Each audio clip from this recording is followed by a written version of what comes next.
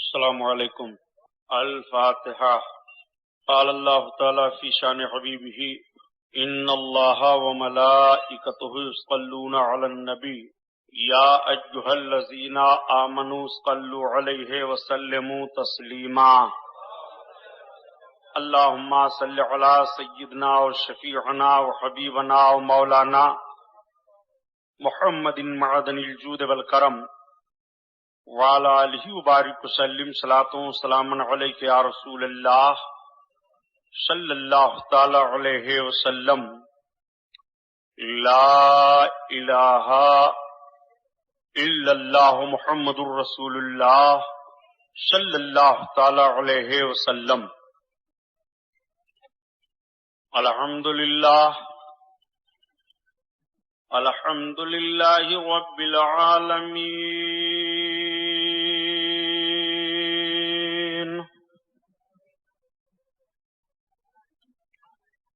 والصلاة والسلام علی سید المرسلین،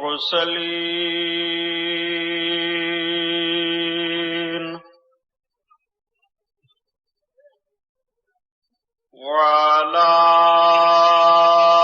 آلہ الطاہرین،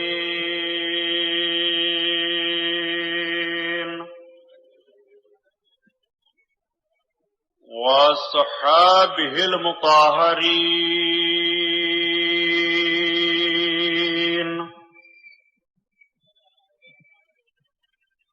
وابنہ الغوث العظم الجیلانی محی الدین،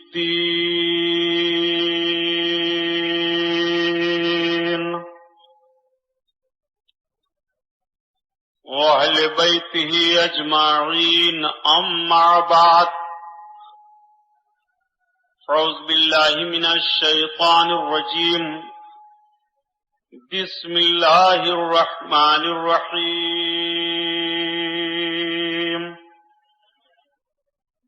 قال اللہ تعالی فی القرآن العظیم والفرقان الحمید، ولا تقولوا لمن يقتل في سبيل الله أموات بل أحياء ولكن لا تشعرون۔ صدق الله البصير القدير، وصدق رسوله البشير النذير، والحمد لله رب العالمين۔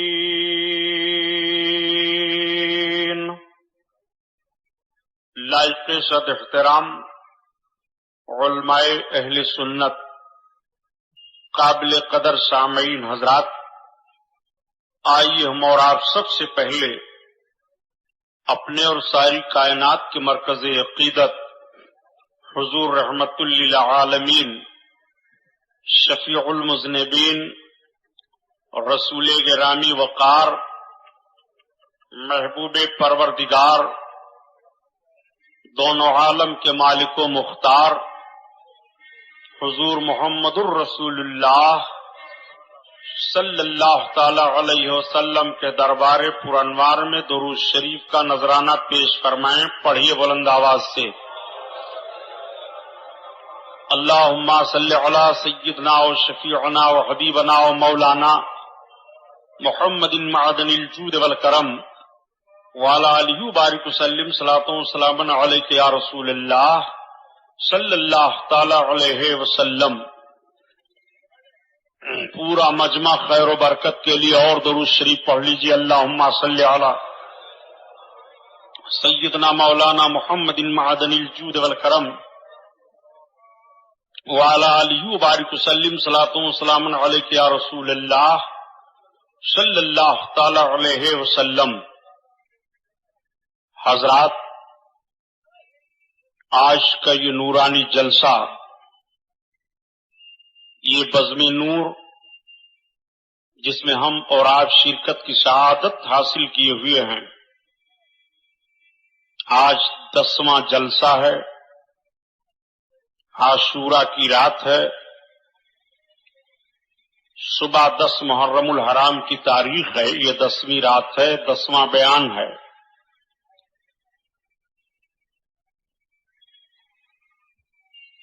کل میں نے عنوان کے تحت حضرت امام مسلم رضی اللہ تعالیٰ عنہ اور آپ کے دونوں شہزادوں کی شہادت پر بیان کو ختم کیا تھا۔ آج بیان کا آغاز انشاءاللہ وہیں سے ہوگا اور کربلا کا وہ خونی منظر، امام علی مقام رضی اللہ تعالیٰ عنہ کے جانثاروں کی شہادت،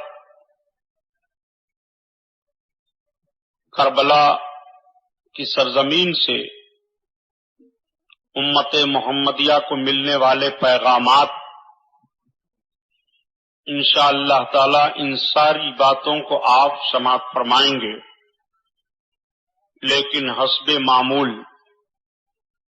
نعت پاک رسول صلی اللہ تعالی علیہ وسلم کے کچھ اشعار سماعت فرما لیجئے، پھر بات آگے بڑھے۔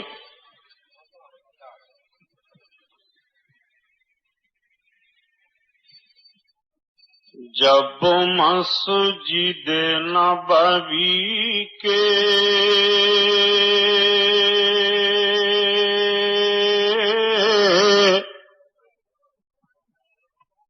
جب مسجد نبوی کے آثار نظر آئے، جب مسجد نبوی کے مینار نظر آئے، جب مسجد نبوی کے مینار نظر آئے، اللہ کی رحمت کے آثار نظر آئے، اللہ کی رحمت کے آثار نظر آئے، طیبہ کی ہواؤں میں، کعبے کے فضاؤں میں، طیبہ کی ہواؤں میں، کعبے کی فضاؤں میں، ہم نے تو جدھر دیکھا سرکار نظر آئے، ہم نے تو جدھر دیکھا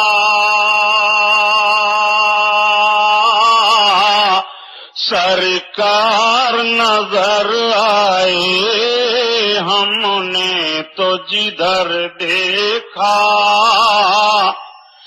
جب گنبد خضرا کے دیوار نظر آئے، یا رسول اللہ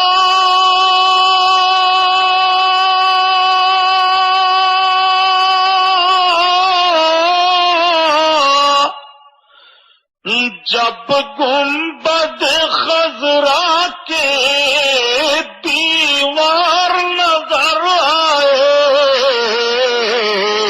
سرکار کے پہلو میں دو یار نظر آئے،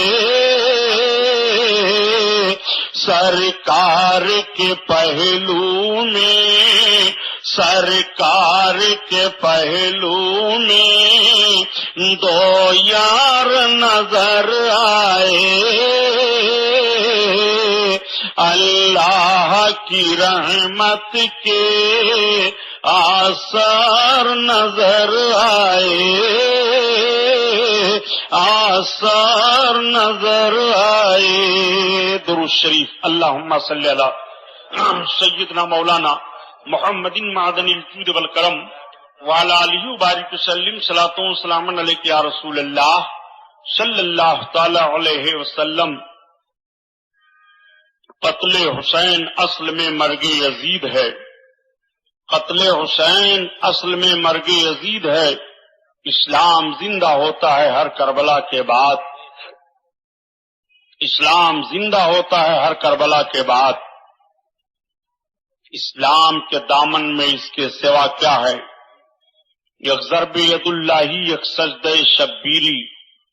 انسان کو بیدار تو ہو لینے دو، انسان کو بیدار تو ہو لینے دو. ہر قوم پکارے گی ہمارے ہیں حسین. مرحبا جرات ابن حیدر، سر دے دیا بات نہ جانے دی. اللہ تعالیٰ نے قرآن عظیم میں ارشاد فرمایا وَلَا تَقُولُوا لِمَنْ يُقْتَلُ فِي سَبِيلِ اللَّهِ أَمْوَاتٌ بَلْ أَحْيَاءٌ وَلَكِنْ لَا تَشْعُرُونَ. اور مردہ نہ کہو جو اللہ کی راہ میں قتل کیے جائیں، بلکہ وہ زندہ ہیں. ہاں ان کی زندگی کا تمہیں شعور نہیں ہے، تم ان کی زندگی کو سمجھ نہیں پا رہے ہو. یہ رب تعالیٰ کا فرمان عالی شان قرآن عظیم میں آج بھی اظہر من الشمس ہے.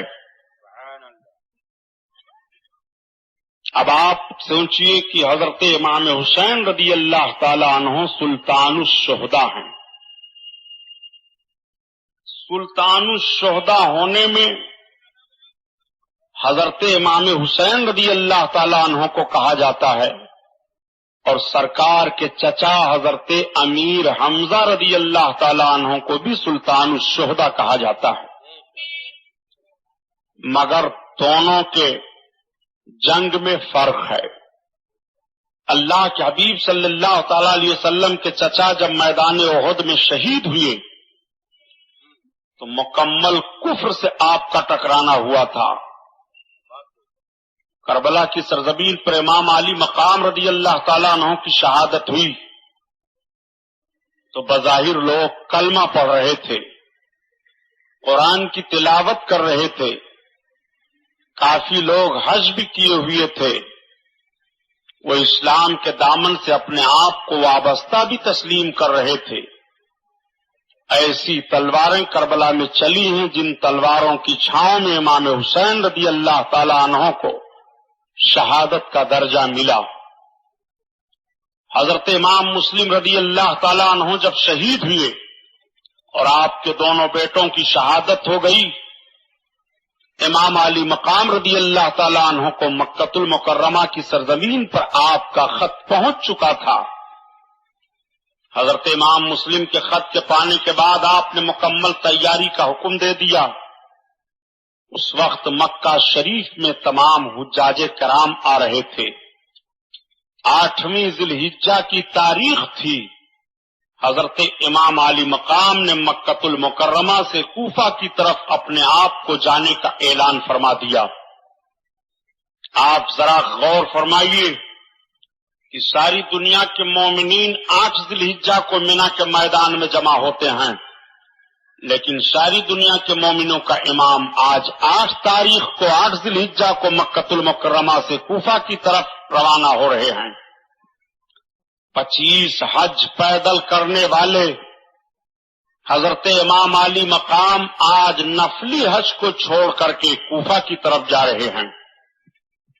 کچھ لوگوں نے مشورہ دیا کہ ابھی سفر ملتوی رکھا جائے. امام علی مقام فرماتے ہیں اتمام حجت میں کر چکا ہوں، کون سی وجہ ہے کہ سفر کو ملتوی کر دوں.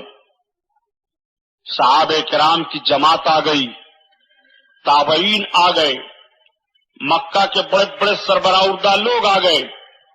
ان لوگوں نے کہا یا شہزادے رسول، ہماری طبیعت نہیں چاہتی ہے کہ آپ کوفہ جائیں، اس لیے کہ کوفہ والوں کی غداریاں بڑی مشہور ہو چکی ہیں.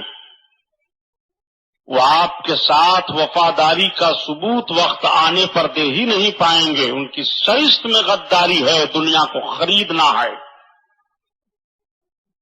حضرت عبداللہ ابن عباس، حضرت عبداللہ ابن عمر، حضرت عبداللہ ابن زبیر، یہ سب کے سب مشورہ دیتے ہیں. بلکہ حضرت عبداللہ ابن عباس نے تو آپ کے پاؤں تک کو پکڑ لیا، شہزادہ رسول مکہ نہ چھوڑیے. مکہ اور مکہ کی گرد و نواح کے لوگ اتنے آپ کے پاس جمع ہو جائیں گے کہ سارا کام یہیں سے کیا جا سکتا ہے۔ امام علی مقام ارشاد فرماتے ہیں نہیں، میں نے جو نانا جان سے وعدہ کیا ہے وہ وعدہ مجھے نبھانا ہے۔ میرے دوستوں، میرے احبابوں، جو اشارے اور جو پیغام مجھ کو میرے نانا کی طرف سے دین حق کی حفاظت کے تعلق سے ملے ہیں وہ آپ حضرات کو نہیں معلوم ہے، مجھے مت روکو، میں جاؤں گا۔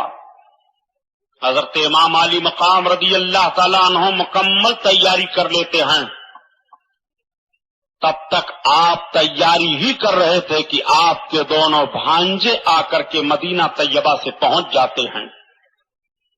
پتا چلا کہ حضرت عبداللہ ابن جعفر طیار کے شہزادے آئے ہیں، ماموں کی خدمت میں گئے، دونوں شہزادوں نے خط پیش کر دیا۔ آپ کے بہنوئی نے خط لکھا تھا جس کا مفہوم یہ تھا کہ میں آپ کو اطلاع دیتا ہوں کہ میں نے عامل مدینہ سے آپ کے تعلق سے امن و امان کی اجازت لے لی ہے۔ ان قریب امن و امان کی تحریر آپ کی بارگاہ میں لے کر کے حاضر ہو جاؤں گا۔ میں نے سنا کہ آپ مکہ چھوڑ کر کے کوفہ جا رہے ہیں، اس لیے جب تک میں نہ پہنچوں آپ کوفہ جانے کا ارادہ ملتوی رکھیں۔ حضرت امام علی مقام خط کو پڑھنے کے بعد دعا دیتے ہیں اور لوگوں سے کہتے ہیں کہ اب چونکہ میں نے ارادہ کر لیا اس لیے میں کوفہ کا سفر جاری رکھوں گا۔ حضرت امام علی مقام حرم شریف میں آئے، 2 رکعت نماز ادا کرتے ہیں، خانے کعبہ کا طواف فرماتے ہیں، حجر اسود کا بوسہ لیتے ہیں، آنکھوں سے آنسو بہ پڑتے ہیں۔ آپ ارشاد فرماتے ہیں حجر اسود تجھ کو میرے نانا نے چوما تھا تو ساری دنیا تجھے چوم رہی ہے، سارے مسلمان تجھے چوم رہے ہیں، تو کعبہ کی دیوار سے لگا ہوا ہے، مگر حجر اسود دیکھ مجھے بھی میرے نانا نے چوما تھا، تجھ کو تو میرے نانا نے چوما، قیامت تک تجھے لوگ چومتے رہیں گے اور میرے نانا نے مجھ کو چوما، کلمہ پڑھنے والے ہی میرا استقبال تلواروں سے کریں گے، چومنے کے بجائے میرے جسم پر گھوڑے دوڑا دیں گے۔ حجر اسود میں وہ وقت دیکھ رہا ہوں، کعبہ تیری حفاظت کے لیے میرے نانا جان رات کی تاریکی میں نکلے تھے، ہجرت کر کے مدینہ طیبہ گئے تھے، اور ایک کعبہ تیرے عمر کی حفاظت کے لیے میں بھی رات کی تاریکی میں نکل کر کوفہ کی طرف جا رہا ہوں۔ ایک کعبہ تیری عزت سلامت رہے، تیرا وقار سلامت رہے، حرم کی دیواروں تمہیں میں سلام پیش کر رہا ہوں، حجر اسود میرا سلام لے لے۔ حضرت امام علی مقام رضی اللہ تعالیٰ عنہ بھیگی پلکوں کی چھاؤں میں حرم شریف سے باہر آتے ہیں۔ آنے کے بعد سواریاں تیار تھیں، جانے کے لیے لوگ تیار تھے۔ حضرت امام علی مقام سب کا جائزہ لیتے ہیں۔ اہل بیت اطہار کا ایک مختصر قافلہ ہے، حج کے ایام چل رہے ہیں،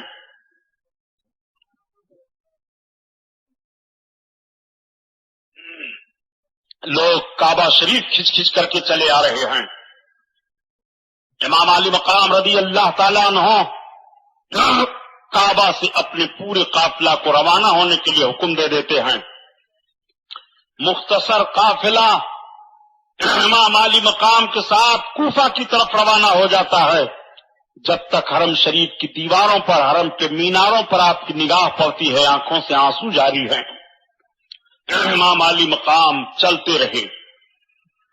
پہلی منزل کعبہ سے چلنے کے بعد حضرت امام علی مقام کو سالبہ کا مقام پڑا۔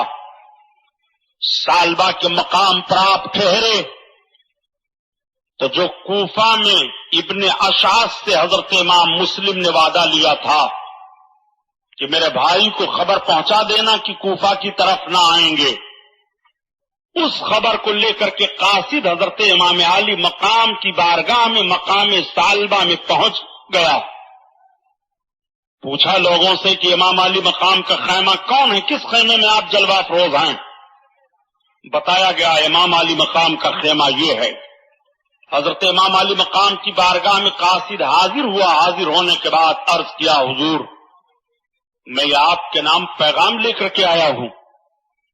آپ کے بھائی امام مسلم بن عقیل کو کوفہ میں شہید کر دیا گیا، ان کے دونوں بچوں کو شہید کیا گیا، ان کے دونوں بچوں کے ساتھ ساتھ ہانی ابن عروہ کو بھی شہید کیا گیا، ان کے ساتھ ساتھ مشکور داروغہ جیل کو بھی شہید کیا گیا۔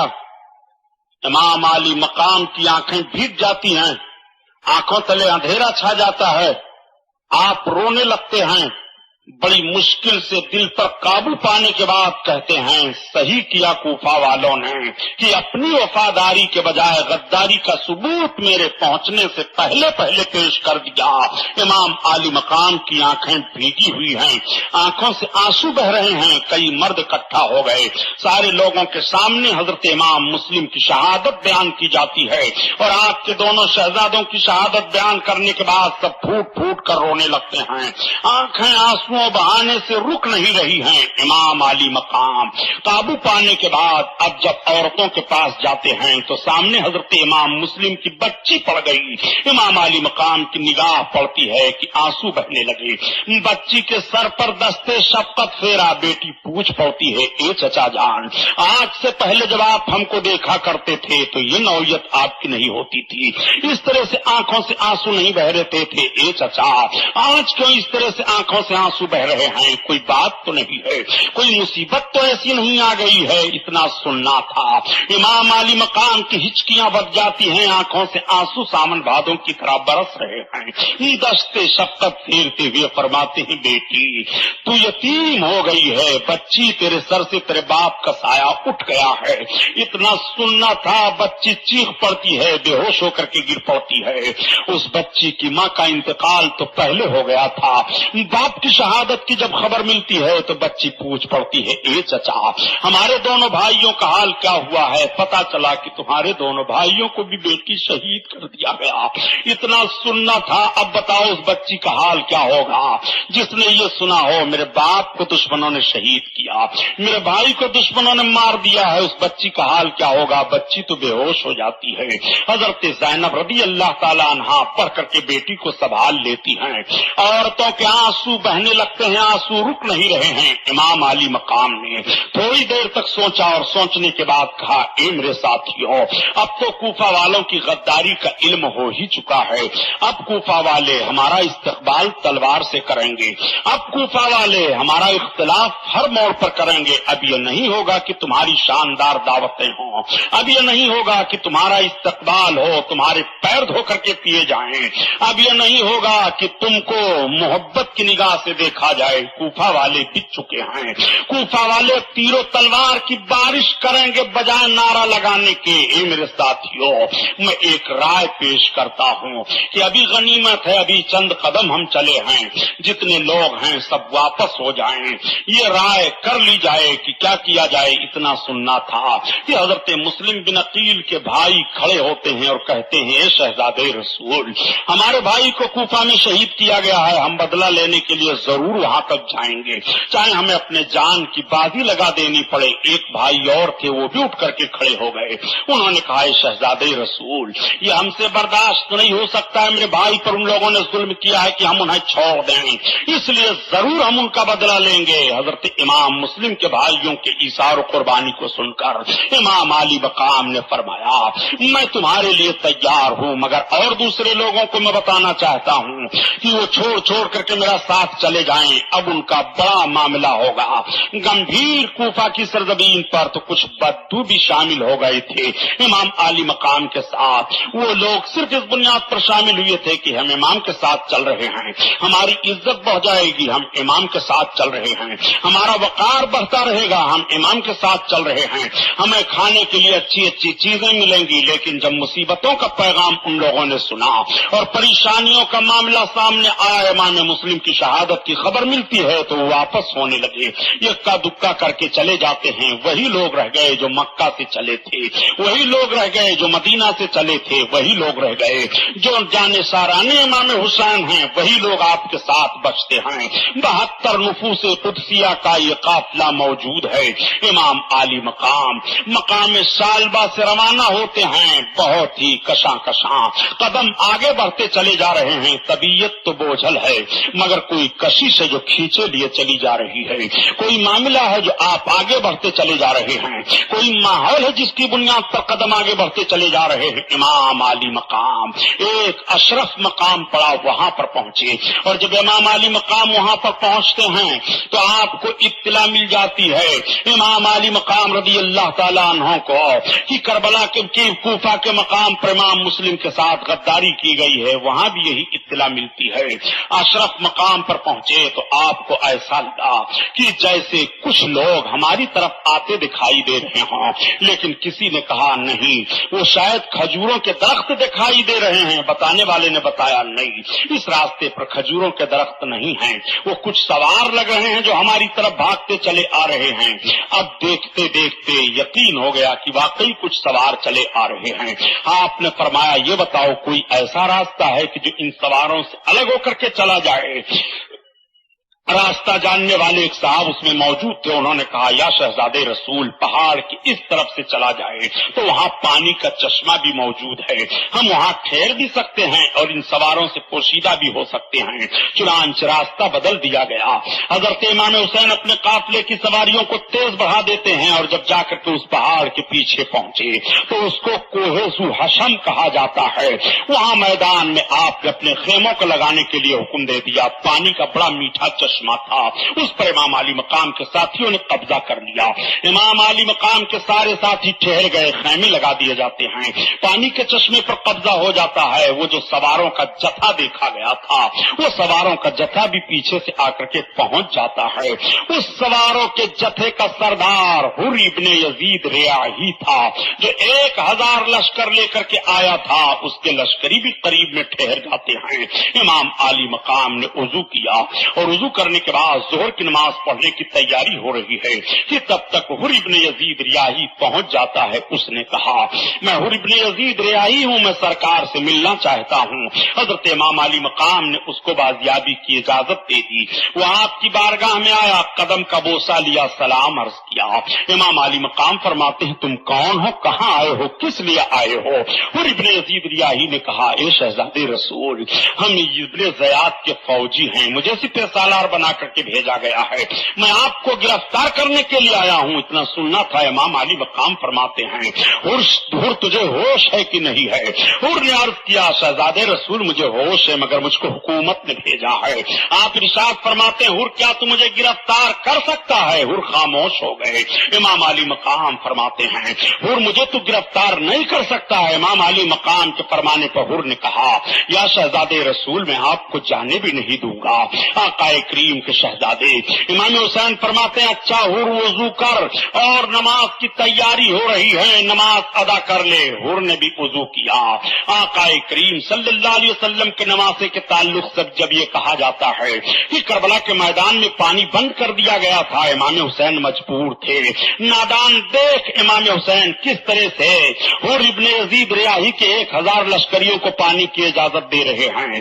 حر نے جب پوچھا کہا حضور ہمارا بھی پانی ختم ہو گیا ہے، تو آپ فرماتے ہیں کہ تم سب لوگ پہلے پانی پی لو، وضو بنا لو، اور اپنے اپنے گھوڑوں کو پلا دو، اونٹوں کو پلا دو، اپنے مشکیزوں کو بھر لو۔ پانی کے چشمے پر قبضہ امام حسین کا ہے، پانی کے چشمے پر قبضہ امام حسین کے ساتھیوں کا ہے۔ کوئی دشمن اپنے دشمن کو پانی نہیں دیتا ہے، مگر یہ حسین ہیں جو اپنے دشمن کو پانی دے رہے ہیں، یہ حسین ہیں جو اپنے قاتلوں کو پانی پلا رہے ہیں، یہ حسین ہیں جو انجام جانتے ہوئے بھی دنیا کو درس حیات دے رہے ہیں۔ کہ دیکھو حسین کا کردار دیکھنا ہے تو اس طرح سے دیکھو، حسین کا ایثار دیکھنا ہے تو اس طرح سے دیکھو، حسین کی محبت دیکھنی ہے خلق خدا کے ساتھ تو اس طرح سے دیکھو۔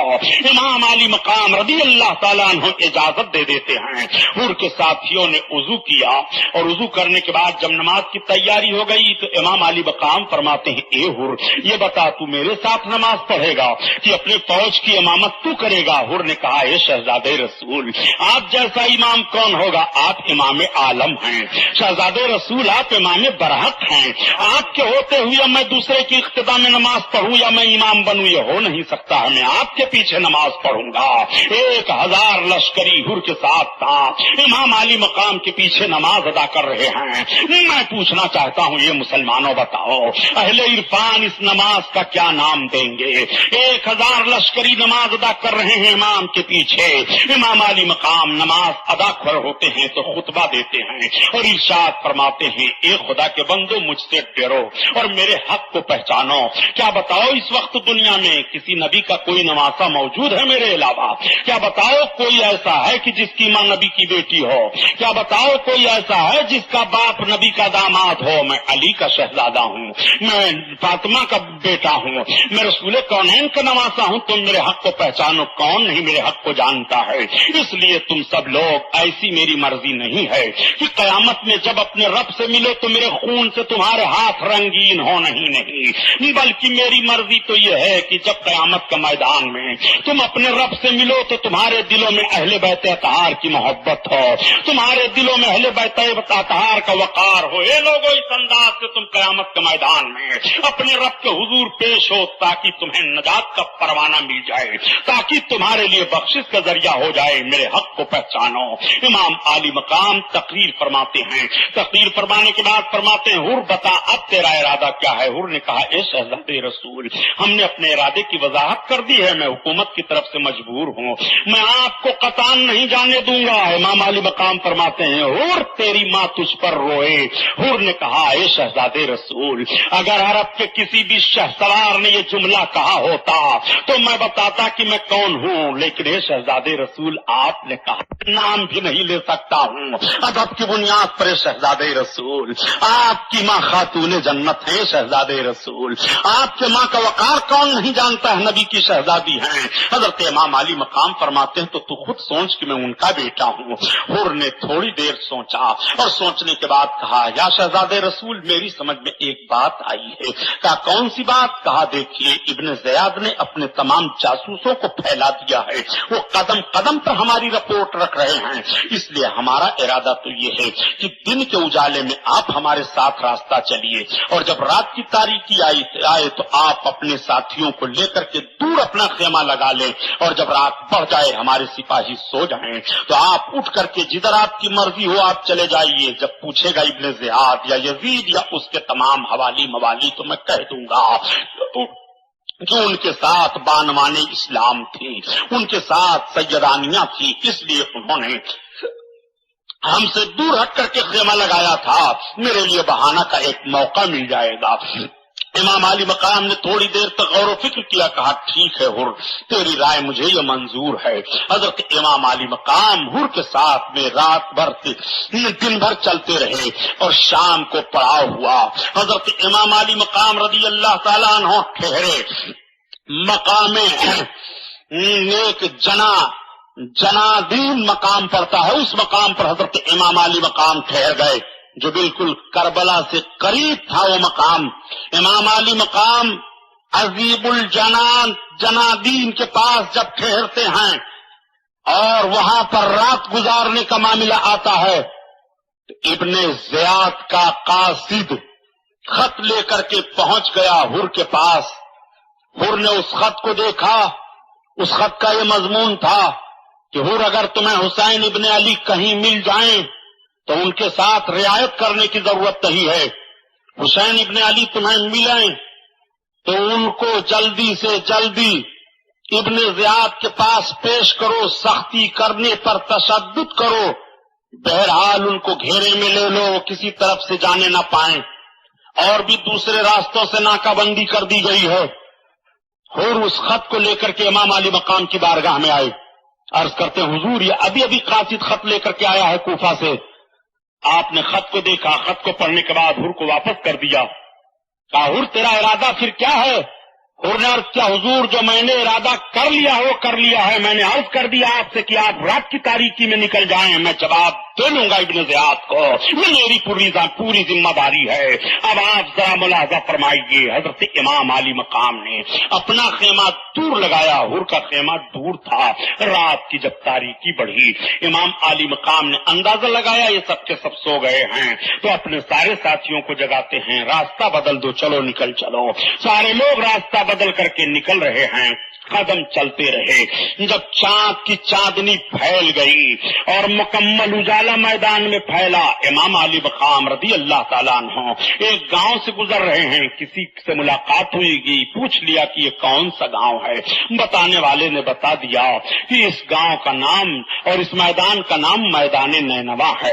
امام علی مقام ٹھہر جاتے ہیں، یہی وہ میدان نینوا ہے، یہی وہ مقام ہے جس مقام کی نشاندہی مجھے کی گئی ہے۔ اچھا کیا اس کا کوئی اور نام بھی ہے؟ تھوڑی دور قدم آگے بڑھے تھے، بتایا گیا کہ اس جگہ کا نام ماریا ہے۔ آپ نے فرمایا شاید اسے کچھ اور بھی کہا جاتا ہو۔ بتانے والے نے بتایا یہ جگہ کربلا بھی کہلاتی ہے۔ اتنا سننا تھا، امام علی مقام فرماتے ہیں اپنی جانی پہچانی منزل پر میں آ گیا ہوں۔ مٹی کو اٹھا کر کے امام علی مقام اپنے ہاتھ میں لیتے ہیں اور لینے کے بعد زمین پر ڈال دیتے ہیں، میدان کا سارا نقشہ دیکھتے ہیں۔ امام علی مقام کو میدان کا جو نقشہ بتایا تھا آقا کریم صلی اللہ علیہ وسلم نے، وہ نقشہ سامنے ہے۔ میدان کی چوہدی جو بتائی گئی تھی وہ چوہدی سامنے ہے۔ حضرت امام علی مقام تمام لوگوں سے فرماتے ہیں اپنے اپنے خیموں کو اب لگا دو، اب تمہیں یہاں سے آگے نہیں بڑھنا ہے۔ سارے لوگ خیمے لگا دیتے ہیں۔ یہ 2 محرم الحرام شریف کی تاریخ ہے جب کربلا کی سرزمین پر امام حسین کا یہ مقدس 72 نفوس قدسیہ کا قافلہ فروکش ہو جاتا ہے۔ خیمے لگ جاتے ہیں، کجاوے رکھ دیے جاتے ہیں، سواریوں کو باندھ دیا جاتا ہے۔ 32 لوگ تو سواری کے ساتھ ہیں اور 40 لوگ پاپیادہ تھے یعنی پیدل تھے۔ یہ مختصر قافلہ میدان کربلا میں ٹھہر جاتا ہے۔ ادھر تو امام علی مقام ٹھہرتے ہیں، وضو بناتے ہیں۔ حضرت علی اکبر کو اجازت ہوتی ہے اذان دو۔ حضرت علی اکبر شبیہ مصطفیٰ کہلاتے تھے، وہ اذان دے رہے ہیں، اذان ہوتی ہے، نماز فجر ادا کی جاتی ہے۔ نماز فجر ادا کرنے کے بعد یہ ہوا کہ تھوڑی تھوڑی دیر تک اپنے خیموں میں سب آرام کر لو، رات بھر چلتے رہے ہو۔ حضرت امام مسلم کا قتل کا معاملہ بھی لوگوں کو ستاتا رہا، ان کے شہزادوں کی محبت بھی یاد آتی رہی، آنسو بہتے رہے۔ امام علی مقام نے اپنے غلام کو بھیجا تھا قیس ابن مسعر کو، ان کے تعلق سے بھی اطلاع مل چکی تھی کہ میرے غلام کو بھی کوفیوں نے شہید کر دیا ہے، میری محبت میں میرا غلام مارا گیا ہے۔ امام علی مقام کے ہاتھ دعا کے لیے اٹھ گئے تھے، اے پروردگار قیس بن مسعر میرے غلام کو قیامت کے میدان میں میرے ساتھ حشر فرما اور جنت میں مجھے اور اس کو ایک جگہ رکھ۔ کیسا غلام ہے کہ امام حسین قیامت کے میدان میں اور قیامت سے لے کر کے جنت کے میدان میں دعا مانگ رہے ہیں، جنت کے محل میں اپنے ساتھ رہنے کے لیے دعا مانگ رہے ہیں۔ اللہ اکبر، ذرا ملاحظہ فرمائیے، نبی کونین صلی اللہ تعالی علیہ وسلم کے نواسے کی دعا کسے مل جائے اس کی زندگی کی معراج ہو جائے۔ نواسے کی دعا جس کو مل جائے اس کی زندگی میں 4 چاند لگ جائیں، یہی تو زندگی کی کامیابی ہے جس کے لیے نبی کونین صلی اللہ تعالی علیہ وسلم کے نواسے کے مقدس ہاتھ دعا کے لیے اٹھ جائیں۔ مسلمانوں، امام علی مقام اپنے خیمے میں ہیں۔ ادھر ہر کا معاملہ کیا ہوا؟ ہر بھی اپنے لشکریوں کو لا کر کے اسی میدان میں پہنچ جاتا ہے، ہر کے لشکری بھی ٹھہر جاتے ہیں۔ ادھر معاملہ ابن زیاد کے ہاں یہ ہوا کہ ابن زیاد نے عمرو بن سعد کو بلایا۔ یہ عمرو بن سعد کون ہیں؟ تاریخ کے جھروکھے میں انہیں بھی آپ جان لیجئے۔ ان کا نام عمرو بن سعد اس لیے ہے کہ حضرت سعد بن وقاص رضی اللہ تعالیٰ عنہ یہ عشرہ مبشرہ میں سے ہیں، ان 10 صحابیوں میں سے ہیں جن کو اللہ کے حبیب نے ان کی زندگی میں ان کو جنت کی بشارت عطا فرما دی تھی۔ اور حضرت سعد بن وقاص وہ ہیں کہ جب میدان احد میں دشمنان مصطفیٰ نے نبی پر تیر برسانے شروع کیے تھے تو حضرت سعد بن وقاص نبی کونین کی طرف سے تیر چلا رہے تھے۔ اللہ کے حبیب اپنے دست مبارک سے تیر اٹھا اٹھا کر کے دیتے تھے اور کہتے تھے سعد بن وقاص تیر مارو دشمنوں پر، میرے ماں باپ تم پر قربان ہوں۔ نبی کونین کی طرف تیروں کو حضرت سعد بن وقاص نے آنے نہیں دیا۔ باپ کا معاملہ رسول کونین کے ساتھ یہ ہے اور بیٹے کا معاملہ رسول کے شہزادے کے ساتھ یہ ہے، وہی عمرو بن سعد ہے۔ عمرو بن سعد کو ابن زیاد نے بلایا، کہا ایک کام کرو۔ کہا کون سا کام ہے؟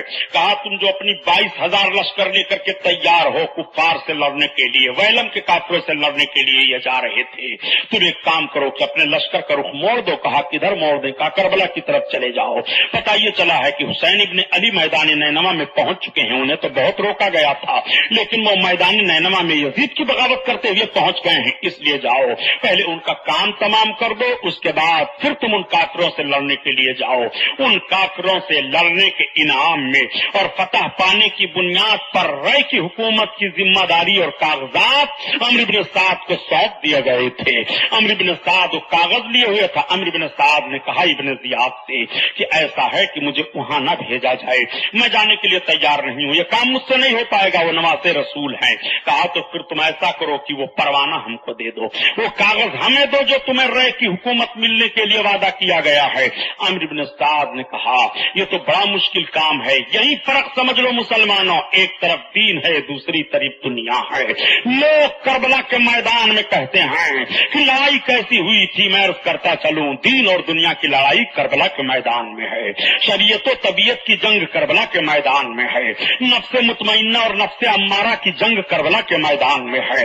کربلا کے میدان کی جنگ کو دیکھو, دنیا کس طرح سے بندے مومن کو ادھر سے ادھر کر دیتی ہے, دنیا کس طرح سے دین کے معاملے میں بندے مومن مخلص ہو تو اس کو مفلس بنا دیتی ہے.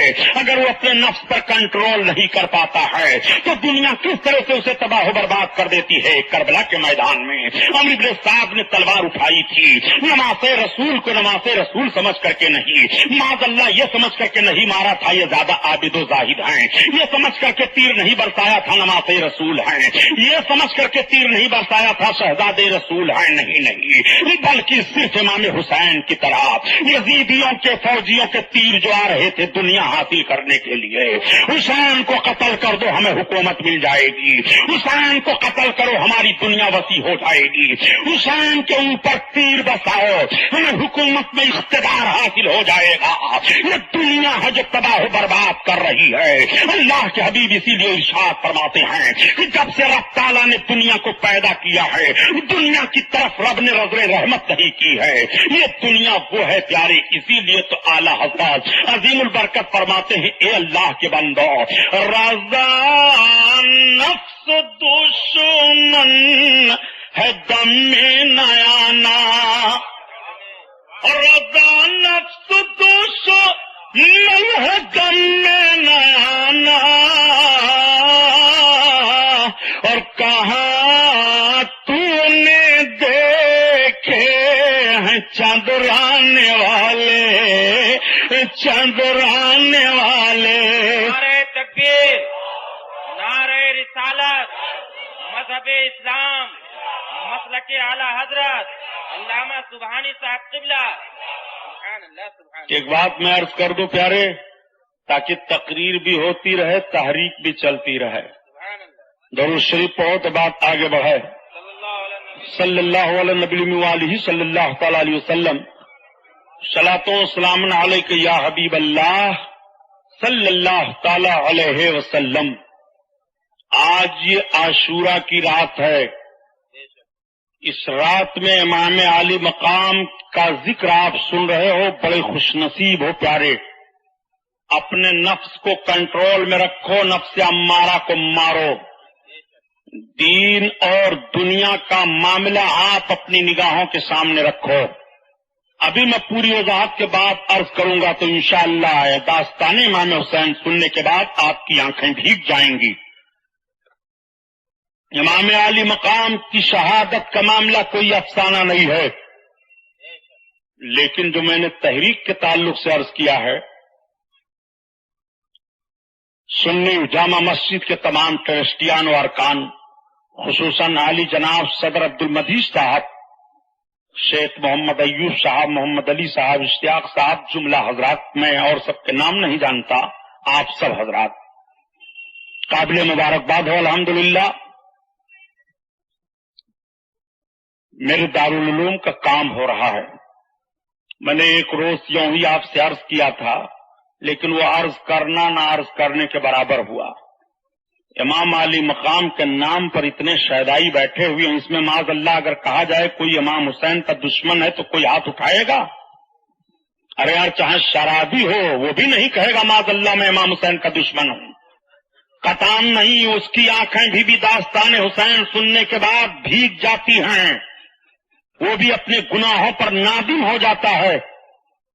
رب تعالیٰ امام علی مقام کے نام لیوا کو رسوا نہیں فرماتا, بھوکا نہیں رکھتا, اس کی دولت نہیں کم ہوتی ہے. آج یہی ہندوستان میں اہل سنت کے مدارس ہیں جن مدرسوں کے تعلق سے نہ جانے کیسی کیسی باتیں سوچی جا رہی ہیں، لیکن انہی مدرسوں سے قرآن پڑھایا جا رہا ہے، احادیث نبوی کی تعلیم دی جا رہی ہے۔ ایسی ہی اداروں سے تو سبحانی صاحب جیسے لوگ نکلے۔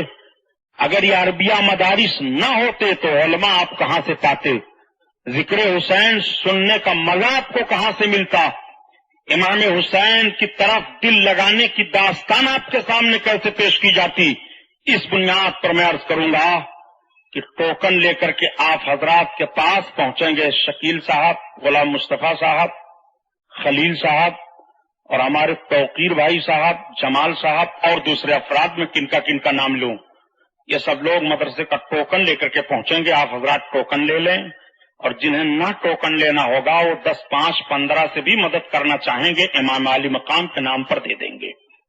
امام علی مقام کے نام پر آج کی رات میں ہر فرد سوچ لے کہ مجھے مدرسے میں صدقہ دے دینا ہے، خیرات دے دینی ہے، تعاون کے لیے دے دینا ہے۔ انشاءاللہ تعالی مجھے امید ہے کہ ان باتوں پر آپ دھیان دیں گے۔ یہ نوجوان آپ کے پاس جا رہے ہیں، درود شریف پڑھیے، بات آگے بڑھ جائے۔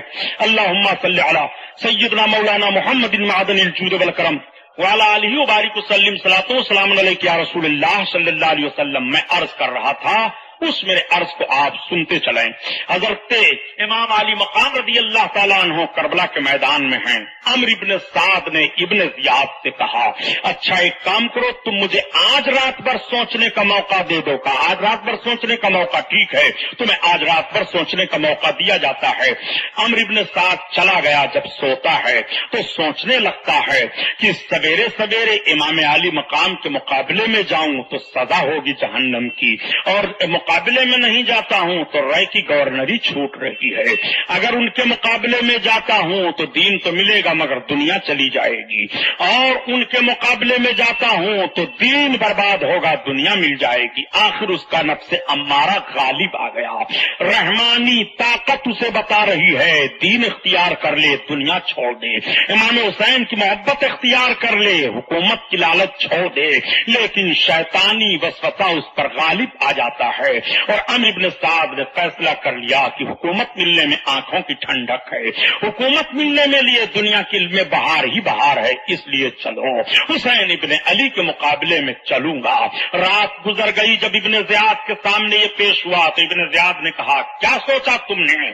کہا میں نے یہ سوچا ہے کہ میں جاؤں گا حسین ابن علی کے مقابلے میں۔ کہا ٹھیک ہے، 22,000 کے لشکر لے کر کے تم جلدی سے جلدی روانہ ہو جاؤ، مشیت الہی دیکھو، یہی 22,000 لشکر کفار کے مقابلے میں جا رہی ہے۔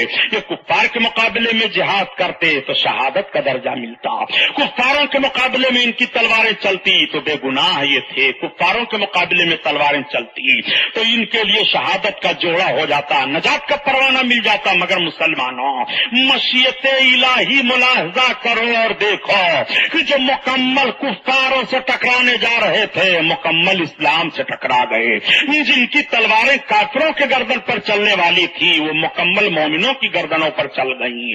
آؤ ذرا دیکھو قدرت کے راز کو کون جان سکتا ہے، قدرت کے بھید کو کون پتہ لگا سکتا ہے۔ حضرت امام علی مقام تو میدان کربلا میں ٹھہرے ہیں، عمرو بن سعد سے یہ باتیں ہوتی ہیں، اور ہونے کے بعد عمرو بن سعد اپنے 22,000 لشکریوں کو لے کر کے کوفہ کے میدان کی طرف روانہ ہو گیا۔ میدان کربلا میں جب یہ 22,000 لشکریوں کو لے کر کے پہنچا اور 1,000 لشکری پہلے سے موجود ہیں، سب مل جل جاتے ہیں، حر ابن یزید ریاحی سے مکمل بات چیت عمرو بن سعد کی ہوتی ہے۔ امام علی مقام کے ساتھیوں نے عرض کیا شہزادے رسول، ایسا لگتا ہے کہ شاید ہمارے مقابلے میں اور بھی فوج آ گئی ہے، مگر اتنی فوج آنے کی ضرورت کیا ہے، ہم تو صرف 72 افراد ہی ہیں، اتنی فوج میدان میں اتری ہوئی ہے، معاملہ کچھ سمجھ میں نہیں آتا۔ آپ ذرا دیکھیے امام علی مقام فرماتے ہیں خاموش رہو، جو کچھ ہونے والا ہے وہ منظر سامنے آ جائے گا۔ تھوڑی دیر کے بعد ایک آیا قاصد لشکری پہنچتا ہے، اس نے کہا اس میں حسین ابن علی کون ہیں؟ حضرت امام علی مقام کی طرف اشارہ کیا گیا۔ حضرت امام علی مقام کے پاس گیا اور جانے کے بعد کہا ہمارے لشکر کے سردار عمرو بن سعد آپ سے ملنا چاہتے ہیں۔ حضرت امام علی مقام نے ملنے کی اجازت عطا فرما دی۔ اب حضرت امام علی مقام کی بارگاہ میں عمرو بن سعد کی پہلی ملاقات کربلا کی سرزمین پر ہو رہی ہے۔ عمرو بن سعد جب پہنچے تو انہوں نے سلام کیا امام علی مقام کو۔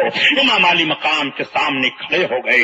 امام علی مقام نے فرمایا آؤ خیمے کے اندر آؤ۔ خیمے کے اندر بیٹھ جاتے ہیں۔ امام علی مقام رضی اللہ تعالیٰ عنہ فرماتے ہیں عمرو بن سعد بتاؤ تمہارا معاملہ کیا ہے؟ عمرو بن سعد نے کہا شہزادے رسول آپ جانتے ہیں حکومت نے مجھے بھیجا ہے، میں آپ کو گرفتار کرنے کے لیے آیا ہوں۔ آپ اگر نہیں ہمارے ہاتھوں پر گرفتار ہوں گے تو ہمیں سختی کرنے کے لیے بھی حکم دیا گیا ہے۔ حضرت امام علی مقام فرماتے ہیں عمرو بن سعد تم تو میرے حالات کو جانتے ہو، تم تو میرے حق کو پہچانتے ہو، تم ایسا کرنے پر کیوں تلے ہوئے ہو؟ عمرو بن سعد نے کہا شہزادے رسول چونکہ ہمیں حکومت میں حکمرانی کرنی ہے، ہم حکومت کی بنیاد پر مجبور ہو گئے ہیں، اگر ہم ایسا نہیں کریں گے تو ابن زیاد اور یزید ہمارے مکانات گروا دیں گے۔ امام علی مقام فرماتے ہیں عمرو بن سعد میں نئے مکانات بنوا دوں گا۔ وہ عرض کرتا ہے ہمارے بال بچے ہم سے چھین لیے جائیں گے، ان کے حفاظت و صیانت کی ذمہ داری عمرو بن سعد میں لیتا ہوں۔ حضرت امام علی مقام ارشاد فرماتے ہیں عمرو بن سعد تمہیں جو جو مجبوریاں آئیں گی ان ساری مجبوریوں کی ذمہ داری ہمارے سر ہے، لیکن تم ہمارے خون میں اپنے ہاتھ کو رنگین کر کے اپنی عاقبت کو برباد نہ کرو۔ عمرو بن سعد سوچ لو۔ امام علی مقام فرماتے ہیں عمرو بن سعد کی آنکھوں سے آنسو گرنے لگے۔ عمرو بن سعد نے سلام کیا اور اٹھ کر کے چلے آئے۔ لشکریوں نے کہا کیا معاملہ ہوا آپ؟ عمرو بن سعد نے کہا کہ پھر بعد میں بتاؤں گا۔ جب دوسری رات آتی ہے تو عمرو بن سعد پھر سرکار امام علی مقام کی بارگاہ میں آئے اور پھر وہی بات چیت ہوتی ہے، یہ پھر واپس چلے گئے۔ عمرو بن سعد سمجھ نہیں پا رہے ہیں اب میں کیا کروں، کس طرح سے معاملہ ہمارے ساتھ پیش آئے گا۔ عمرو بن سعد کو پھر ایک بار دنیا نے دھوکہ دیا، اس دھوکے میں عمرو بن سعد آ گیا۔ رات کی تاریکی ہے، عمرو بن سعد آ کر کے پھر پہنچا اور پہنچنے کے بعد کہا اے شہزادے رسول اب ہم آپ پر سختی کرنے پر مجبور ہیں۔ امام علی مقام نے فرمایا تم ساری باتیں بڑے غور و فکر کے بعد سوچ اور سمجھ لو۔ عمرو بن سعد نے کہا آج میں نے ایک بات سمجھی ہے، وہ مشورہ آپ کے سامنے رکھتا ہوں۔ کہا کون سی بات؟ کہا بات یہ ہے کہ آپ اپنے آپ کو میرے حوالہ کر دیں اور آپ چلے چلیں۔ حضرت امام علی مقام نے فرمایا عمرو بن سعد میں تیرے سامنے تین باتیں رکھتا ہوں۔ آپ نے فرمایا کہ تین باتیں وہ یہ ہیں کہ یا تو مجھے تم جانے دو حدود اسلامیہ میں کہیں بھی چلا جاؤں گا، میں شام چلا جاؤں گا، مکہ چلا جاؤں گا، واپس کہیں چلا جاؤں گا، اور یا تو پھر تم مجھے یزید کے پاس جانے دو، اور یا تم پھر میرے خون سے تم اپنے ہاتھ کو رنگین نہ کرو۔ عمرو بن سعد نے کہا ٹھیک، ان تینوں باتوں کو میں لکھ کر کے بھیجتا ہوں ابن زیاد کے پاس۔ عمرو بن سعد صبح آنے کے بعد فوجیوں میں ایک تحریر تیار کی کہ حسین ابن علی کہتے ہیں کہ مجھے میری مرضی سے جانے دو، دوسری بات یہ ہے کہ حدود اسلامیہ کے کسی بھی شہر میں چلا جاؤں، میں مکہ چلا جاؤں، میں شام چلا جاؤں، یمن چلا جاؤں، مجھے جہاں بھی جانے دو تم، ہمیں کوئی اعتراض نہیں ہے، اور تیسری شرط یہ ہے کہ یا تو مجھے یزید کے پاس جانے دو، میں اپنا معاملہ طے کر لوں گا۔ عمرو بن سعد نے یزید کے پاس جانے کا معاملہ ابن زیاد کے پاس اس طرح سے لکھا کہ حسین ابن علی راضی ہیں کہ مجھے یزید کے پاس جانے دو، میں اس کی بیعت کر لوں گا۔ سمجھ پوچھ کر کے اتنی بات عمرو بن سعد نے اپنی طرف سے لکھ دی تھی کہ تاکہ ابن زیاد کے دل میں نرمی پیدا ہو جائے اور ابن زیاد اس طرح سے ہمارے سر سے یہ معاملہ ہٹا دے۔ اس بات کو لے کر کے عمرو بن سعد نے اتنی غلط بات خط میں دے دی تھی، لیکن جب یہ خط ابن زیاد کے پاس پہنچا تو اس وقت ابن زیاد کے پاس شمر ذوشن مردود موجود تھا، وہی کوڑی کتا جس کے تعلق سے اللہ کے حبیب نے ارشاد فرمایا تھا کہ میں نے دیکھا ہے کہ ایک کو ہی کتا میرے اہل بیت اطہار کے خون میں اپنا منہ ڈبو رہا ہے۔ شمر دل روشن بیٹھا تھا، جب ابن زیاد کے پاس یہ خط پہنچا تو وہ بھی نرم دل ہوا، وہ بھی سوچنے لگا کہ معاملہ تو ٹھیک ہے کہ جب یزید کی بیعت کرنے کے لیے حسین ابن علی تیار ہیں تو سر پر کاہے معاملہ لیا جائے اور اپنے سر پر یہ بوجھ کیوں لیا جائے، ٹھیک ہے اجازت دے دی جائے۔ لیکن فوراً شمر دل روشن بول پڑا، اس نے کہا پھر آپ کو کیا فائدہ ہوگا، آپ کو کیا سرخروئی حاصل ہوگی، پہلے آپ اپنی اطاعت کروائیے حسین ابن علی سے، تب آپ کے لیے کامیابی ہوگی۔ حسین ابن علی تو یوں ہی جانا چاہتے ہیں یزید کے پاس، اس لیے ہماری رائے نہیں ہے۔ فوراً وہیں دنیا نے اس ظالم کو دھوکہ دے دیا۔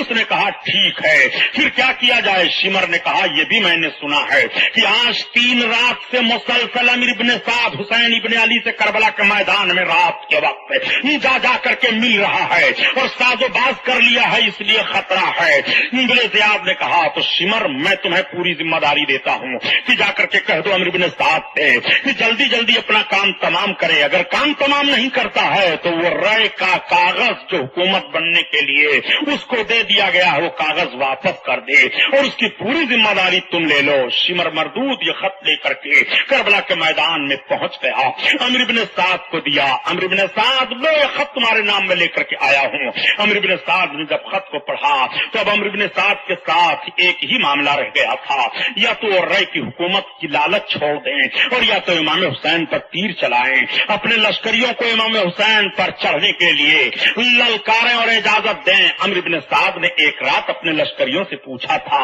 میرے فوجیوں یہ بتاؤ کیا امام حسین کے خلاف تلوار اٹھائی جائے؟ تو تاریخ گواہ ہے کہ سارے لوگوں نے انکار کر دیا تھا۔ اے امیر ابن سعد وہ نواز رسول ہیں، شہزادے رسول ہیں، ان کے تعلق سے اس طرح کی باتیں نہ سوچی جائیں، مگر دیکھو دنیا کا بھوت ان کے سر پر کس طرح سے مسلط ہو رہا ہے۔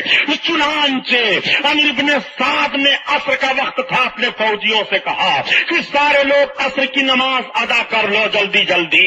ادھر یہ لوگ عصر کی نماز ادا کر رہے ہیں، ادھر امام حسین نے حضرت علی اکبر کو اشارہ کیا عصر کی اذان دو۔ مسلمانوں ادھر بھی عصر کی اذان ہو رہی ہے، ادھر بھی عصر کی اذان ہو رہی ہے، دونوں طرف نمازیں ہو رہی ہیں، سمجھ میں کچھ نہیں آتا اس عصر کی نماز کو کون سی نماز قرار دی جائے۔ ادھر بھی تو نماز پڑھی جا رہی ہے اور ادھر بھی تو نماز پڑھی جا رہی ہے، دونوں نمازوں کو سمجھو۔ ایک طرف نماز ادا کی جا رہی ہے مگر دنیا کی لالچ میں مقدس ہستی کو شہید کرنے کا پلان بھی بنایا جا رہا ہے، روح نماز کے خلاف جنگ کرنے کی تحریک بھی چلائی جا رہی ہے۔ دیکھو سمجھ میں نہیں آتا اہل عرفان اس نماز کا نام کیا رکھیں گے؟ حافظ الصلوات والصلاۃ الوسطی، وہ بھی عصر کی نماز ہے، دونوں طرف سے عصر کی نماز پڑھی جا رہی ہے۔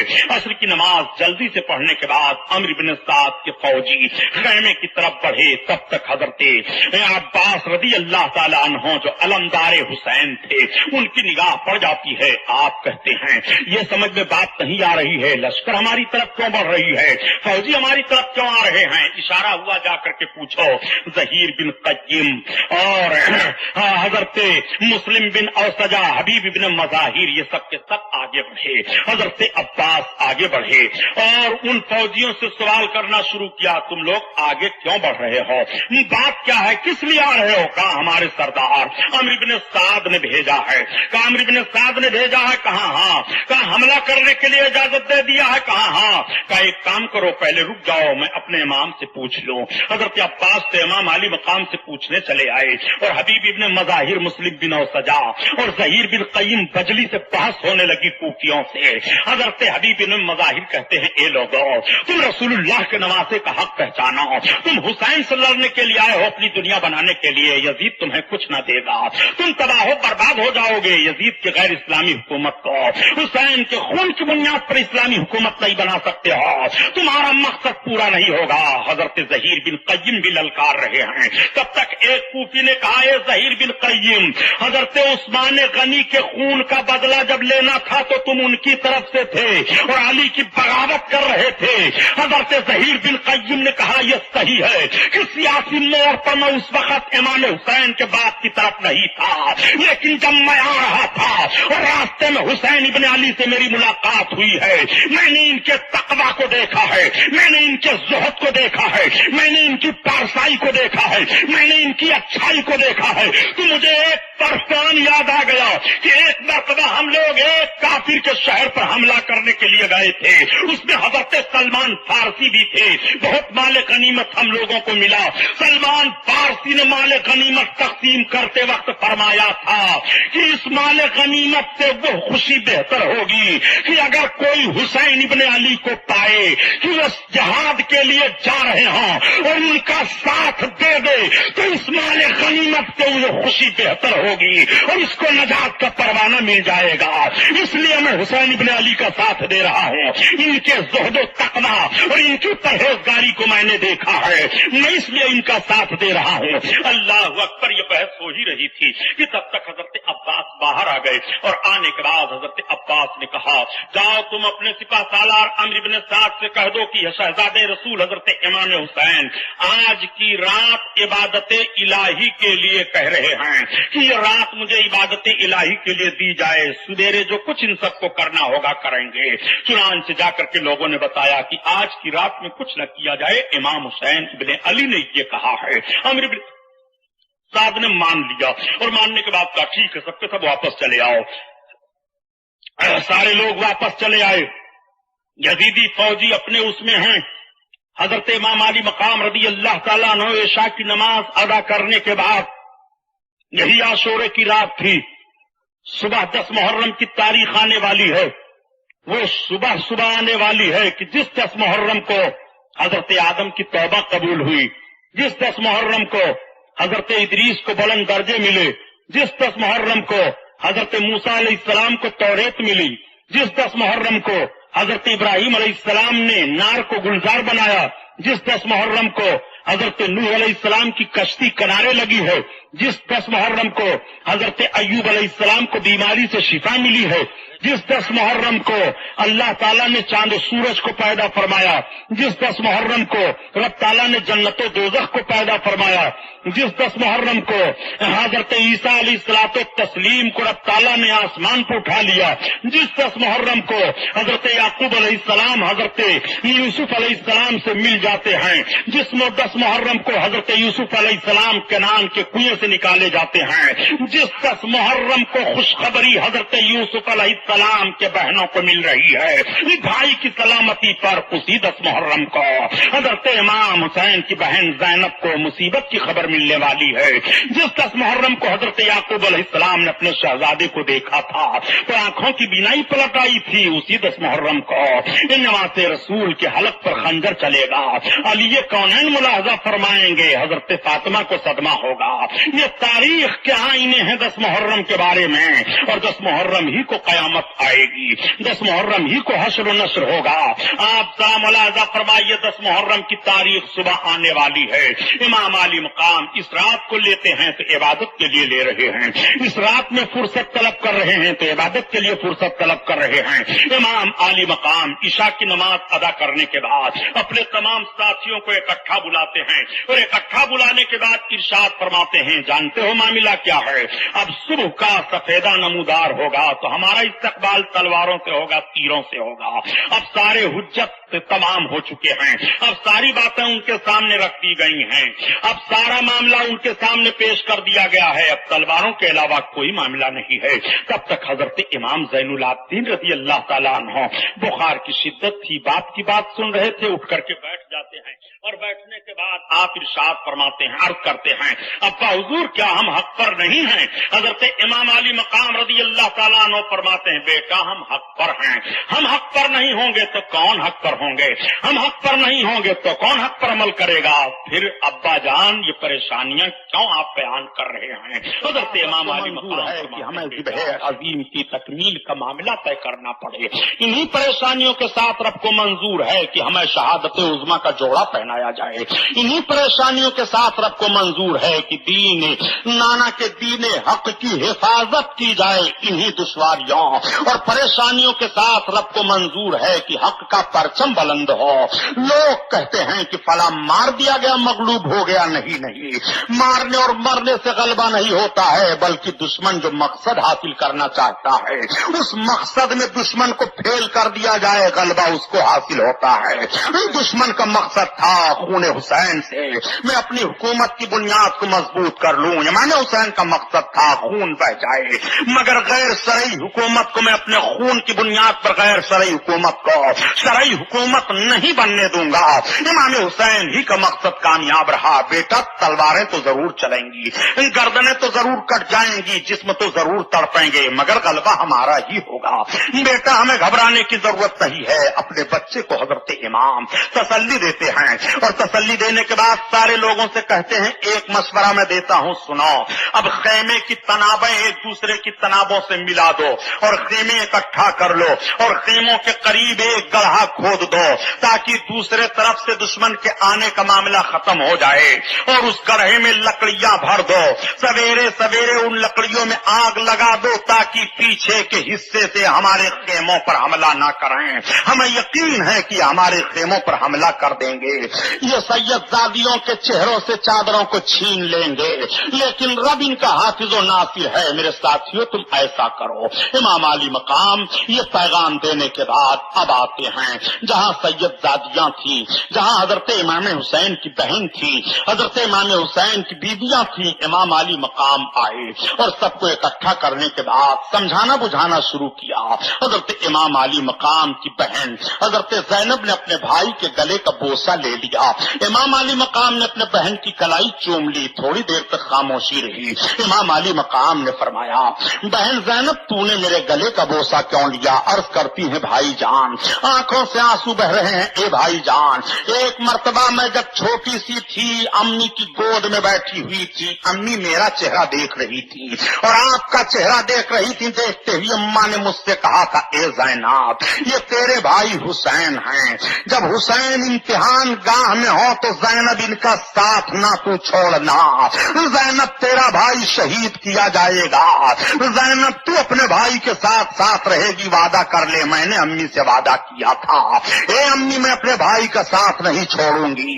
اے بھائی جان، مجھے وہی وعدہ یاد آ رہا ہے. مجھے علم ہے کہ سویرے سویرے آپ کی گردن پر تلوار چلے گی، دشمن آپ کی گردن پر تلوار پھیریں گے. اس لیے میں نے گردن کا بوسہ لیا ہے، اس لیے میں چوم رہی ہوں. بھائی آپ نے میری کلائی کیوں چومی تھی؟ امام علی مقام کہتے ہیں، اے بہن ماں نے یہ بھی تو کہا تھا اسی وعدہ میں کہ تو حسین کا ساتھ دینا، اور مجھ سے بھی وعدہ لیا تھا یہ حسین یہ تیری بہن ہے، یہ ہر موڑ پر تیرا ساتھ دے گی. اے حسین یہ زینب ہے، یہ تیرے صبر و استقلال میں بھی تیرے ساتھ رہے گی. یہ زینب ہے، یہ اپنے شہزادوں کی بھی قربانی تیرے قدموں پر پیش کر دے گی. اے حسین یہ میری زینب ہے، یہ اپنے بچوں کا خون بھی تیرے نانا جان کی ناموس کے لیے بہا دے گی. اے حسین یہ میری زینب ہے، میری زینب کا خیال رکھنا، میرے زینب کے مشوروں پر عمل کرنا. بہن میں یہ دیکھ رہا ہوں کہ سویرے جب میں نہ ہوں گا تو دشمن تمہارے ہاتھ میں زنجیریں ڈال دیں گے. زنجیروں کی کڑیاں میرے بہن کے ہاتھ میں ہوں گی. کاش اس وقت حسین ہوتا تو ایک ایک کی گردن تلوار سے جدا کرتا. مگر اے بہن جب تمہارے ہاتھوں میں بیڑیاں ڈالی جائیں گی، زنجیریں ڈالی جائیں گی بہن، اور تمہارے سر سے تمہارا دوپٹہ چھیلا جائے گا تو تمہارے بھائی کے جسموں پر گھوڑے دوڑ چکے ہوں گے. اے زینب وہ منظر دیکھ رہا ہوں. بھائی اور بہن دونوں رو رہے ہیں، دونوں کی ہسکیاں بچ رہی ہیں. رات رونے کے لیے بھی ہے، عبادت کرنے کے لیے بھی ہے. مسلمانوں ذرا امام حسین کے قتل کا فرق سمجھو اور دنیا کا معاملہ سمجھو. یہ دنیا ہے جو تباہ کر رہی ہے، یہ دنیا ہے جو آبرو لوٹ رہی ہے، یہ دنیا ہے جو آخرت کو برباد کر رہی ہے، یہ دنیا ہے جو خون حسین میں اپنے ہاتھ کو رنگ کر کے ان سب کی عاقبت کو برباد کر دیا ہے. آؤ ذرا دیکھو امام علی مقام اب حضرت شہربانوں کو تسلی دے رہے ہیں، حضرت ام رباب کو تسلی دے رہے ہیں، لیلا کو تسلی دے رہے ہیں. سارے لوگوں کو تسلی دینے کے بعد امام علی مقام رضی اللہ تعالیٰ عنہ تھوڑی دیر کے لیے ٹیک لگاتے ہیں. جیسے اونگ آتی ہے تو دیکھ رہے ہیں کہ نبی کونین تشریف لائے ہیں، نانا حضور تشریف لائے ہیں، میری زلفوں میں اپنی انگلیاں کر رہے ہیں اور میرے چہرے پر اپنا ہاتھ پھیر کر کے میرے لیے دعا مانگ رہے ہیں. اللہم آت الحسین صبرا واجرا، ہے اللہ میرے حسین کو صبر عطا فرما دے، میرے حسین کو اجر عطا فرما دے. نانا کا مقدس ہاتھ لگنا تھا نواز رسول کے چہرے پر کہ دل کی کلیاں کھل جاتی ہیں، حسرتیں ٹوٹی ہوئی تھی سب بڑھ جاتی ہیں، دل گھبرا رہا تھا اطمینان حاصل ہو جاتا جاتا ہے. نبی کا ہاتھ چہرے رسول نواز رسول کے چہرے سے لگ گیا ہے. نبی کونین نے امام حسین کے سینے مقدس پر اپنے دست انور کو پھیر دیا ہے. خاتون جنت آ رہی ہیں, بیٹے کو تسلی دے رہی ہیں. علی کائنات آ رہے ہیں, بیٹے کو تسلی دے رہے ہیں. حیدر کرار فرماتے ہیں اے حسین تم صبر و شکر سے کام لینا, ان اللہ مع الصابرین, اللہ صبر کرنے والوں کے ساتھ ہے. حسین نظام کائنات درہم برہم ہو جاتا, ورنہ میں وہ علی ہوں کہ نکلنے کے بعد اے حسین میں بتا دیتا کہ حیدر کرار کسے کہتے ہیں. بیٹا حسین میدان احد و بدر میں میری ہی تلوار چل رہی تھی تو غیب سے آواز آتی تھی لا فتح الا علی لا سیف الا ذوالفقار, علی جیسا کوئی جوان نہیں ہے اور ذوالفقار جیسی کوئی تلوار نہیں ہے. بیٹا مجھے کو کہا جاتا تھا کہ شاہ ازدہ شیر ازدہ, شاہ مردہ شیر ازدہ, قوت پروردگار, لا فتح الا علی لا سیف الا ذوالفقار. اے بیٹا نکلنے کی اجازت نہیں ہے نظام کائنات, درہم برہم ہو جائے گا, ورنہ کربلا کی ریت کو علی الٹ پلٹ کر کے رکھ دیتا. بیٹا مگر رب کو منظور نہیں ہے, رب کو منظور یہی ہے کہ کربلا کی ریت ہو, نواز رسول کا گلا ہو, دشمنوں کی تلواریں ہوں, ان کے گھوڑے ہوں, حسین کے جسم پر دوڑ رہے ہوں, گردنیں کٹ رہی ہو, خون بہ رہا ہو, اور اس کو عرفان کا کی روشنی دنیا میں پھیل رہی ہو, دنیا دیکھ رہی ہو. یہ رسول اللہ کے نواسے ہیں جو ذبح عظیم کی تکمیل فرما رہے ہیں. حضرت ابراہیم سے مطالبہ ہوا تھا بیٹے کو قربان کرو, مگر فدیہ دے کر کے بیٹے کی جان بچی تھی. اس ذبح کی تکمیل کربلا کے میدان میں ہو رہی ہے, حسین کا خون بہ رہا ہے. اور ایک بات اور میں عرض کرتا چلوں اے پیارے مسلمانوں, میدان بنا میں حضرت اسماعیل علیہ السلام کی قربانی پیش کی گئی ہے, اور نبوی شان و شوکت کے مطابق حضرت اسماعیل کی قربانی بارگاہ عزتی میں قبول ہے, مگر حضرت اسماعیل کی گردن نہیں کٹی ہے, ان کا جسم نہیں تڑپا ہے, مینا میں ان کا خون نہیں بہا ہے, ان کے جسم پر گھوڑے نہیں دوڑے ہیں. اگر مینا کے میدان کی قربانی قیامت تک بھلائی نہیں جا سکتی ہے تو کربلا کے میدان میں نماز رسول کی قربانی کیسے بھلائی جائے گی؟ مینا کے میدان میں تو جسم نہیں کٹا ہے, مگر کربلا کے میدان میں گردن کٹی ہے, کربلا کے میدان میں گھوڑے دوڑے ہیں, کربلا کے میدان میں جوانی قربان ہوئی ہے, کربلا کے میدان میں عباس کے بازو کٹے ہیں, کربلا کے میدان میں خیمے چلے ہیں, کربلا کے میدان میں شہزاد گانی رسول کے چہروں سے چادریں چھینی گئی ہیں, اور فاطمہ کی دلائیوں کے ہاتھوں میں زنجیریں ڈالی گئی ہیں. اگر مینا کی قربانی نہیں مسلمان بھلا سکتا ہے تو کربلا کے میدان کی قربانی قیامت تک نہیں بھلا جا سکتا. نعرہ تکبیر, نعرہ رسالت, جشن شہیدان کربلا, علامہ سبحانی صاحب قبلہ. اور نقشہ دیکھو کربلا کے میدان کا.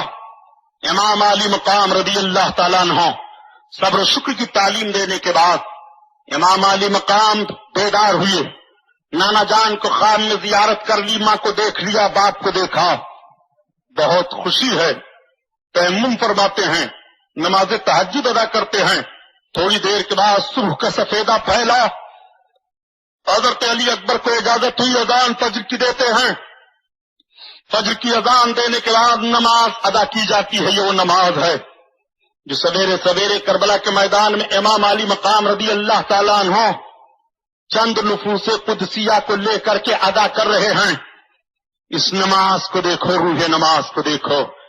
یہی وہ نماز ہے کہ نہ تیروں نہ تلواروں کے, نہ بیت اللہ کی دیواروں کے سائے میں نماز حق ادا ہوتی ہے, تلواروں کے سائے میں. اللہ اکبر, یہ نماز ادا ہو رہی ہے. نماز ادا کرنے کے بعد امام علی مقام اپنے تمام جانثاروں کو فرماتے ہیں کہ فوج کی ترتیب دے لو. 22,000 لشکر سے 72 لوگ ٹکرانے والے ہیں, مگر ترتیب سے صف درست کی جاتی ہے. بیچ میں حضرت عباس علمدار کو علم لے کر دیا جاتا ہے. داہنی طرف حضرت حبیب بن مظاہر کو, بائیں طرف حضرت ظہیر بن قیم بجلی کو, اس کے بعد حضرت مسلم بن اوسجا کو, اس کے بعد دوسرے جانثاروں کو. اس طرح سے ترتیب وار صف میدان میں لگ جاتی ہے. ادھر سے یزیدیوں کا نرغہ آگے بڑھتا ہے. امر بن سعد نکلا اور نکلنے کے بعد اس نے امام علی مقام کی طرف تیر کمان کو ٹھیک کیا اور تیر کو چھوڑا. کہا اے کوفہ والو گواہ ہو جانا ابن زیاد اور یزید کے سامنے بتانے کے لیے کہ سب سے پہلے کربلا کے میدان میں عمرو بن سعد نے حسین ابن علی کی طرف تیر پھینک کر کے جنگ کا آغاز کر دیا. عمرو بن سعد پیچھے ہٹ گیا. پیچھے ہٹنے کے بعد اب یکا دکا کا معاملہ سامنے آنے لگا، لیکن ابھی لڑائی کی نوبت نہیں آئی تھی کہ تب تک ایک نوجوان مستانہ وار نکل پڑتا ہے، جھومتا ہوا آتا ہے، امام علی مقام کے سامنے حاضر ہوا. امام علی مقام کی نگاہیں دیکھ رہی ہیں یہ تو وہی حر ہے. حر قدموں پر گر پڑے، سلام عرض کرتے ہیں حضور نماز رسول مجھے معاف کر دو، میں جب تک اس جنگ کو سیاسی جنگ سمجھتا رہا، میں سوچتا رہا سیاسی موڑ پر کوئی نہ کوئی ایسا موڑ آئے گا کہ آپ سے مصالحت ہو جائے گی، مگر اے امام جب میں نے ہر طرح سے دیکھ لیا کہ کوئی ایسا سیاسی موڑ نہیں آ رہا ہے کہ مصالحت ہو، اور میں نے دیکھ لیا کہ اگر آپ کی طرف میری تلوار اٹھی تو جہنم منہ پھیلائے ہوئے ہے. اب جہنم سے بچنے کے لیے شہزادے رسول آپ کے قدموں میں ہوں، پہلا مجرم میں ہوں جو میں نے آپ کا راستہ روکا تھا. یا شہزادے رسول میں معافی مانگ رہا ہوں، مجھے آپ معاف کر دو. حر کا اتنا کہنا تھا کہ بھیگی پلکوں کی چھاؤں سے حر آئے تھے، یہی تو وجہ ہے پیارے کہ نماز رسول سب کچھ برداشت کر لیں گے مگر کسی کے بھیگی پلک کا بوجھ نہیں برداشت کریں گے. حضرت امام علی مقام نے فرمایا یا حر انتا حر من النار، حر جا تو جہنم سے آزاد ہے. جہنم سے آزادی کا پیغام سننے کے بعد حر نماز رسول کے قدموں میں سر رکھ دیتے ہیں اور سر اٹھانے کے بعد اپنی تلوار کو فضا میں بلند کیا. اے یزید نوازوں میں تم سے پوچھنا چاہتا ہوں، جو تم خام خواہ کے لیے کہہ دیتے ہو کہ حسین بغاوت کر رہے تھے میدان کربلا میں، ان کو ایسا نہیں کرنا چاہیے. نادان، حر سے زیادہ تو کربلا کا نقشہ سمجھ رہا ہے، حر سے زیادہ تو کربلا کے سیاسی داؤ پیچ کو جان رہا ہے، حر سے زیادہ تو دنیا دار کربلا کے میدان میں بنا ہوا ہے. حر جب تک سمجھتے رہے یہ سیاسی موڑ ہے، یزید کی طرف تھے، لیکن جب حر نے دیکھ لیا کہ حسین سے جنگ نہیں ہے، حق سے جنگ ہے، حسین سے جنگ نہیں ہے، رسول سے جنگ ہے، حسین سے جنگ نہیں ہے، علی سے جنگ ہے، حسین سے جنگ نہیں ہے، عثمان غنی سے جنگ ہے، عثمان غنی سے جنگ نہیں ہے، عمر فاروق اعظم سے یہ جنگ ہے، عمر فاروق اعظم سے یہ جنگ نہیں ہے، بلکہ ابوبکر صدیق سے یہ جنگ ہے، اور ابوبکر صدیق سے یہ جنگ نہیں ہے، رسول کائنات سے یہ جنگ ہے، اور رسول کائنات سے یہ جنگ نہیں ہے، بلکہ رب العزت سے یہ جنگ ہے. تو فوراً یزید نے ساتھ یزید ابن حر ابن یزید ریاحی نے فوراً ساتھ چھوڑ دیا اور امام کے قدموں پہ اپنے سر کو رکھ دیا. حر نے فیصلہ دے دیا کہ کربلا کی لڑائی اقتدار کے لیے نہیں ہے. حر نے امام کا ساتھ نہ چھوڑا ہوتا اگر وہ سمجھتے کہ اقتدار کی لڑائی ہے. بتاؤ یزیدی ذہن رکھنے والے نجدی بدماشوں کی گود میں پلے ہوئے لوگ، میں آپ سے پوچھنا چاہتا ہوں اب بھی یزیدیت نماز باتیں کرتے رہو گے؟ حر نے تمہاری تعبیر پر آخری کیل ٹھوک دیا ہے کربلا کے میدان میں.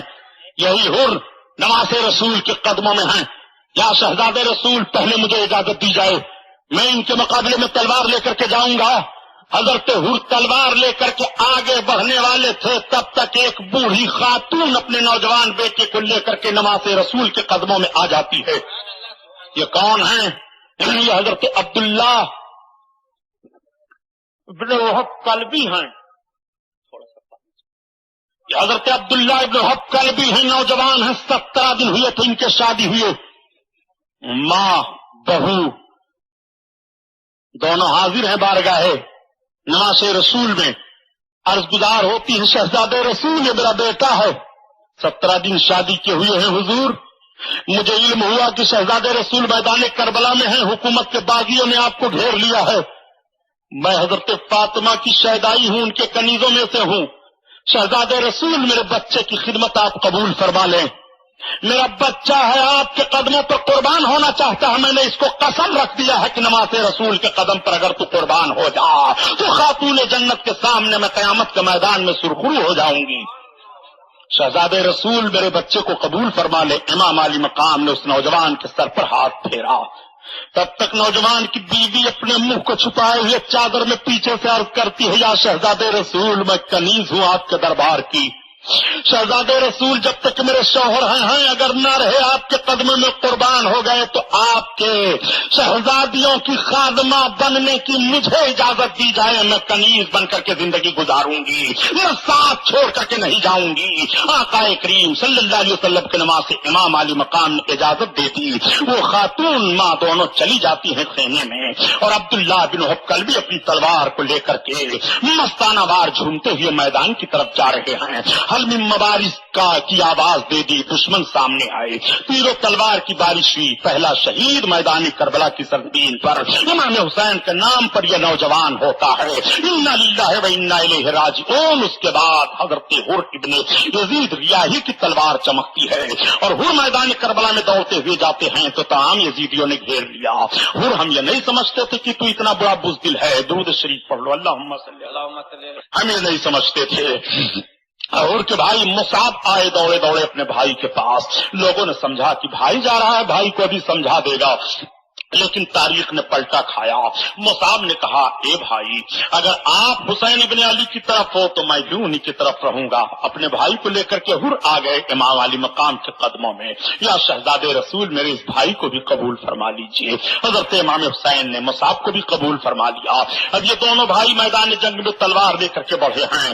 یہی وہ حر ہیں جنہوں نے ابھی تھوڑی دیر پہلے 1000 کا دستہ لے کر کے امام حسین کا راستہ روکا تھا، لیکن مشیت الہی دیکھو، یہی وہ حر ہیں جو نماز رسول کے قدموں پر قربان ہونے جا رہے ہیں۔ اہل عرفان کا بیان یہ ہے کہ حر کو اس لیے یہ سعادت مل گئی ہے کہ حر کے دل میں حب اہل بیت رسول کا معاملہ تھا، اور حر نے جو نماز ادا کر لی تھی امام علی مقام کے پیچھے، امام کے پیچھے نماز حر نے ادا کی تھی اور عرض کیا تھا، آپ امام برحق ہیں، آپ امام عالم ہیں، آپ کے ہوتے ہوئے میں امام بنیے نہیں ہو سکتا ہے۔ اس جملے نے امام کے دل میں محبت ڈال دی تھی، اور امام نے چلتے چلتے حر کی طرف ایک نگاہ کر کے دیکھی تھی اور کہا تھا، حر تجھے میرے قدموں میں آنا پڑے گا۔ حضرت امام کی یہ دعا قبول ہو گئی، حر کی قسمت بدل گئی ہے، حر امام علی مقام کے قدموں میں ہیں۔ حر میدان میں گئے اور جب تمام یزیدیوں کو چیلنج کیا، تلواریں چلی، کئی یزیدیوں کو فنار کیا، اور اس کے بعد حر کو پیاس لگ جاتی ہے۔ میدان کا نقشہ بدلا ہوا ہے، تمام لوگ للکار رہے ہیں، میری فوج کے لوگ خود نکل کر کے حسین ابن علی کی طرف جا رہے ہیں۔ ایک کوفہ والو، ایک فلا فلا بہادروں کیا ہوگا مانگا، سارے لوگوں کو للکارا جا رہا ہے۔ حر کی طرف سب دوڑے دوڑے بڑھے اور حر کو نیزوں پر اٹھا لیا۔ حر کی جب شہادت ہوتی ہے تو حر نے ایک آواز دی، یا حسین ابن علی ادرکنی، اے حسین ابن علی مجھے سنبھالو، اے حسین ابن علی مجھے سنبھالو۔ امام علی مقام آگے بڑھے اور حر کو اٹھا کر کے لائے، خیمے کے قریب ڈال دیا۔ ایسی جنگ نہیں ہوتی تھی کہ ایک بارگی اس طرح سے حملہ کر دیا جائے، بلکہ پہلے جنگ کا نقشہ یہ تھا کہ اکا دکا بہادروں کی لڑائیاں ہوتی تھیں، اور جب اکا دکا میں دونوں جانب سے لوگ تھک جاتے تھے تو عام حملے کی اجازت ہو جایا کرتی تھی۔ یہ جنگ کا طریقہ تھا، یہ جنگ کا نقشہ تھا۔ آج کے جنگ کا معاملہ نہیں تھا کہ پیچھے سے تلوار ماری جائے یا پیچھے سے ہتھیار استعمال کیا جائے یا بم چھوڑ دیا جائے، نہیں، وہ زمینی جنگ، آمنے سامنے کی جنگ کا طریقہ یہ تھا اگلے دور میں۔ چنانچہ حضرت امام علی مقام رضی اللہ تعالیٰ عنہ کے تمام ساتھی آپ کا چہرہ دیکھ رہے ہیں، یزیدیوں کی طرف سے للکارا جا رہا ہے، آگے بڑھو، کون آگے بڑھتا ہے، آگے بڑھو، کون تلوار اٹھاتا ہے۔ ظہیر بن قیم ہیں، مسلم بن اوسجا ہیں، حبیب بن ظاہر ہیں، یہ سب کے سب ہیں، یہ سب کے سب اپنی اپنی تلواریں سونپ کر کے میدان میں پہنچ جاتے ہیں۔ بڑی گمبھیر جنگ ہوتی ہے، نہ جانے کتنے یزیدی فنار ہو گئے۔ تعجب کرتے تھے یہ لوگ، یہ حسین ابن علی کے ساتھیوں میں کتنا دم ہے، کتنی بہادری ہے۔ بہادری کی بنیاد پر یہ لوگ اس طرح سے ہمارے سامنے تلواریں لے کر کے آ رہے ہیں۔ جب یزیدی فوجیوں کا جائزہ لیا جاتا ہے اور امام حسین کے جانثاروں کا جائزہ لیا جاتا ہے تو ایک جانثار پر 300 یزیدی آتے ہیں۔ یہ تو میدان کا نقشہ آپ نے دیکھا ہوگا کہ ایک مسلمان پر 10 رہے ہوں، ایک پر 20 رہے ہوں، 50 رہے ہوں، مگر تاریخ کا یہ نقشہ سامنے رکھیے کہ ایک حسینی پر 300 یزیدیوں کا یلغار ہے۔ اتنی تعداد میں وہ فوج تھی یزیدیوں کی، اتنی تعداد میں وہ لوگ تھے، اس طرح سے وہ جنگ پر آمادہ تھے. کبھی کبھی کسی بہادر کے اوپر گرد و غبار، دھول، کنکر، ریت سب اڑاتے رہتے تھے، اسی میں وہ دب جاتا تھا اور تیروں تلواروں کی بارشیں ہونے لگتی تھیں. اس طرح سے بھی بعض بہادروں کی شہادت ہوئی ہے. امام علی مقام کے یک بعد دیگرے تمام ساتھی اس دار فانی سے شہادت کا جوڑا پہن کر کے دار بقا کی طرف روانہ ہو گئے. امام علی مقام ایک ایک کو لا کر کے رکھتے ہیں. اب امام علی مقام کے سارے دوست جب دنیا سے گئے، امام علی مقام کے چچیرے بھائی بھی چلے گئے. امام علی مقام کے بھائی عباس علمدار، جن کے ہاتھ میں علم تھا، خیمے کی طرف گئے جائزہ لینے کے لیے. تب تک آپ دیکھتے ہیں کہ بچوں کی آہیں بلند ہیں، عورتیں چیخ رہی ہیں، پیاس کی شدت ہے. حضرت عباس علمبردار باہر آ گئے، مشکیزے کو لیا. نہر فرات پر بڑا زبردست پہرا لگا ہوا ہے. 7 محرم الحرام سے فرات کا پانی روک دیا گیا، کوئی حسین کا ساتھی پانی نہ استعمال کرنے پائے. یہی وہ امام حسین ہیں جنہوں نے کوہ ذوحشم پر پانی دے دیا تھا یزیدیوں کو، لیکن آج یہ فرات کی طرف نہیں جانے دے رہے ہیں. حضرت عباس علمدار رضی اللہ تعالیٰ عنہ بڑی مشکل سے نہر فرات پر پہنچے، مشکیزہ بھرا، پانی لیا اور لے کر کے جب چلنے کا ارادہ کرتے ہیں اپنے چلو میں پانی لیا کہ پیئے، تب تک بچوں کی پیاس آ گئی، پانی کو پھینک دیا. باہر نکل آئے اور باہر نکل کر جب خیمے کی طرف بڑھنے لگے تو یزیدیوں نے للکارا، عباس پانی نہ لے کر جانے پائے، حسین کے بھائی ہیں، بڑھو ان کی طرف. چند ظالم بڑھے. امام علی مقام کے بھائی حضرت عباس کی تلواریں چلی اور کنار ہوئے. کسی ظالم نے تیر کا نشانہ بنایا، مشکیزے پر مار دیا، مشکیزہ میں سوراخ ہوا، پانی بہہ گیا. کسی کی تلوار آپ کے بازو پر لگی، بازو کٹ کر کے گر گیا. حضرت عباس پریچا مردی کے ساتھ لڑتے رہے، مگر گھوڑے سے زبیب پر آ گئے تو اپنے بھائی کو پکارا. امام علی مقام کو آواز دی گئی، حسین تم اپنے ساتھیوں کی لاشوں کو ڈھوتے رہے، اپنے بھائی کا بھی جنازہ دیکھ لو حسین، اپنے بھائی عباس کا بھی کٹا ہوا بازو ملاحظہ کرو. امام علی مقام جب قریب آئے تو دیکھا کہ بھائی کا بازو کٹا ہوا ہے، مشکیزہ پھٹ گیا، پانی سارا بہ گیا ہے. اپنے بھائی کا سر اپنی گود میں لیا، آنکھوں سے آنسو بہنے لگے. یزیدیوں نے للکارا، حسین اب بھی مان جاؤ، یزید کے ہاتھ پر ہاتھ دے دو. حسین کتنے جوانوں کو تم نے کربلا میں سلا دیا ہے، اب بھی تمہارا دل نہیں مانتا ہے. حسین تمہارا بھائی، تمہارا بازو تمہارے لیے کٹا چکا ہے، لیکن اب بھی تمہارا دل نہیں مانتا ہے. حسین اب بھی ان سب کو بچا دو. حسین وہ وقت تم دیکھنے والے ہو جب تمہارے خیمے لوٹے جائیں گے. حسین جب تمہاری گردن کٹے گی. امام حسین کہتے ہیں یہ ہو ہی نہیں سکتا ہے.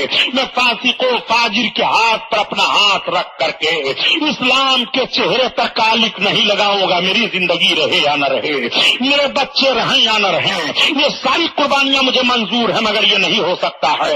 امام علی مقام اپنے بھائی کے مقدس جسم کو لا کر کے جیسے خیمے کے قریب پہنچے تو عورتوں کی چیخ نکل جاتی ہے. امام فرماتے ہیں ان اللہ مع الصابرین، تم سب سے میں نے صبر و شکر کا وعدہ لے لیا ہے. اے خواتین، میں نے کہہ دیا تھا تمہیں رونا ہو تو ساتھ چھوڑ دو. میں نے کہہ دیا تھا میں تمہارے ساتھ حفاظتی دستہ کر دیتا ہوں، اپنے اپنے بچوں کو لے کر چلی جاؤ ورنہ تم نہ دیکھ پاؤ گی. تو تم نے کہا تھا نہیں، ہم صبر و شکر کا دامن نہیں چھوڑیں گی. اس لیے حسین کو نہ ستاؤ، کسی کے آنکھ سے آنسو نہ بہے. رب کی مشیت پر راضی رہو، رب کو منظور ہے ہمارا امتحان اسی طرح ہو، اس لیے اس کی رضا پر راضی رہنا بندے کا کام ہے. وہ بندہ ہی کیا جو قربان نہ آقا پر ہو جائے. اس لیے اور تو خاموش رہو، خاموش رہو. امام علی مقام آتے ہیں، آنے کے بعد تیاری کرتے ہیں کہ اب میں میدان جنگ میں جاؤں، لیکن امام حسین کو میدان جنگ میں نہیں جانے دیتی ہیں۔ حضرت زینب رضی اللہ تعالی عنہا اپنے دونوں چھوٹے چھوٹے شہزادوں کو لاتی ہیں۔ دونوں شہزادے ننھی تلواریں لے کر کے ماموں کے قدموں میں آ جاتے ہیں۔ ماموں میں کچھ تو نہیں کر سکتا یزیدیوں کا، لیکن میرے ماں کی نیت ہے کہ آپ کے قدموں پر آپ کے ارادے میں میرا بھی خون شامل ہو جائے۔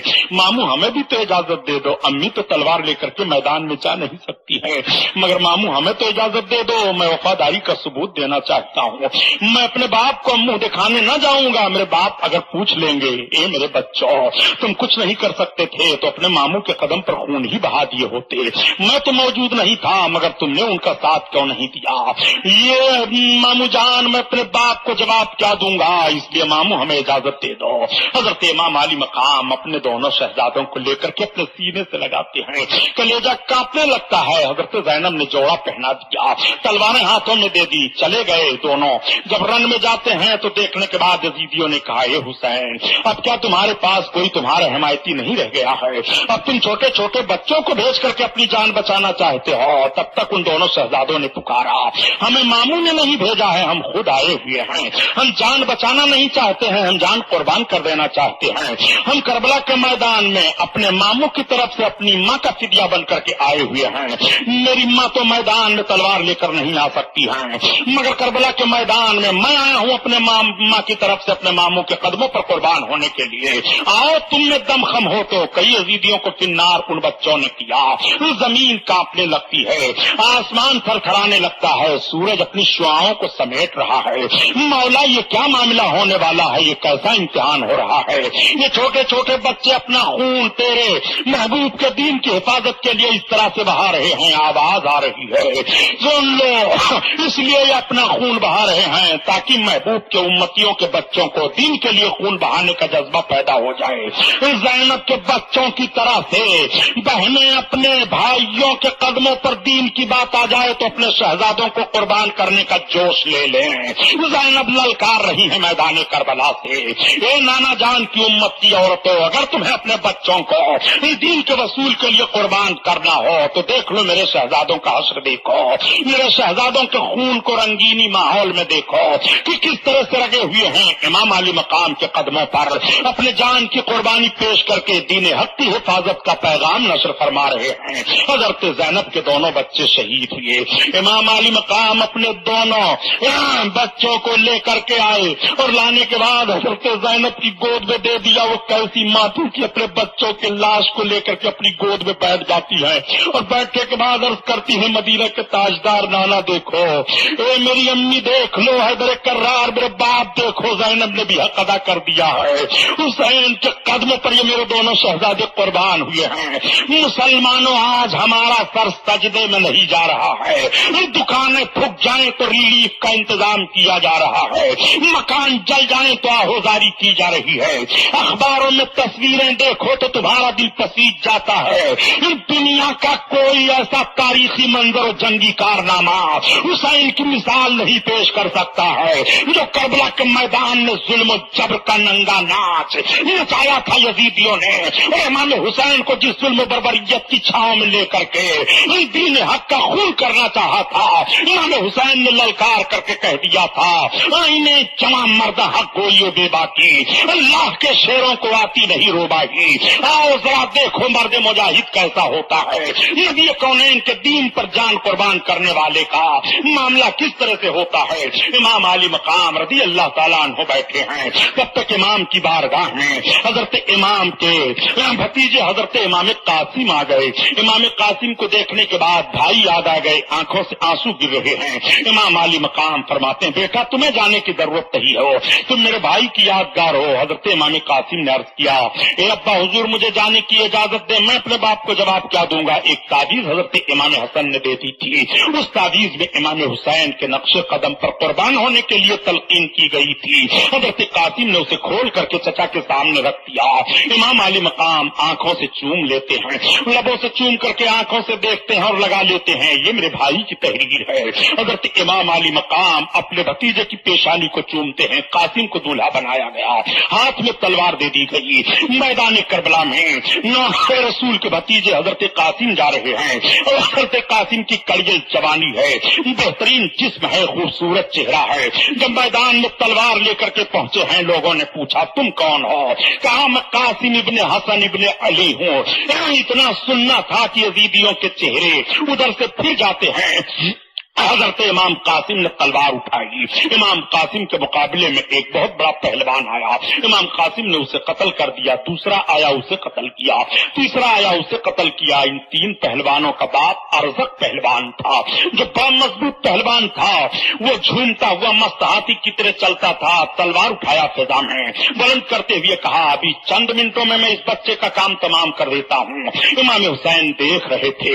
इमाम हुसैन के हाथ दुआ के लिए उठ जाते हैं। मेरे परवरदिगार, कासिम की लाश तेरे हाथ में है।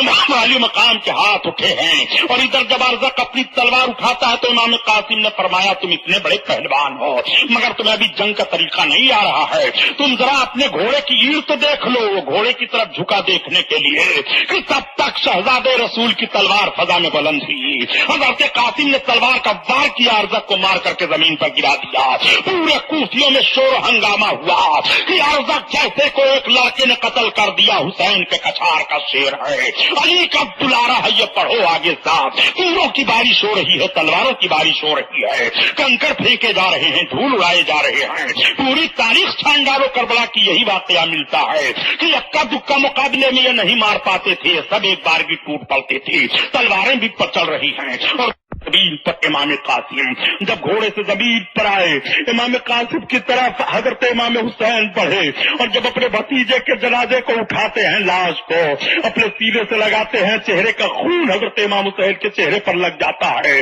हजरत इमाम हुसैन देख रहे हैं, हजरत कासिम की निगाहें भी देख रही है, भाई याद आ गए हैं। इमाम अली मकाम ने ला करके हजरत कासिम को भी सुला दिया है। ये कितने जनाजे लेटे हुए हैं, ये कितने जनाजे रखे हुए हैं, ये कितने जानसारों के सर रखे हुए हैं। तभी तो कहने वाले ने कह दिया कि कितने महके हुए हैं मदीने के फूल और करबला तेरी किस्मत पे लाखों सलाम। अल्लाह अल्लाह, बिखरे का लफ्ज अच्छा नहीं लगता प्यारे, कितने महके हुए हैं मदीने के फूल। आप जरा देखो कैसी वफा की खुशबुएं आ रही हैं। ये सब शहजादगान रसूल हैं, दीवानगान रसूल हैं, जो सोए हुए हैं, अब भी नींद मिल गई है, शहादत का जाम पी चुके हैं, जोड़ा पहन चुके हैं। इमाम अली मकाम रदी अल्लाह ताला अन्हो खेमे के अंदर आते हैं, रोने की आवाज आ रही है। आपने सब्र शुक्र की तलकीन की। हजरत अली कायनात के शहजादे इमाम हुसैन के शहजादे अली अकबर सामने आ गए। अली अकबर की बड़ी अच्छी जवानी है। बताया जाता है तारीखों में कि 18 साल की जवानी हजरत अली अकबर की है। हजरत अली अकबर शबीह मुस्तफा कहलाते थे। उनको जब कोई देख लेता था तो जिसके सामने नबी कौनैन का मुकद्दस हिलिया शरीफ होता, वो फौरन पुकार उठता, ये तो ऐसा लग रहा है जैसे मुस्तफा जा रहे हैं, ये तो ऐसा लग रहा है जैसे रसूल कौनैन सल्लल्लाहु अलैहि वसल्लम की तस्वीर चल रहे हो। इसलिए लोग उन्हें तस्वीर मुस्तफा, शबीह मुस्तफा कहा करते थे। ऐसा चेहरा हजरत अली अकबर रदी अल्लाह ताला अन्हु का है। हजरत अली अकबर जब मैदान में पहुंचे हैं तो लोगों के छक्के छूट गए। यहाँ तक रवायतों में बातें आती हैं कि यजीदी रो पड़े, अपने अपने इमामों को उतार दिया, अपने इमामों में आंसुओं को जज्ब कर रहे थे, मगर किसी की हिम्मत नहीं थी हजरत अली अकबर के सामने तलवार उठाने की। हजरत अली अकबर ने ललकारा, हल्मी मबारिस का खुतबा दिया, फरमाया आओ जिसको हमारे सामने आना हो। कहा अली अकबर तुम वापस चले जाओ, अपने बाप को भेजो। कहा ये हो नहीं सकता है, जब तक बेटा मौजूद है और बेटे के जिसमें खून सलामत है उस वक्त तक अपने बाप को मैदान में भेजो। ये मोहब्बत की रीत नहीं है, ये मोहब्बत का वसूल ज़ाब्ता नहीं है, इसलिए आओ जिसको मैदान में आना हो। सारे लोग टूट पड़े। हजरत अली अकबर से तलवारें चल रही हैं। हजरत अली अकबर तलवारों का कई जख्म खा जाते हैं। खाने के बाद पलटे अब्बा हुजूर के पास आ गए और करते हैं ए अब्बा हुजूर, अगर पानी के चंद कतरे मिल जाएं तो मैं अभी और दफा कर सकता हूँ, अभी और मेरी तलवारें चल सकती हैं। इमाम अली मकाम ने चेहरा देखा और देखने के बाद फरमाया, बेटा थोड़ी देर के बाद तुम्हें हौज़े कौसर से जाम पिला दिया जाएगा। तुम्हारे नाना और तुम्हारे दादा हुजूर हौज़े कौसर पर जाम लिए इंतजार कर रहे हैं। इमाम अली मकाम ने तसल्ली के लिए अपनी उंगलियों को उनके मुंह में डाल दिया। अली अकबर चूसने लगे और उसके बाद जब ताकत पैदा हुई फिर घोड़े पर सवार हो गए, तलवार उठाई, मैदान में आ गए, पूरे यजीदियों में घुसते चले जा रहे हैं। सबकी सबको दरहम बरहम कर दिया, तलवारों और तीरों की अलगार हो जाती है। हजरत अली अकबर नीचे आ गए घोड़े से। इमाम हुसैन को आवाज दी गई, यजीदियों ने कहा, हुसैन अपने जवान बेटे की लाश उठा ले जाओ। इमाम हुसैन आए और अली अकबर को लेकर के सीधे से लगा करके चलने लगे तो कदम लड़खड़ा रहे हैं। बाप आज सवेरे से एक एक के लाश को उठा उठा करके रख रहा है। कितनी हिम्मत थी हुसैन को, कितना मजबूत जिगर था इमाम हुसैन का। रसूल ने दुआ मांगी थी, ये अल्लाह हुसैन को सब्र अता फरमा, मौला हुसैन को अजर अता फरमा। जरा देखते चलो हजरत इमाम हुसैन के कारनामे को। ये मुसलमानों, इमाम अली मकाम ला करके जब अपने शहजादे के जिस्म को रखते हैं तो तीर लगे हुए थे। तीर को निकाला बाप ने अपने शहजादे के कलेजे से, तो उस तीर में कलेजी भी निकल आती है। बाप का चेहरा देख करके बेटा मुस्कुरा रहा है और बेटे का चेहरा देख करके बाप मुस्कुरा रहा है। निगाहों में निगाहें डाल देते हैं। मौलाए कायनात के शहजादे अली कायनात ने अपने शहजादे की पेशानी को चूम लिया, अपने लबों को अली अकबर के लबों से लगा दिया। बेटा जाओ नाना से सलाम कह देना, अभी जल्द मैं तुमसे मिलने वाला हूँ। आहें बुलंद हो जाती हैं। आप तलकीन करते हैं, खबरदार औरतों से आंसू न बहाना, तुम सब्र शुक्र से काम लो। देखो कैसी कैसी हमारी कुर्बानी हो रही है और किस किस तरह से हमारी कुर्बानी कबूल हो रही है। अब हमारा इम्तिहान ले रहा है। औरतों घबराने की जरूरत नहीं है। हजरत अली रज़ी अल्लाह ताला अन्हु कि ये दुलारे हैं इमाम हुसैन। हजरत इमाम हुसैन बैठे हुए हैं, तब तक हजरत ज़ैनब आई और आने के बाद कहती हैं, अपने इस 6 माह के शीरखार बच्चे को भी ले लो, इसका भी चेहरा देख लो।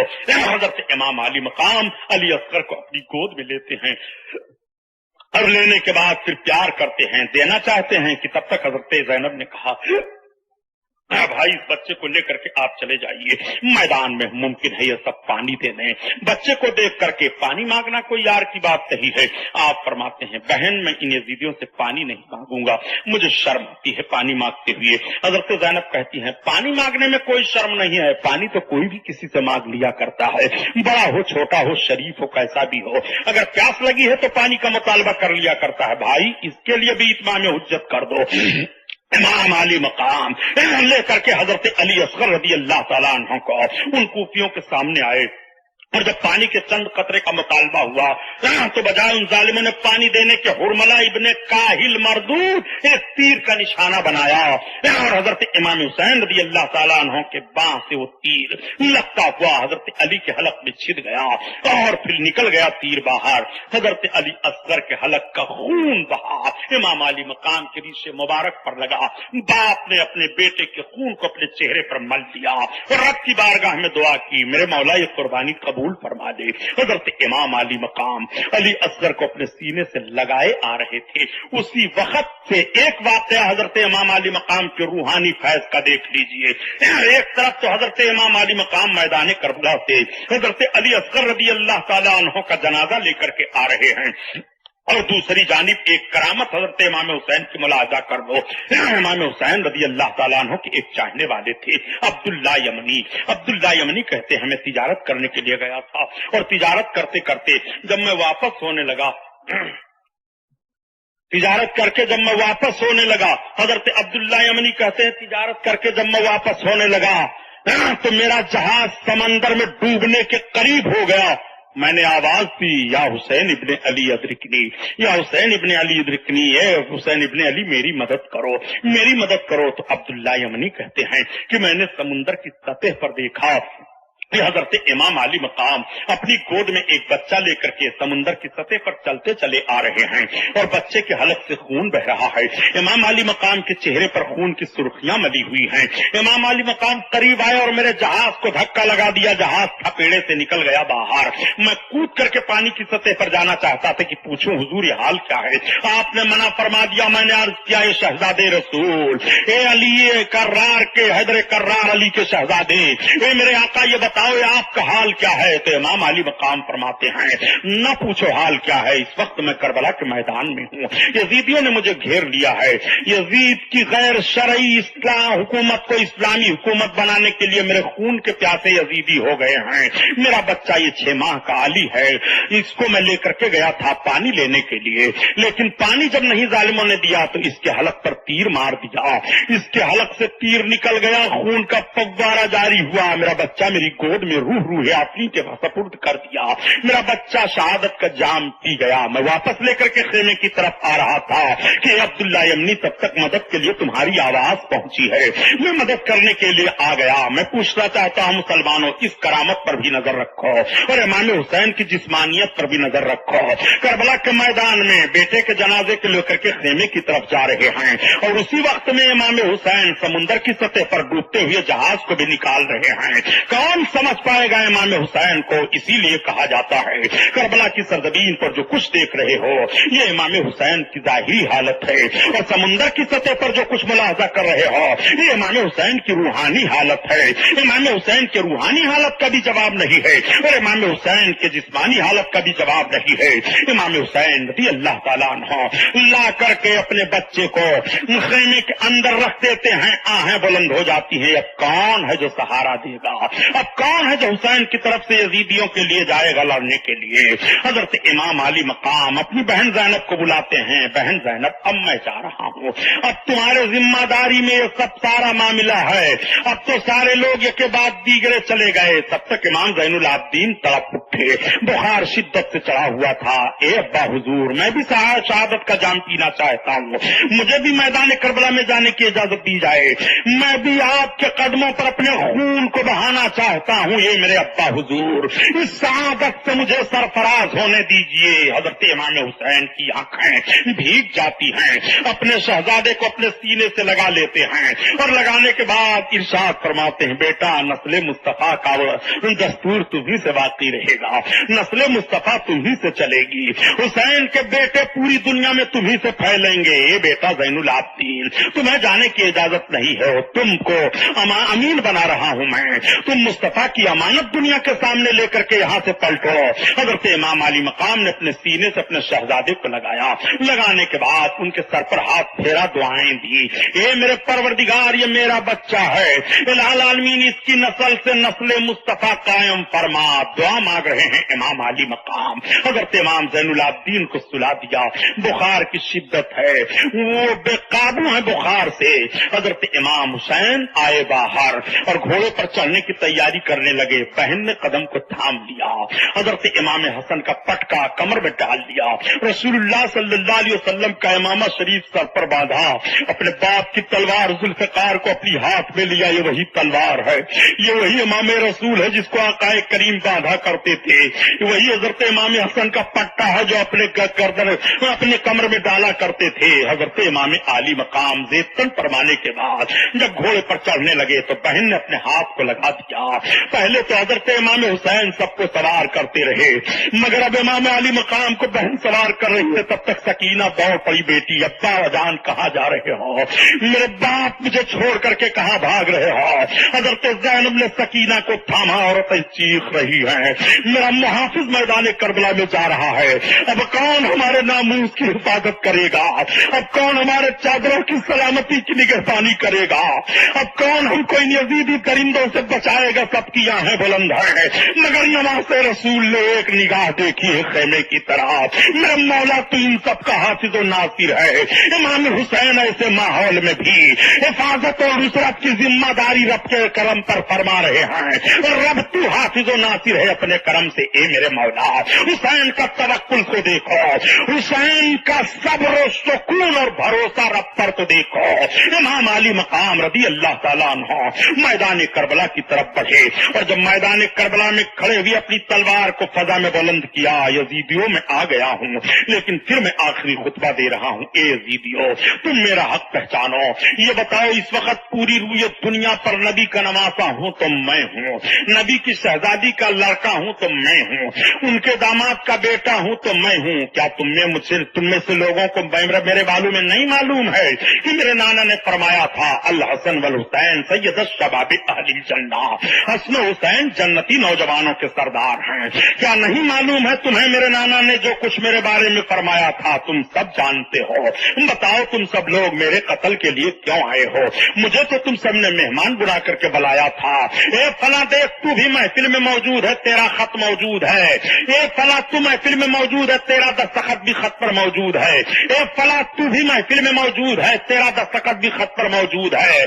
بتاؤ تم لوگوں کو جب یہی کرنا تھا تو مجھے مہمان بنا کر کے تم لوگوں نے کیوں بلایا تھا؟ آخر خدا کو کیا جواب دو گے؟ تمہیں مرنا ہے کہ نہیں مرنا ہے؟ اور تمہیں پیش ہونا ہے میدان قیامت میں کہ نہیں پیش ہونا ہے؟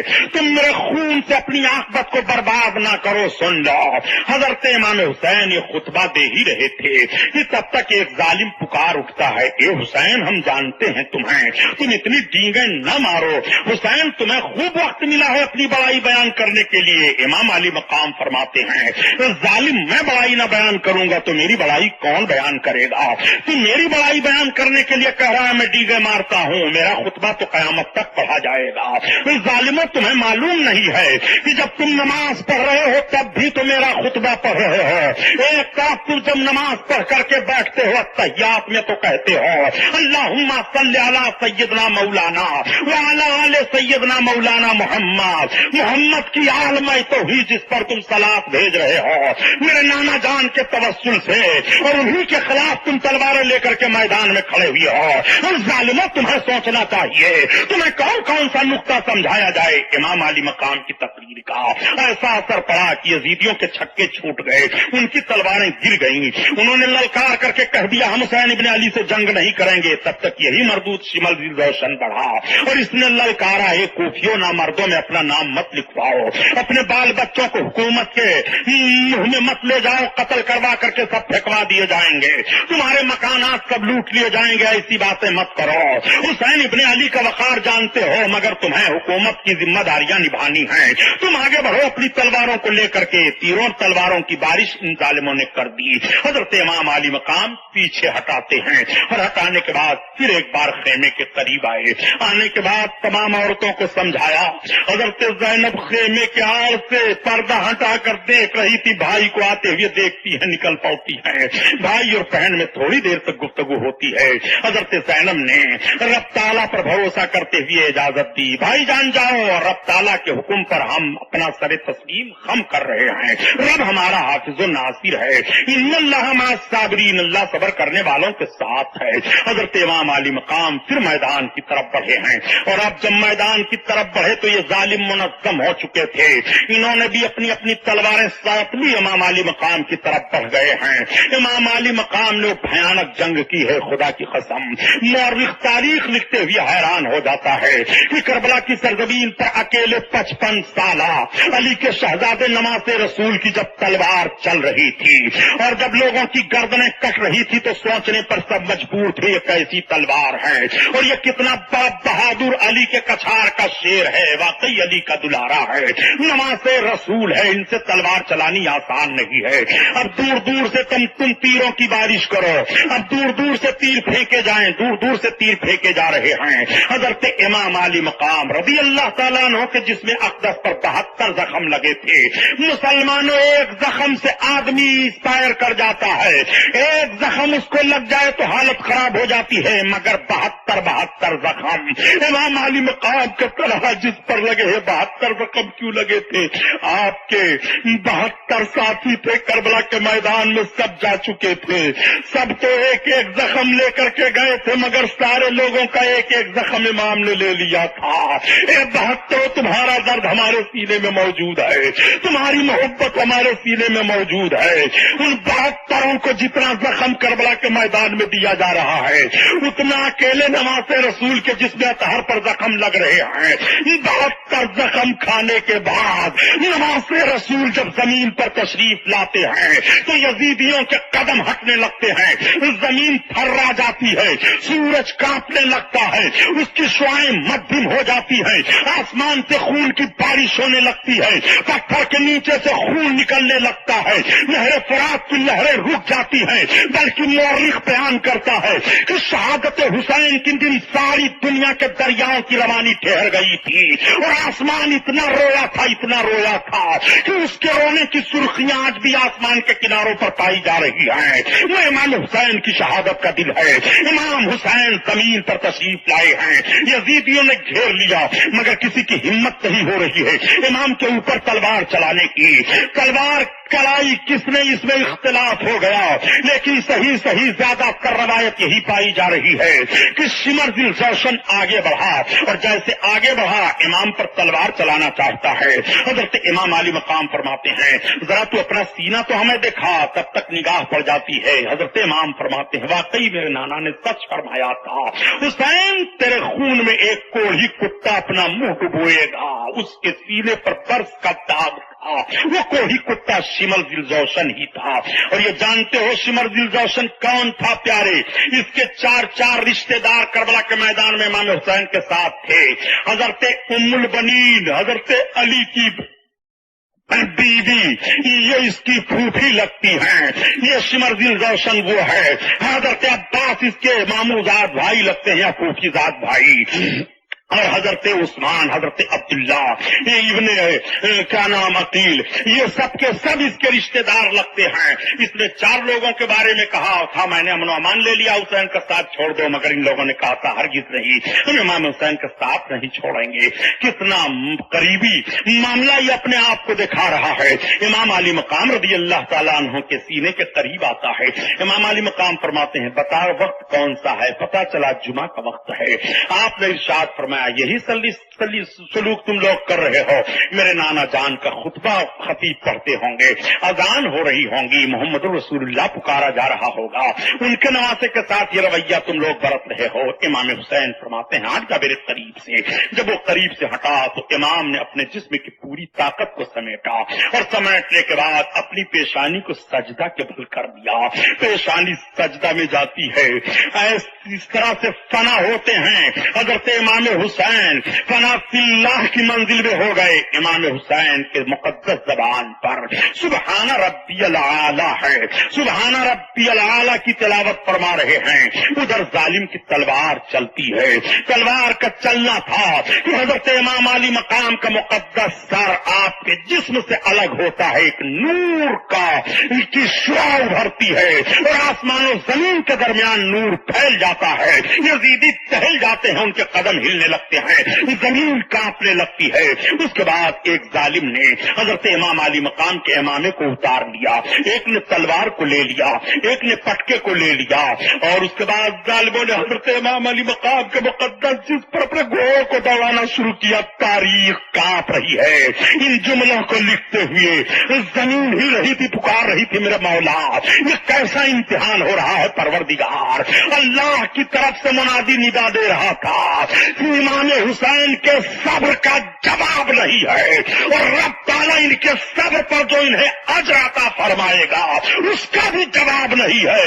ان اللہ مع الصابرین، بے شک اللہ صبر کرنے والوں کے ساتھ ہے۔ حسین نے سجدے کا وقار بچا لیا ہے، حسین نے اپنے خون سے اسلام کے چہرے پر وہ غازہ مل دیا ہے جس غازے کی بنیاد پر قیامت تک اسلام چمکتا رہے گا، اسلام چمکتا رہے گا، اور ہر فاسق و فاجر کے لیے ذہن و فکر مل جائے گا کہ اسلامی قانون کا امام فاسق نہیں بن سکتا ہے، مسلح امامت فاجر کے لیے نہیں ہے، وہ امام اور امیر مسلمانوں کا فاسق و فاجر گنہگار نہیں ہو سکتا ہے۔ یہ مزاج حضرت امام حسین نے کربلا کی سرزمین پر دے دیا ہے۔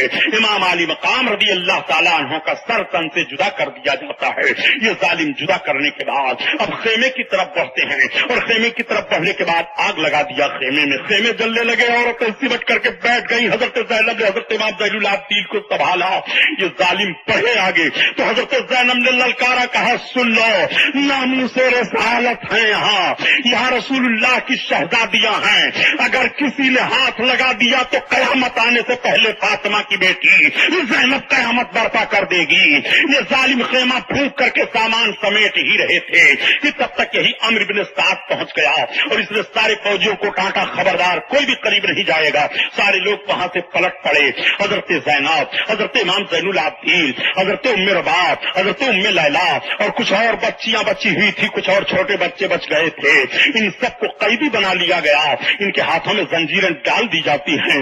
یہ سسکیاں لے لے کر کے وہیں پر بیٹھے رہتے ہیں. 3 دن کا عرصہ ہو گیا پانی نہیں ملا ہے, 3 دن کا عرصہ ہو گیا دانا نہیں ملا ہے. یہ زنجیروں میں جکڑ دیے جاتے ہیں. میں عرض کرتا ہوں یہ مسلمانوں, یہ خونی منظر کون برداشت کرے گا؟ اسلام اور اسلام کے ماننے والوں نے یہ ماحول بھی دیکھا ہے.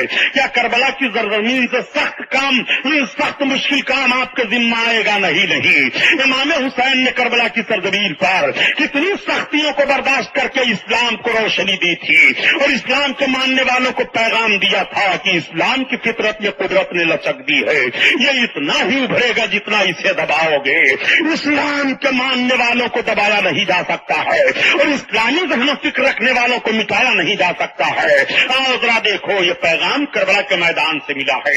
حضرت امام حسین رضی اللہ تعالیٰ عنہ کی بہن حضرت زینب کے ساتھ میں تمام عورتیں کر دی جاتی ہیں. یہ ظالم لوگ اپنی رات وہیں منا رہے ہیں. تمام شہیدوں کے جسم پڑے ہوئے ہیں.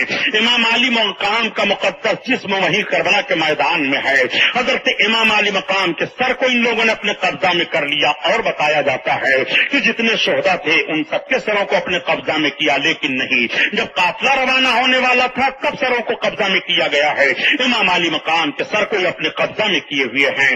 ان ظالموں کی حوث ابھی نہیں بجھی ہے.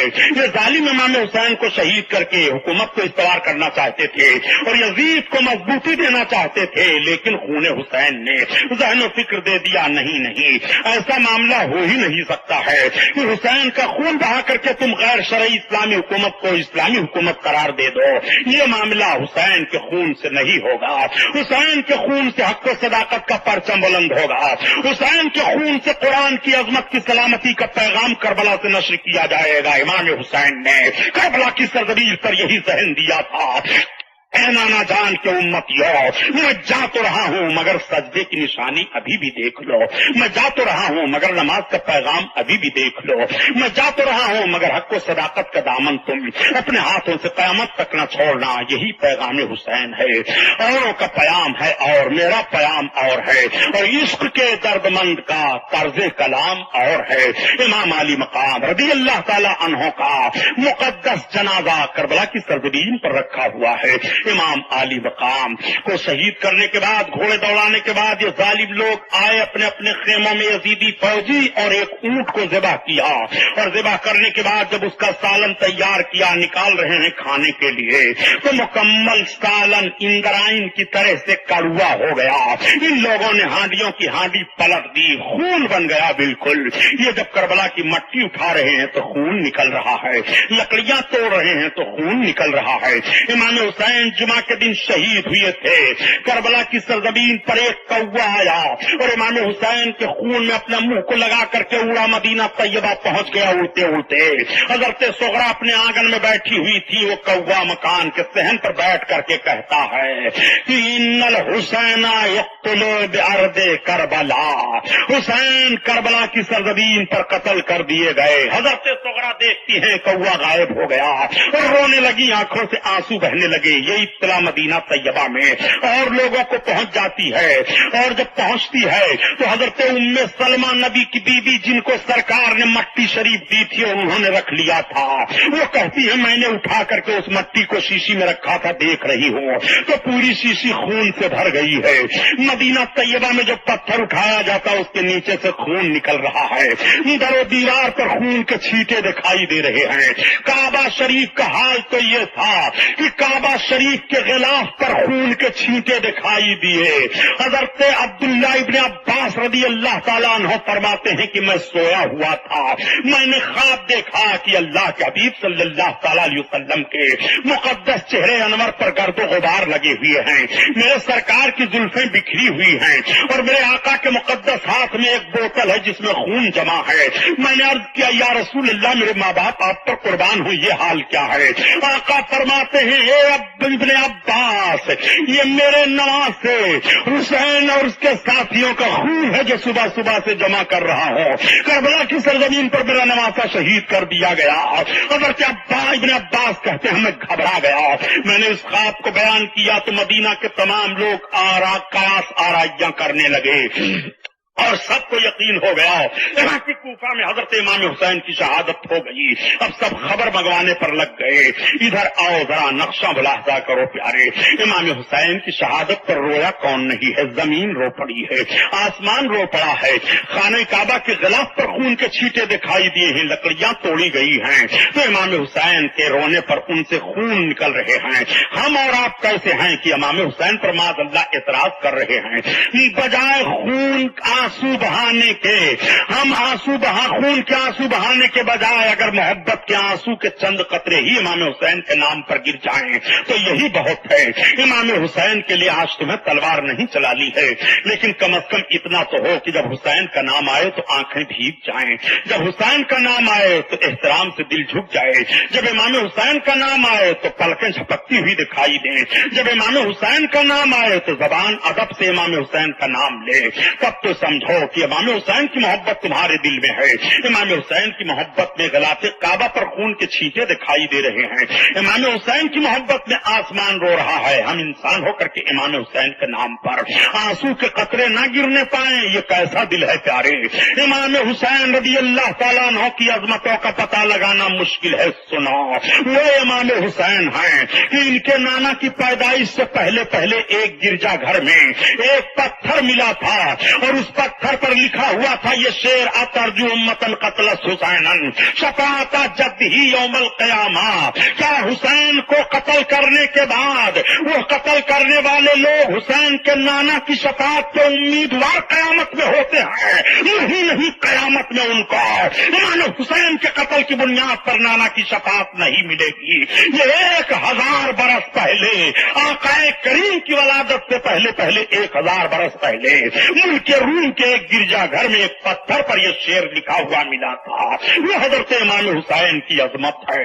آؤ دیکھو حضرت امام حسین کربلا کی سرزمین پر آپ کے مقدس جسم کے ٹکڑے ٹکڑے پڑے ہوئے ہیں اور شہیدوں کی لاشیں رکھی ہوئی ہیں. رات بڑھتی چلی جا رہی ہے. یہ ظالم اپنے اپنے خیموں میں کچھ سو جاتے ہیں, کچھ کسی کام میں لگے ہوئے ہیں کہ ہم نے بہت بڑی فتح حاصل کر لی ہے, ہم نے بہت بڑا کام اپنے انداز سے کر لیا ہے. ان ظالموں کو کیا پتا کہ ہم نے اپنی آخرت برباد کر دی ہے. آج سے ہماری آخرت تہس نہس ہو گئی ہے. اب چاہے جو کام کریں ہماری آخرت سنورنے والی نہیں ہے. یہ ساری باتیں ان لوگوں کے ذہن میں کہاں آ رہی ہیں؟ یہ رات گزار رہے ہیں. حضرت زینب رضی اللہ تعالی عنہا فرماتی ہیں میرے دل میں یہ بات آئی کہ لاؤ دن کے اجالے میں میرا بھائی شہید ہوا, میں اپنے بھائی کو تو نہ دیکھ سکی, لاؤ رات کی تاریکی میں دیکھ لو میرے بھائی کے جسم پاک کا منظر کیا ہے. حضرت زینب چادر اوڑھتی ہیں اور چادر اوڑھنے کے بعد حضرت امام زین العابدین کو چپکے سے اشارہ کرتی ہیں, بیٹا بیٹھے رہو. اپنے ہاتھ کی زنجیروں کو کھول دیتی ہیں اور کھولنے کے بعد قدم آگے بڑھتے ہیں حضرت زینب کے, جیسے کربلا کے میدان میں جہاں شہادت کا خونی منظر پیش آیا تھا. قدم پڑتے ہیں تو حضرت زینب کہتی ہیں مجھے ایک سایہ دکھائی دیا, سائے سے آواز آ رہی ہے آگے مت بڑھو, نظام دنیا درہم برہم ہو جائے گا. میں نے پہچان لی, میں سنا کرتی تھی میرے نانا کی آواز ایسے تھی. میں نے عرض کیا یا رسول اللہ میرا نانا جان یہ آپ کی آواز ہے. آقا کریم صلی اللہ علیہ وسلم کی آواز بلند ہوتی. ہاں بیٹی زینب آگے نہ بڑھنا, ہم بھی حسین کی زیارت کرنے آئے ہیں. حضرت زینب کہتی میں رونے لگی, اے نانا آپ کہاں سے؟ جب آپ کا نواسا زمین پر لٹایا گیا تلوار چلی ہے, آواز آتی ہے. یہ پیشکش ہے رضا انٹرپرائزز کی. سامعین, اپنے ماحول کو اسلامی رنگ میں رنگنے کے لیے قرأت, منقبت, نعت, حمد, سنی علماء کرام کے روح پرور بیانات, مشاعرے اور دیگر مذہبی آڈیو کیسٹس کے لیے ہم سے رابطہ قائم کیجیے.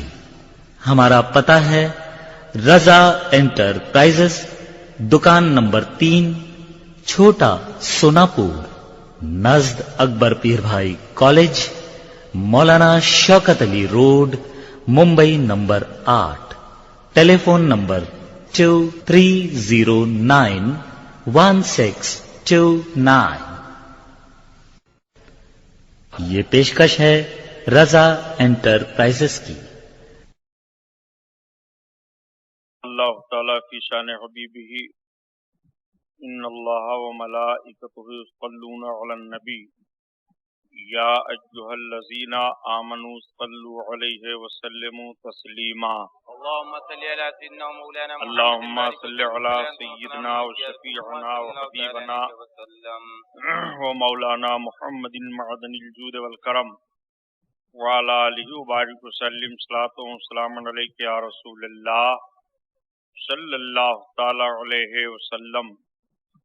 لا الہ الا اللہ محمد الرسول اللہ صلی اللہ تعالی علیہ وسلم۔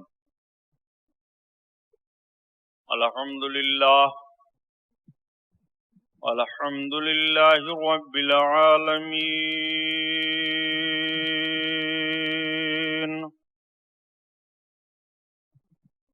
والصلاة والسلام على سید المرسلین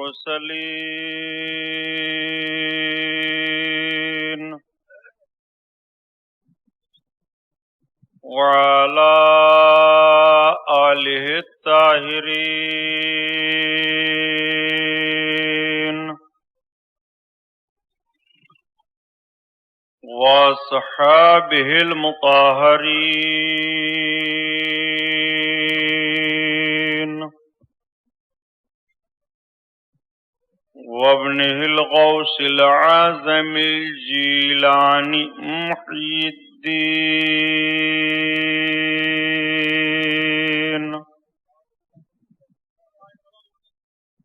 واہل بیتہ اجمعین، اما بعد، اعوذ باللہ من الشیطان الرجیم، بسم اللہ الرحمن الرحیم۔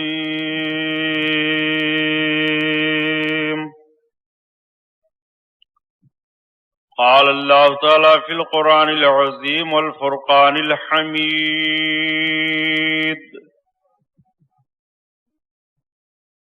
ولا تقولوا لمن يقتل في سبيل الله أموات بل أحياء ولكن لا تشعرون۔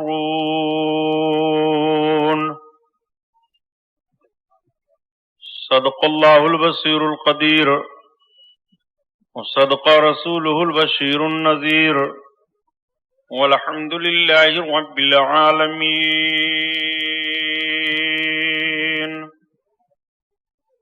لائق صد احترام علماء اہل سنت، قابل قدر سامعین حضرات، آئیے ہم اور آپ سب سے پہلے اپنے اور ساری کائنات کے مرکز عقیدت حضور رحمت للعالمین، شفیع المذنبین، رسول گرامی وقار، محبوب پروردگار، دونوں عالم کے مالک و مختار حضور محمد الرسول اللہ صلی اللہ تعالی علیہ وسلم کے دربار پر انوار میں درود شریف کا نذرانہ پیش فرمائیں۔ پڑھیے بلند آواز سے،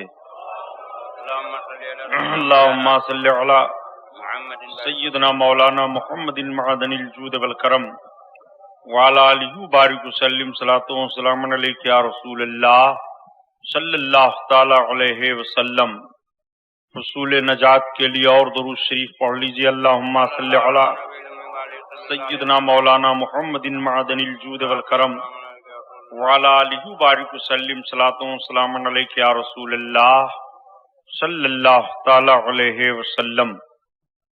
حضرات گرامی، آج یہ 11واں جلسہ ہے حضور سرکار سلطان الشہداء رضی اللہ تعالیٰ عنہ کے نام کا، جس میں ہم اور آپ شرکت کی سعادت حاصل کیے ہوئے ہیں۔ تمام ارکان مبارکباد کے لائق ہیں کہ اس دور پرفتن میں سلطان الشہداء حضرت امام حسین رضی اللہ تعالیٰ عنہ کے ذکر جمیل کی محفل کا انعقاد کر کے اپنی غلامی کا ثبوت پیش فرمایا، اور اب تعالی ہم سب کی حاضریوں کو قبول فرمائے، آمین۔ اس محفل نور کو ہمارے اور آپ کے لیے ذریعہ نجات بنائے۔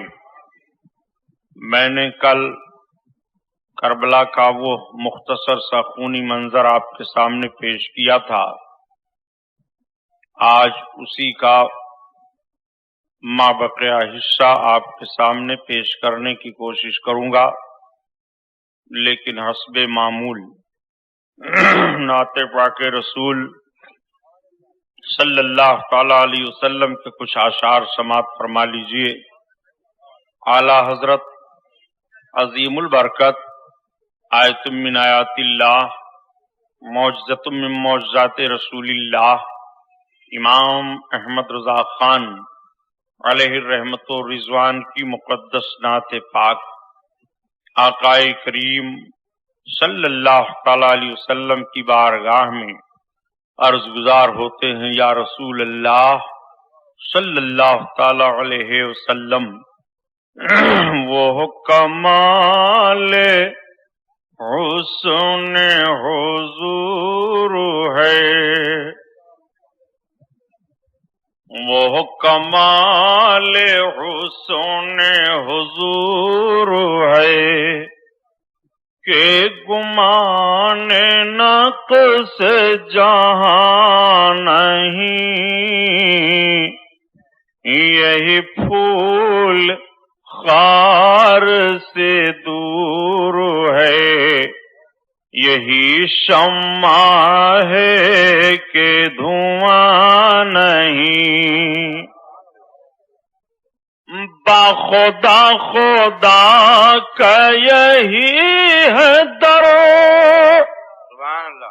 نہیں اور کوئی مفر مقر، باخدا خدا کا یہی ہے در، نہیں اور کوئی مفر مقر، جو وہاں سے ہو یہی آ کے ہو، جو یہاں نہیں تو وہاں نہیں،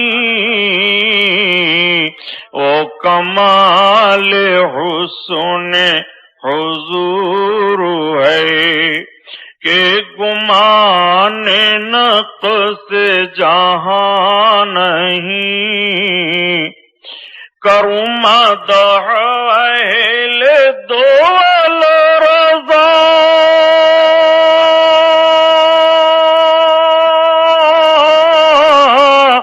پڑے اس بلا میں میری بلا، پڑے اس بلا میں میری بلا، میں گدا ہوں اپنے کریم کا، میرا دین پارنا نہیں، او کمال حسن حضور ہے کہ گمان نقص جہاں نہیں، او کمال حسن حضور ہے۔ درود شریف صلی اللہ علیہ نبی وآلہ صلی اللہ تعالی علیہ وسلم، صلاۃ و سلام علیک یا رسول اللہ صلی اللہ تعالی علیہ وسلم۔ قتل حسین اصل بے مرگ یزید ہے، اسلام زندہ ہوتا ہے ہر کربلا کے بعد۔ حضرت امام علی مقام رضی اللہ تعالیٰ عنہ کی جب شہادت کربلا کی سرزمین پر ہو گئی اور تمام یزیدی فوج حضرت امام علی مقام رضی اللہ تعالیٰ عنہ کے جسم پاک پر گھوڑوں کے ٹاپوں کو دوڑا دیتے ہیں، نواس رسول صلی اللہ تعالی علیہ وسلم کا مقدس سراپا جسم پاک کربلا کی سرزمین پر بکھر جاتا ہے۔ شام ہو جاتی ہے، یزیدی فوجی اپنے اپنے خیموں کی طرف چلے جاتے ہیں، لیکن ایک ایسی شام یہ آتی ہے جو غم میں ڈوبی ہوئی شام ہوتی ہے، ایسی شام ہوتی ہے جو بالکل ماتمی شام ہوتی ہے۔ کربلا کی سرزمین پر یہ شام کیا آئی، ساری دنیا کے لوگوں کو غم و اندوہ میں ڈبو دیا۔ کربلا کی سرزمین کی شام کی تاریخ مورخ مرتب کرنے پر حیران رہ جاتا ہے کہ ایک کیسی شام تھی اور یہ کیسا المناک موقع تھا جب جگر گوشے رسول امام علی مقام اور آپ کے جملہ ساتھیوں کے جنازے کربلا کی ریت پر پڑے ہوئے تھے اور یہ ظالم آپس میں فتح کی خوشی منا رہے تھے۔ ایک طرف یہ سوچتے تھے کہ مختصر قافلہ امام حسین اور ان کے ماننے والوں کا تھا اور ہم سب اتنی بڑی جتھا میں تھے، اپنے اپنے مرداروں کو تو یہ ظالم لے گئے اور قبریں کھود کھود کر کے گاڑ دیتے ہیں، لیکن اللہ کے حبیب صلی اللہ علیہ وسلم کی نماز سے اور آپ کے جملہ ساتھیوں کے جنازے یوں ہی ریت پر پڑے ہوئے ہیں۔ رات چلی جا رہی ہے گزرتی ہوئی، اللہ کے حبیب صلی اللہ تعالی علیہ وسلم کی شہزادیاں سسک رہی ہیں۔ حضرت امام زین العابدین رضی اللہ تعالی عنہ گھبرائے ہوئے بخار کی شدت ہے، کبھی اٹھتے ہیں کبھی بیٹھ جاتے ہیں، کبھی حضرت زینب کو آواز دیتے ہیں، کبھی ماں کو پکارتے ہیں اور کبھی کربلا کا ریگستان دیکھتے ہیں، جس ریگستان پر تمام شہیدوں کے جسموں کے ٹکڑے بکھرے پڑے ہوئے ہیں۔ حضرت امام زین العابدین کی آنکھیں بھیگی ہوئی ہیں، آنسو تو ہیں نہیں، خشک ہو چکے ہیں، چہرہ مرجھایا ہوا ہے، ایک آہ کرب لیتے ہیں اور ایک ایسی آواز آپ کی بلند ہوتی ہے کہ زمین کانپنے لگتی ہے، آسمان ہلنے لگتا ہے، سفیدہ شہر نمودار ہونے والا ہے۔ حضرت امام زین العابدین کے شہزادے نے تیمم کیا، نماز ادا کی، حضرت زینب کو آواز دی، حضرت زینب نے اور دوسرے لوگوں کو آواز دیتی ہیں، بے ہوشی کا عالم ہے۔ پھر جیسے سارے لوگوں کی نگاہیں میدان کربلا کے اس ریت پر پڑتی ہیں، آنکھیں بھیگ جاتی ہیں، آہو فغاں بلند ہونے لگتا ہے۔ یزیدی فوج کے کچھ جوان آئے اور ان سید زادیوں کو گرفتار کیا۔ حضرت امام زین العابدین کے ہاتھ میں زنجیر ڈال دی گئی، اونٹوں پر کس کر کے ان سب کو کربلا کی سرزمین سے اب کوفہ کی طرف لے جانے کی تیاری کی جانے لگی۔ یہ مقدس اور مختصر قافلہ جب میدان کوفہ کی کربلا سے کوفہ کی طرف رواں دواں ہوتا ہے اور ان کی نگاہوں کے سامنے شہیدوں کے جسموں کے کٹے ہوئے ٹکڑے پڑتے ہیں تو ان کا کلیجہ منہ کو آ جاتا ہے، آہیں بلند ہو جاتی ہیں، چیخ نکل پڑتی ہے، آنکھوں کے تلے اندھیرا چھا جاتا ہے۔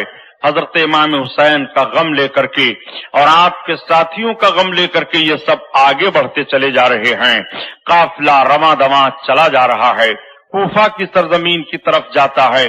چند منزل چلنے کے بعد کوفہ کی آبادی آ جاتی ہے۔ کوفہ والوں کو جیسے پتا چلتا ہے کہ امام حسین اور ان کے ساتھیوں کا لٹا پٹا قافلہ آ رہا ہے، سارے کوفی اپنے مکانوں سے باہر نکل آتے ہیں، عورتیں نکل آتی ہیں، مرد نکل آتے ہیں، سب نکل کر کے آہوزاری کرنے لگتے ہیں اور رونے چلانے لگتے ہیں۔ حضرت امام علی مقام رضی اللہ تعالیٰ عنہ کے مقدس سر کو لے کر کے آگے بڑھا جا رہا ہے۔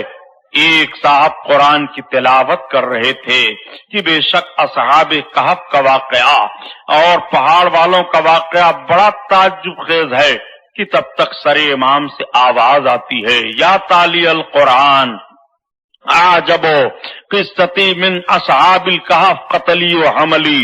اے قرآن پڑھنے والے، اصحاب کہف سے میرا قصہ زیادہ تعجب میں ہے جو مجھ کو قتل کیا گیا اور مجھ کو لے کر کے گھمایا جا رہا ہے۔ امام علی مقام کے سر اقدس سے یہ آواز آ رہی ہے، سن کر کے لوگ گھبرا جاتے ہیں۔ میں عرض کرتا ہوں یہی تو امام حسین کی جیت ہے اور یہی تو یزید کی شکست ہے۔ قتل حسین اصل میں مرگ یزید ہے، اسلام زندہ ہوتا ہے ہر کربلا کے بعد۔ امام علی مقام رضی اللہ تعالیٰ عنہ کی کرامت دیکھنے والوں اور امام حسین کی زندگی کو سمجھنے والوں سمجھو، امام عالی مقام نے تالیہ قرآن کو مخاطب کیا تھا اور مخاطب کر کے بتایا تھا یہ قرآن پڑھنے والے میرا قتل کیا جانا اور قتل کر کے مجھے لے کر کے کوفہ کی گلیوں میں گھمایا جانا یہ زیادہ تعجب کا معاملہ ہے۔ امام عالی مقام رضی اللہ تعالیٰ عنہ کے سر اقدس کو لے جا کر کے کوفہ کے دارالعمارت میں ابن زیاد کے پاس رکھا جاتا ہے۔ تمام کوفی قیدیوں کے پاس جمع ہو جاتے ہیں، رونا دھونا شروع کرتے ہیں۔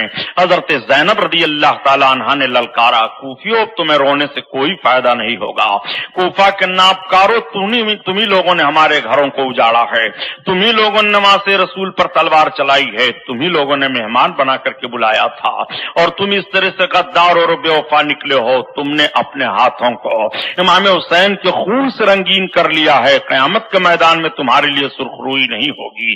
نادانو، تم بک کر کے یزیدی فوج کے ہاتھ پر اپنی دنیا بنا کر کے اپنے دین کو خراب کر ڈالے ہو، تمہیں اطمینان و سکون نہیں ملے گا۔ نادانو، اب رونے سے کیا فائدہ ہے؟ رو دو کر کے اگر تم چاہتے ہو کہ ہمیں خوش کر لو تو یہ ناممکن ہے۔ اب کہاں فاطمہ کی بیٹی زینب کو خوشی تم دلا سکتے ہو، جبکہ فاطمہ کی بیٹی زینب کے سامنے زینب کے بھائی امام حسین کی گردن کاٹی گئی ہے، امام حسین کے جسم پر گھوڑے دوڑائے گئے ہیں۔ ایک کوفیو، تم نے سب سے پہلے غداری کی تھی کہ امام کے بھائی حضرت مسلم بن عقیل اور ان کے دونوں شہزادوں کو شہید کیا تھا، یہ تمہاری غداری ہے کہ نہیں؟ یہ تمہاری بے وفائی ہے کہ نہیں؟ دنیا کے لالچی کتوں، اب رو کر کے کیا کرو گے؟ تمہیں قیامت تک رونا رہے گا، ہمارے قریب سے ہٹ جاؤ۔ حضرت زینب رضی اللہ تعالیٰ عنہ ایسا خطبہ دیتی ہیں کہ یہ سب کے سب شرمسار ہو جاتے ہیں اور شرم و ندامت سے اپنی نگاہوں کو جھکا لیتے ہیں، ادھر ادھر تتر بتر ہو جاتے ہیں، اپنے گھروں میں چلے جاتے ہیں۔ تاریخ بتا رہی ہے کہ کوفہ کا کوئی ایسا گھر نہیں تھا جو گھر شہادت امام حسین کے بعد ماتم کدا نہ بن گیا ہو، کوفہ کا کوئی ایسا گھر نہیں تھا جس گھر سے آہو فغاں کی آواز نہ آ رہی ہو، کوفہ کا کوئی ایسا گھر نہیں تھا کہ جس گھر میں حضرت امام حسین کے شہادت کا غم نہ منایا جا رہا ہو۔ یہی تو امام حسین کی جیت ہے۔ یزید نے سوچا تھا امام حسین کے نہ رہنے کے بعد ہمیں اطمینان و سکون مل جائے گا، لیکن اطمینان و سکون ملنا کہاں ہے؟ حضرت امام حسین کے خون نے سب کو رلا دیا ہے۔ کوفیو، تم قیامت تک امام حسین کے نام پر روتے رہو گے، امام حسین کے نام پر آنسو بہاتے رہو گے، مگر اب تمہیں کوئی فائدہ نہیں پہنچے گا، تمہیں اب رونا ہی رونا ہے، تمہاری قسمت میں مقدر کر دیا گیا رونا۔ حضرت زینب کا یہ خطبہ تھا کہ کوفہ والوں کے دل دہل جاتے ہیں۔ امام عالی مقام رضی اللہ تعالیٰ عنہ کا سر اقدس کوفہ کے دارالعمارت میں ابن زیاد کے سامنے رکھا جاتا ہے، اور جیسے ابن زیاد کے سامنے رکھا گیا، ابن زیاد سر امام کو دیکھنے کے بعد کہتا ہے آج تک میں نے اتنا حسین و جمیل چہرہ نہیں دیکھا تھا، اتنے اچھے دانت نہیں دیکھے تھے۔ اس کے ہاتھ میں ایک چھڑی تھی، اس ظالم نے امام کے مقدس چہرے پر جیسے چھڑی کو منہ کے پاس لگایا، تب تک ایک صحابی حضرت زید ابن ارقم موجود تھے۔ حضرت زید ابن ارقم نے ڈانٹا، کہا تو اپنی چھڑی کو ہٹا لے، خدا کی قسم میں نے اپنی آنکھ سے دیکھا ہے رسول اللہ کو چہرے حسین کو چومتے ہوئے، جہاں تو چھڑی رکھے ہوئے ہے نبی کونین نے اس جگہ کو بوسا لیا ہے، تو وہاں سے چھڑی ہٹا لے، گستاخی کرتا ہے۔ تب تک اس نے حضرت زید ابن ارقم کو ڈانٹا کہ اگر تم بڈھے نہ ہو گئے ہوتے تو ابھی میں تمہیں قتل کرا دیتا۔ حضرت زید بن ارقم روتے ہوئے اٹھ پڑتے ہیں اور کہتے ہیں اے کوفہ والو، اب تمہیں غلامی مقدر ہو چکی ہے، تم نماز رسول کی غلامی چھوڑ کر کے مرجانہ کے بیٹے کی غلامی میں آ گئے ہو، اب تمہارے لیے بدنصیبی مقدر ہو گئی ہے، تمہیں اطمینان نہیں ملے گا، اب تمہیں سکون نہیں ملے گا۔ حضرت زید بن ارقم بوڑھے صحابی ہیں، یہ کہتے ہوئے روتے ہوئے وہاں سے اٹھ کر کے چلے جاتے ہیں۔ یہی تو امام حسین کی جیت ہے اور یہی تو یزید کی ہار ہے۔ امام حسین کے قتل پر آنسو کون نہیں بہا رہا ہے؟ بچے بہا رہے ہیں، عورتیں بہا رہی ہیں، جوان رو رہے ہیں، بوڑھے رو رہے ہیں، اپنے رو رہے ہیں، بیگانے رو رہے ہیں۔ इमाम हुसैन के कत्ल पर रो कौन नहीं रहा है। आओ जरा देखो माहौल कैसा है। यही इब्ने ज़ियाद जालिम हजरत इमाम हुसैन रज़ी अल्लाह ताला अन्हो के सर अक़दस को इधर से उधर करता है और पूछ पड़ता है, बताओ ये कौन है। इतना सुनना था कि हजरत इमाम ज़ैनुल आबिदीन की तरफ इशारा करते हुए बताया। इमाम ज़ैनुल आबिदीन के ताल्लुक से किसी ने कह दिया ये अली के बेटे पोते हैं, हुसैन के लड़के हैं। किसी जालिम ने कहा इन्हें क्यों छोड़ दिया गया, इन्हें भी कत्ल कर दिया जाता। हजरत ज़ैनब रज़ी अल्लाह ताला अन्हा लेकर के हजरत इमाम ज़ैनुल आबिदीन को चिमट जाती हैं और कहती हैं, सुन इब्ने ज़ियाद, अगर नवासे रसूल को तू कत्ल करके सुकून नहीं पाया और इस बच्चे को भी कत्ल कर देना चाहता है कि नस्ल मुस्तफा दुनिया से खत्म हो जाए, तो सबसे पहले तुझे तलवारों से हम सबको खत्म करना पड़ेगा और सबसे पहले तुझे ऐलान करना पड़ेगा कि अब दुनिया में नस्ल मुस्तफा को बाकी नहीं रखना है। अगर तेरे अंदर ये हिम्मत हो तो तू तलवार हमारे हाथ में दे दे और आगे बढ़। वो कहता है ये कौन औरत है।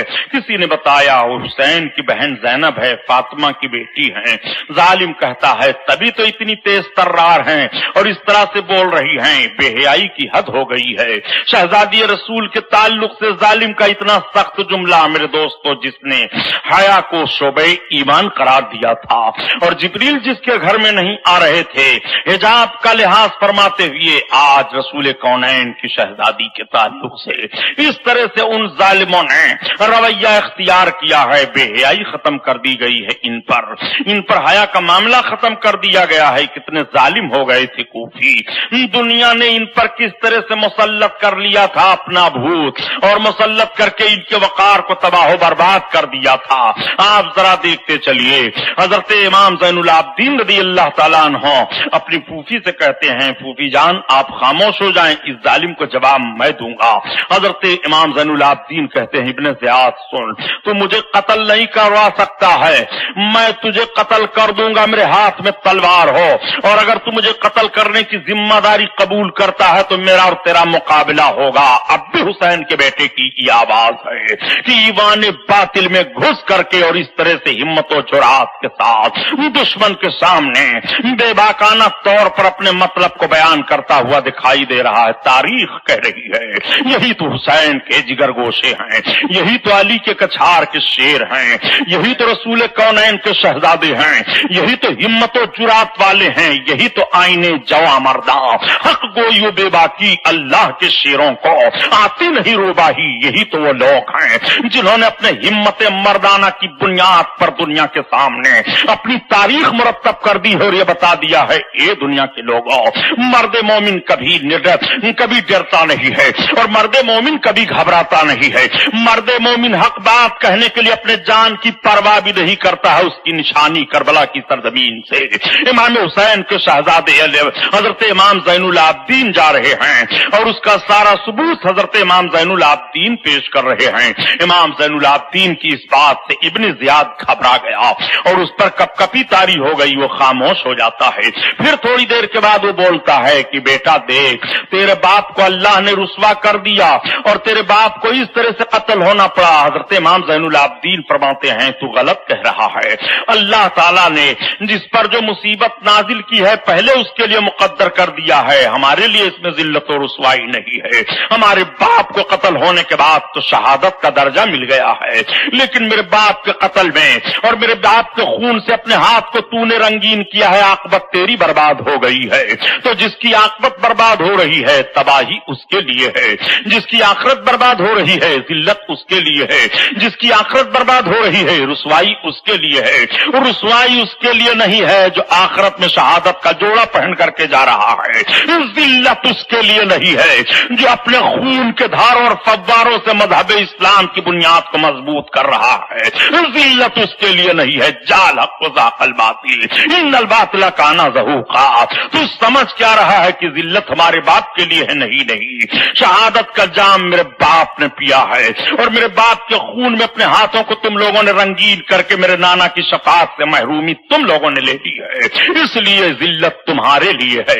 हजरत इमाम ज़ैनुल आबिदीन ऐसी दलीलें इब्ने ज़ियाद के सामने रखते हैं कि इब्ने ज़ियाद खामोश हो जाता है, उसके पास कोई जवाब नहीं रह जाता।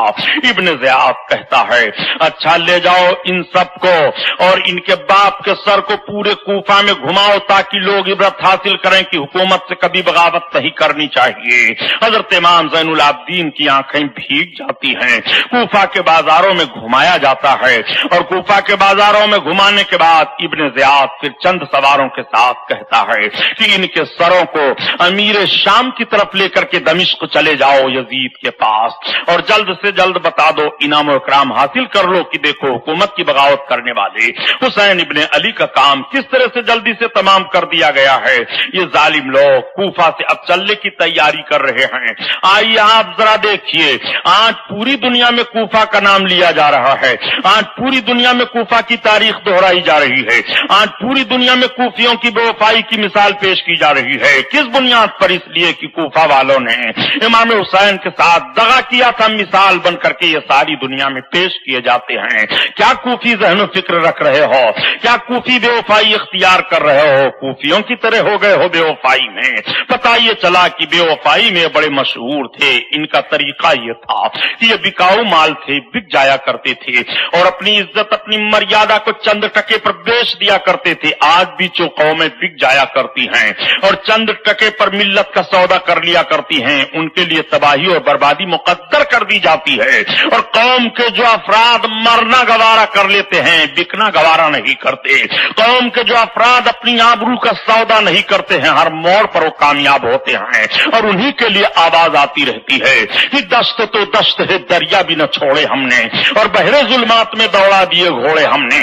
दी अज़ां कभी यूरोप के कलीसाओं में और कभी अफ्रीका के तपते हुए सहराओं में, आओ नजरी फिक्री इख्तिलाफ को अपने सामने रखते हुए जरा इस्लाम के तकद्दुस को मुलाहजा करो। इस्लाम की यही वो मुकद्दस हस्तियां तो थी जिन मुकद्दस हस्तियों ने अपने तकद्दुस की बुनियाद पर इस्लाम को फरोग दिया था।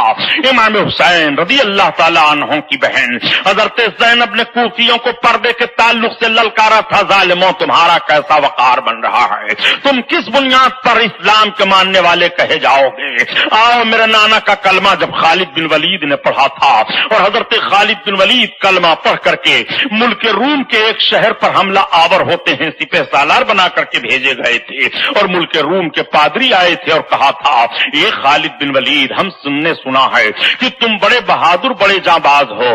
खालिद बिन वलीद ऐसा करो कि हम एक शर्त तुम्हारे सामने रख रहे हैं, उस शर्त को तुम पूरी कर दो। खालिद बिन वलीद बिला लड़े भड़े किला हम तुम्हारे हवाले कर देंगे, हम सब खुद तुम्हारे हवाले हो जाएंगे। मुसलमानों, ये तारीखी वाकया पेश करने का मकसद ये नहीं है कि आप वाकया सुन करके अपने जहन के लिए सुकून हासिल कर लें, बल्कि इस तारीखी वाकये के पीछे आपके ज़हन फिक्र में जो नतीजा मुरतब करने की कोशिश कर रहा हूं, उस नतीजे पर गौर फरमाइए कि तकद्दुस किस तरह से तुम्हें फरोग देता है और निगाहों के पाकीज़गी की सलामती से कौम किस तरह से आगे बढ़ती है। हजरत खालिद बिन वलीद रज़ी अल्लाह ताला अन्हु ने फरमाया उन 8 पादरियों से कि चलो मुझे तुम्हारी शर्त मंजूर है, शर्त मंजूर कर लेते हैं। सवेरे सवेरे नमाज फजर अदा करने के बाद हजरत खालिद बिन वलीद रज़ी अल्लाह ताला अन्हु किला की तरफ अपने घोड़े को दौड़ा देते हैं। पीछे लश्कर इस्लामी के जवान जा रहे हैं, किला का दरवाजा खुला हुआ है, आप अपने घोड़े को डाल देते हैं और आगे बढ़ते हैं। निगाहें दाएं बाएं देखती हैं, फिर पीछे मुड़ करके देखते हैं और इरशाद फरमाते हैं इस्लामी नौजवानों से, ये मेरे इस्लामी नौजवानों, अब मेरी समझ में बात आ गई है कि ईसाइयों ने और पादरियों ने क्यों हमारे सामने ये शर्त रखी थी कि आप मेरे किला के दरवाजा को पार कर जाइए। बात समझ में आ गई है। ये अपने शहर की हसीन हसीन लड़कियों को ला करके रास्ते में दोनों जानिब रास्ते को सजा दिए हैं। इनके ज़हन फिक्र का फैसला ये है कि अरबी नौजवान जब गुजरेंगे तो उनकी निगाहें इन हसीनाओं पर पड़ेंगी और उनका जोश जिहाद सर्द पड़ जाएगा।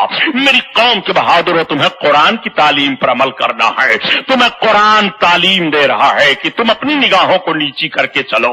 इसलिए लश्कर इस्लामी के हर फौज के लिए मेरी ताकीद है, हर सिपाही के लिए मेरा हुक्म है, न कोई दाहिनी तरफ देखे और न कोई बाईं तरफ देखे, अपने निगाहों को अपनी तरफ नीचे किए हुए मेरे पीछे पीछे चले आओ। मेरी कौम के बहादुरों, मेरे पीछे पीछे बढ़ते चले आओ। ये वही शहसवार हैं जिन शहसवारों ने कैसो कसरा के छक्के छोड़ा दिए थे।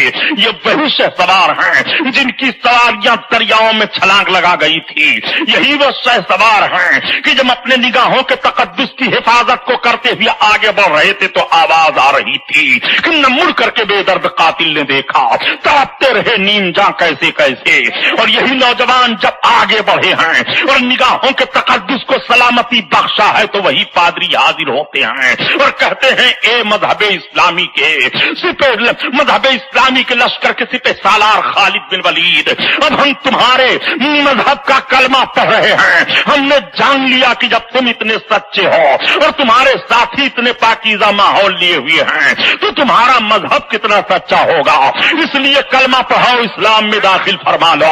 कलमा पढ़ करके बिना लड़े फिरे इस्लाम में दाखिल हो रहे हैं। इसीलिए तो कहा जाता है कि अली की जुल्फ़िकार ले, उमर का इख्तिदार ले, हसन का एतबार ले, हुसैन का शियार ले, वकार ले, करार ले, मुजाहिदी कतार ले, मिसाल शानदार ले, कदीम यादगार ले। अभी तो नौजवान है, अभी तो नौजवान है और मोहम्मदी पयाम ले, हरीमे काबा थाम ले, फजीलतें तमाम ले, सलाम ले, कलाम ले, दिलावरी का जाम ले, बहादुरी से काम ले, कदा का हाथ थाम ले। अभी तो नौजवान है, अभी तो नौजवान है। ये पैगाम तुम्हें करबला की सरजमीन से मिल रहा है, ये पैगाम तुम्हें कूफा के मैदान से मिल रहा है, ये पैगाम तुम्हें कूफा की गलियों से मिल रहा है, ये पैगाम तुम्हें इमाम ज़ैनुलाब्दीन की हिम्मतो जुरात से मिल रहा है।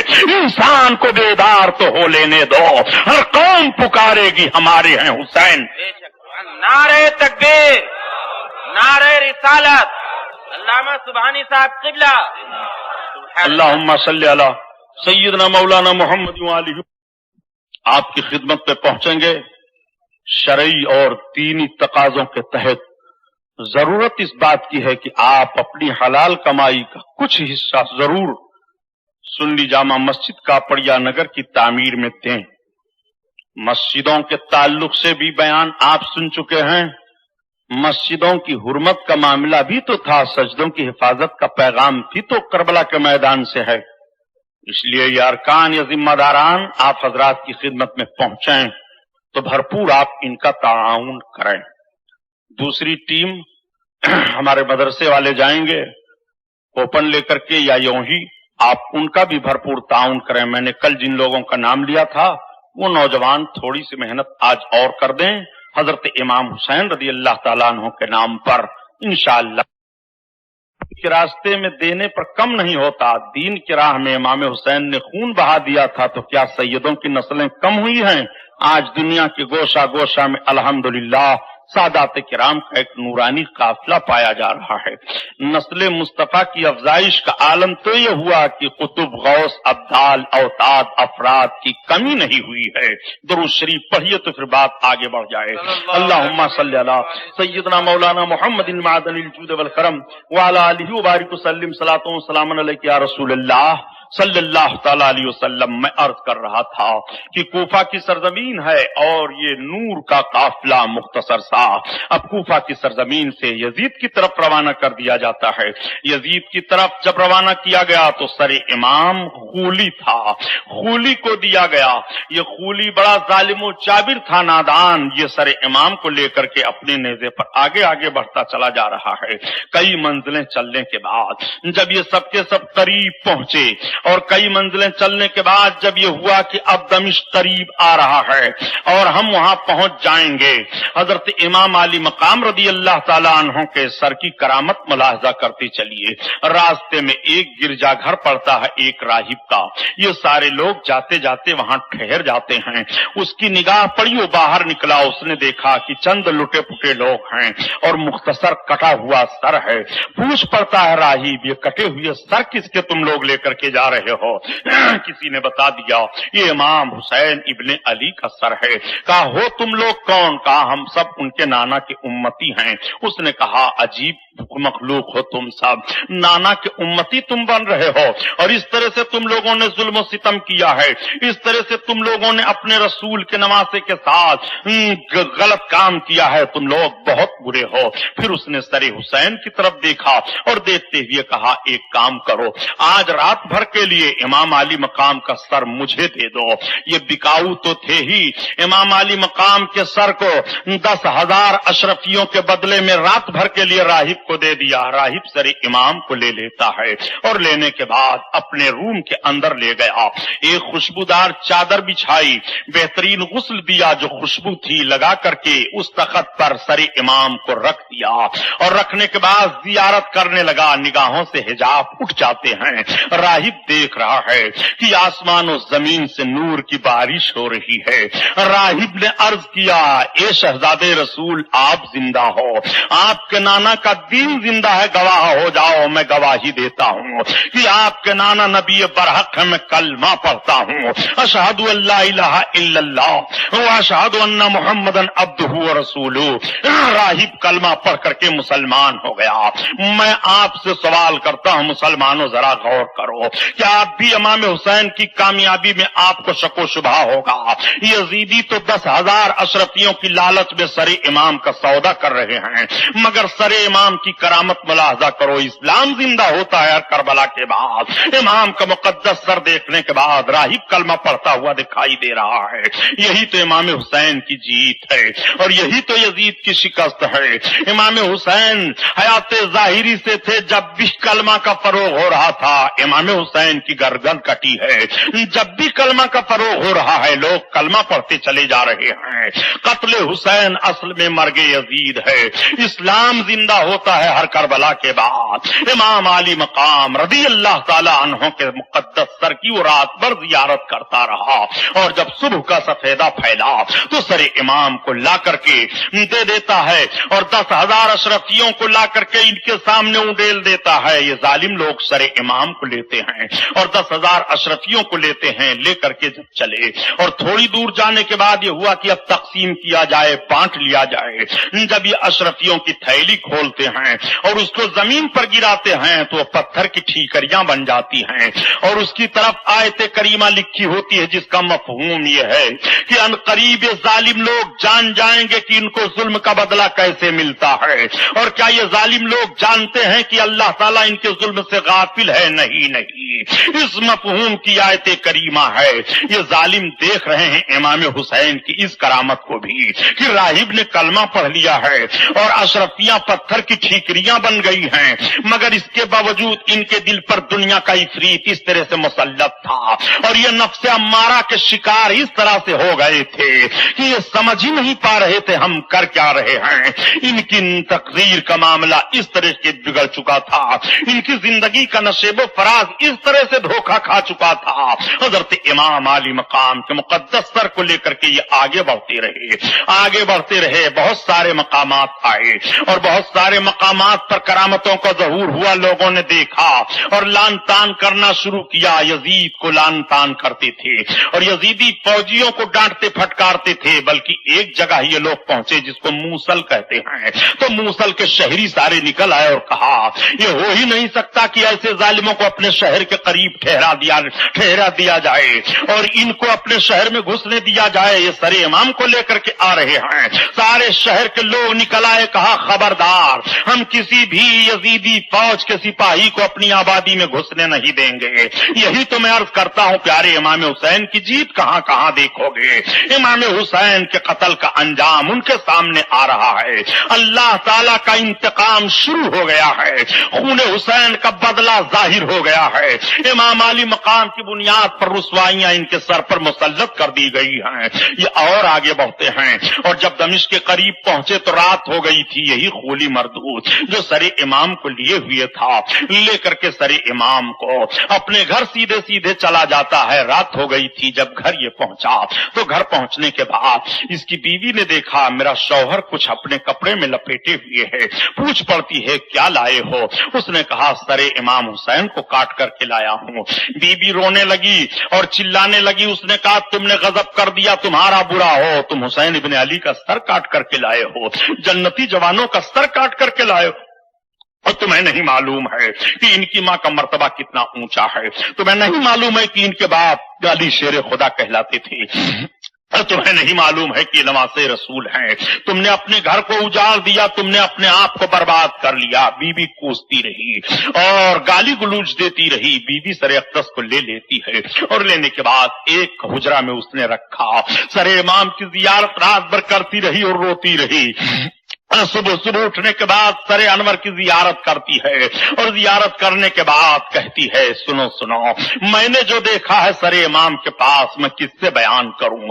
خولی کی بیوی کا بیان یہ ہے کہ میں جب زیارت کر رہی تھی تو میں دیکھ رہی ہوں کہ 4 عورتیں آئی ہیں، وہ چاروں عورتیں اپنے ہاتھ میں باری باری سر اقدس کو لے لیتی ہیں، میں پوچھ پڑتی ہوں اے مخدوم کائنات بتاؤ کون ہو، تب تک آواز آتی ہے اے بیٹی تو نے میرے بیٹے کے سر کا احترام کیا ہے، اس لیے میں تمہیں بتائے دیتی ہوں کہ میں کون ہوں، میں فاطمہ حسین کی ماں ہوں۔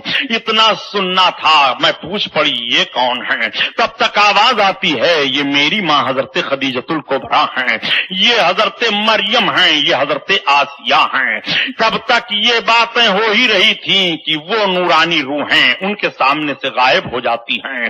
وہ خاتون رونے لگتی ہے اور کہنے لگتی ہے جو میں نے رات میں اپنے نگاہوں سے دیکھا ہے اسے کسے بیان کروں اے امام حسین، آپ کل بھی زندہ تھے، آج بھی آپ زندہ ہیں۔ وہ زیارت کرتی ہے اور زیارت کرنے کے بعد چادر اوڑھتی ہے، کہتی خولی اب میں تیرے گھر کا منہ نہیں دیکھوں گی، اور بھاگتی چلی جا رہی ہے۔ خولی پکار رہا ہے کہاں جا رہی ہو، اپنے بچوں کو چھوڑ کر کے نہ جاؤ۔ اس نے کہا نادان، حسین ابن علی کے بچوں سے اچھے تیرے بچے نہیں ہیں، اب تو اپنا مکان لے لے، اپنا گھر لے لے، اب میں اس گھر نہیں رہوں گی۔ تاریخ عاجز ہے خولی کی بیوی کا پتہ لگانے پر، آج تک تاریخ پتہ نہ لگا سکی کہ خولی کی بیوی بھاگ کر کے کہاں گئی۔ اس نے کہا تھا اس گھر کی طرف میں رخ نہیں کروں گی جس گھر میں امام حسین کا سر کاٹ کر کے لا کر کے رکھا گیا ہے۔ یہ ظالم امام حسین کے سر کو اسی لیے تو کاٹا تھا اور اسی لیے تو نیزے پر لے کر کے گھوم رہا تھا کہ اس کی دنیا بن جائے گی، اس کا گھر سج جائے گا، اس کے بچے آرام سے رہیں گے، لیکن پہلی ہی منزل پر اس کا مکان اجڑ جاتا ہے، اس کی دنیا برباد ہو جاتی ہے، اس کی بیوی اس کے نگاہوں سے اوجھل ہو جاتی ہے، اس کے بچوں کا پتہ نہیں چلتا ہے، اور کسے کہو گے انتقام خدا بندی، اور کیا کہو گے کہ امام حسین کی جیت کیا ہے، یزید کی شکست کیا ہے۔ امام حسین کی جیت کو سمجھنا ہے تو امام حسین کی ایک ایک تحریک سے سمجھتے ہوئے چلو۔ امام عالی مقام رضی اللہ تعالیٰ عنہ کا سر اقدس یزید کے دربار میں پیش کیا جاتا ہے۔ یزید کے دربار میں جب سر اقدس پیش کیا گیا، یہ تخت پر ظالم بیٹھا ہوا تھا، امام کا مقدس سر رکھ دیا جاتا ہے، یہ بھی اپنے ہاتھ میں چھڑی لیے ہوئے تھا، چھڑی لگانا چاہتا ہے کہ تب تک کسی نے ڈانٹ کر کے روک دیا، یہ رک جاتا ہے، یہ کہتا ہے تم اسی منہ سے خلافت کا دعویٰ کر رہے تھے، اسی منہ سے تم کہہ رہے تھے کہ میں خلیفہ برحق ہوں اور میری حکومت کو غیر شرعی حکومت قرار دے رہے تھے، کہ تب تک کسی نے کہہ دیا اے ابن معاویہ تو اس طرح کی جرات مت کر اور امام علی مقام کی شان میں توہین آمیز جملے مت کا۔ لٹا پٹا قافلہ بھی پیش ہو جاتا ہے، حضرت امام زین العابدین بھی سامنے بھیج دیے جاتے ہیں۔ یہ کون ہیں؟ یہ امام زین العابدین حسین کے بیٹے ہیں۔ یہ کون ہیں؟ یہ فلاں بچی ہے۔ یہ کون ہیں؟ یہ حسین کی بہن ہیں۔ حضرت زینب رضی اللہ تعالیٰ عنہا سمٹ کر کے بیٹھ جاتی ہیں، اپنی نگاہوں کو نیچے کیے ہوئے۔ یزید ظالم کہتا ہے اے حسین کی بہن، تمہارے بھائی نے میری بغاوت کی تھی، دیکھو تمہارے بھائی کا نتیجہ کیا ہوا۔ حضرت زینب رضی اللہ تعالیٰ عنہا کچھ بولنا چاہتی تھی کہ حضرت امام زین العابدین نے خاموش کر دیا۔ پھوپھی جان آپ نہ بولیں، میں جواب دیتا ہوں۔ حضرت امام زین العابدین کہتے ہیں یزید تو جو کہہ رہا ہے غلط کہہ رہا ہے، تیرا نظریہ تیری فکر کی غلطی کا معاملہ یہ ہے کہ میرے باپ کی قسمت میں جو مقدر تھا وہ ہوا، میرے باپ کو شہادت ملنی تھی وہ شہادت مل گئی، اور میرے باپ کے خون سے تیری عاقبت برباد ہونی تھی وہ عاقبت برباد ہو گئی ہے۔ اللہ تعالیٰ قرآن میں بیان فرماتا ہے کہ کسی کو کوئی مصیبت نہیں پہنچتی ہے جب تک رب کی مشیت نہیں ہوتی ہے۔ رب کی مشیت تھی، میرے باپ کو یہ مصیبت پہنچی، مجھے یہ مصیبت پہنچی ہے، اس لیے اس میں ذلت و رسوائی کی کوئی بات نہیں ہے۔ حضرت امام زین العابدین نے یزید کو خاموش کر دیا۔ کئی لوگ دربار میں بیٹھے تھے جن کی آنکھیں بھیگ جاتی ہیں سر امام حسین کو دیکھنے کے بعد۔ اے مسلمانوں، تعجب ہوتا ہے کہ یہ کلمہ پڑھنے والے لوگ بیٹھے تھے، یہ نماز پڑھنے والے لوگ بیٹھے تھے، یہ شرعی اسلامی حکومت کے اصول و ضوابط کو سمجھنے والے لوگ بیٹھے ہوئے تھے۔ سر امام کو دیکھ کر کے ان کی آنکھیں بھیگ جاتی ہیں، ان کا کلیجہ धक धक होने लगता है। कुछ लोग तो उठ करके चले जाते हैं दरबार से और कुछ वहीं यजीद पर लान तान करना शुरू कर देते हैं। यजीद का दरबार लगा लगाया है। यजीद बोल पड़ता है, ए हुसैन इब्ने अली, ज़ैनुल आबिदीन इब्ने हुसैन, अगर तुम्हारी कोई ख्वाहिश हो तो हम पूरी करने के लिए तैयार हैं। हजरत इमाम ज़ैनुल आबिदीन फरमाते हैं, मेरी कोई ख्वाहिश तुमसे नहीं है। हाँ, एक ख्वाहिश है, अगर तुम पूछ रहे हो तो मेरे बाप के कातिलों को मेरे हवाले कर दो, मैं अपने बाप के कातिलों का बदला लूंगा, कत्ल करूंगा। और दूसरी ख्वाहिश मेरी यह है कि जामा मस्जिद में मैं तकरीर करूंगा। और तीसरी ख्वाहिश मेरी यह है कि मैं मदीना तैयबा जाऊंगा। यजीद ने कहा, ठीक है, ये तुम्हारी दोनों ख्वाहिशें तो मैं पूरी कर रहा हूं, लेकिन तुम्हारे बाप के कातिलों को हवाला करने के लिए मेरे लिए दुश्वारी है। यजीद भरे दरबार में पूछता है, बताओ हुसैन इब्ने अली का सर किसने तन से जुदा किया है? अब हर कोई इनकार कर रहा है। यही तो इमाम हुसैन की जीत है। इमाम हुसैन के सर के कातिल का कि हिम्मत नहीं हो रही है कि वो ऐलान करे, ए यजीद हमने कत्ल किया है। वो जान चुके थे कि अगर हमने भरे दरबार में इकरार कर लिया तो मुमकिन है कि यजीद इमाम ज़ैनुल आबिदीन के हवाले हमें कर दे। हर कोई बहाना बना रहा है। यजीद मैंने नहीं कत्ल किया है, वो कह रहा है मैंने नहीं कत्ल किया है, कोई कह रहा है मैंने नहीं कत्ल किया है। यजीद ने कहा, ए शहजादे, जब कातिल मुतय्यन नहीं हो पा रहा है तो इस मुराद को मैं पूरी करने के लिए माजूर हूँ। ये तमन्ना आपकी पूरी नहीं कर पाऊंगा। हाँ, जामा मस्जिद में तकरीर का मामला है, खुतबा देने का मैं आपको इजाजत देता हूँ। जामा मस्जिद भरी हुई है। हजरत इमाम ज़ैनुल आबिदीन तशरीफ ले जाते हैं। मैं आप लोगों से पूछना चाहता हूँ, जरा तारीख का झरोखा झांक करके देखो कि जब जुमा की नमाज अदा करने के लिए हजरत इमाम ज़ैनुल आबिदीन दमिश्क के जामा मस्जिद में तशरीफ ले गए हैं, यजीद भी है, सारे नमाजी भी जामा मस्जिद में गए हैं। हजरत इमाम ज़ैनुल आबिदीन ने खुतबा देना शुरू किया था। तो यही तो इमाम हुसैन के शहजादे की जीत है। यजीद के सामने इमाम का शहजादा मुसल्ले इमामत पर जा रहा है। यजीद के सामने इमाम ज़ैनुल आबिदीन खुतबा भरे मजमा में दे रहे हैं। और किसे कहते हैं फतह शिकस्त का मंजर आप अपने सामने रखो। इमाम ज़ैनुल आबिदीन ने जब खुतबा देना शुरू किया तो मस्जिदों में चीख निकल गई, मस्जिद में चीखें निकल गई, लोग रोने धोने लगे और चिल्लाने लगे। जब देखा यजीद ने कि अब हालात बिगड़ जाएंगे तो फौरन उसने इशारा किया मुअज्जिन को कि अजान दो। जब मुअज्जिन अजान देने लगा तो सुकूत तारी हो गया, सब खामोश हो गए। मुअज्जिन ने जैसे कहा, अशहदु अन्ना मुहम्मदर रसूलुल्लाह, हजरत इमाम ज़ैनुल आबिदीन ने रोक दिया, मुअज्जिन ठहर जा। मुअज्जिन ठहर जाता है। इमाम ज़ैनुल आबिदीन ने भरी मस्जिद में सिर्फ एक जुमला इरशाद फरमाया था, ये दमिश्क के जामा मस्जिद में नमाज अदा करने वाले लोग हो, अभी जो मुअज्जिन ने कहा है अशहदु अन्ना मुहम्मदर रसूलुल्लाह, बताओ ये मुहम्मदुर रसूलुल्लाह इमाम हुसैन के नमाज, इमाम हुसैन के नाना हैं कि नहीं, मेरे नाना हैं कि नहीं, मुहम्मदुर रसूलुल्लाह ने मेरे बाप का चेहरा चूमा है कि नहीं, मेरे बाप को अपने सीने पर बैठाया है कि नहीं। यही जुमा का दिन था, मेरे बाप नाना की गोद में बैठे हुए थे और नाना खुतबा दे रहे थे। बताओ लोगों के रवायतें पहुंची हैं कि नहीं, ये खबर मिली है कि नहीं। लोगों के हाथ उठ जाते हैं, ए इब्ने रसूलुल्लाह, ए शहजादे रसूल, शहजादे इमाम हुसैन, तुम सही कह रहे हो, तुम्हारे बाप हक पर थे, तुम हक पर हो। ईंट से ईंट पर जाती दमिश्क के जामा मस्जिद से इमाम हुसैन के शहजादे हजरत इमाम ज़ैनुल आबिदीन ने जो खुतबा दिया था, आंखें बरस रही हैं। और एक बात मैं अर्ज करता चलूं प्यारे, अगर आज मुअज्जिन अजान दे रहा हो और रोक दिया जाए जहां से अजान दे रहा है और वही मुअज्जिन रुक जाए, फिर अजान देने की बारी आए तो शरीयत का हुक्म है कि इब्तिदा से फिर अजान दो। लेकिन इमाम ज़ैनुल आबिदीन ने रोका है।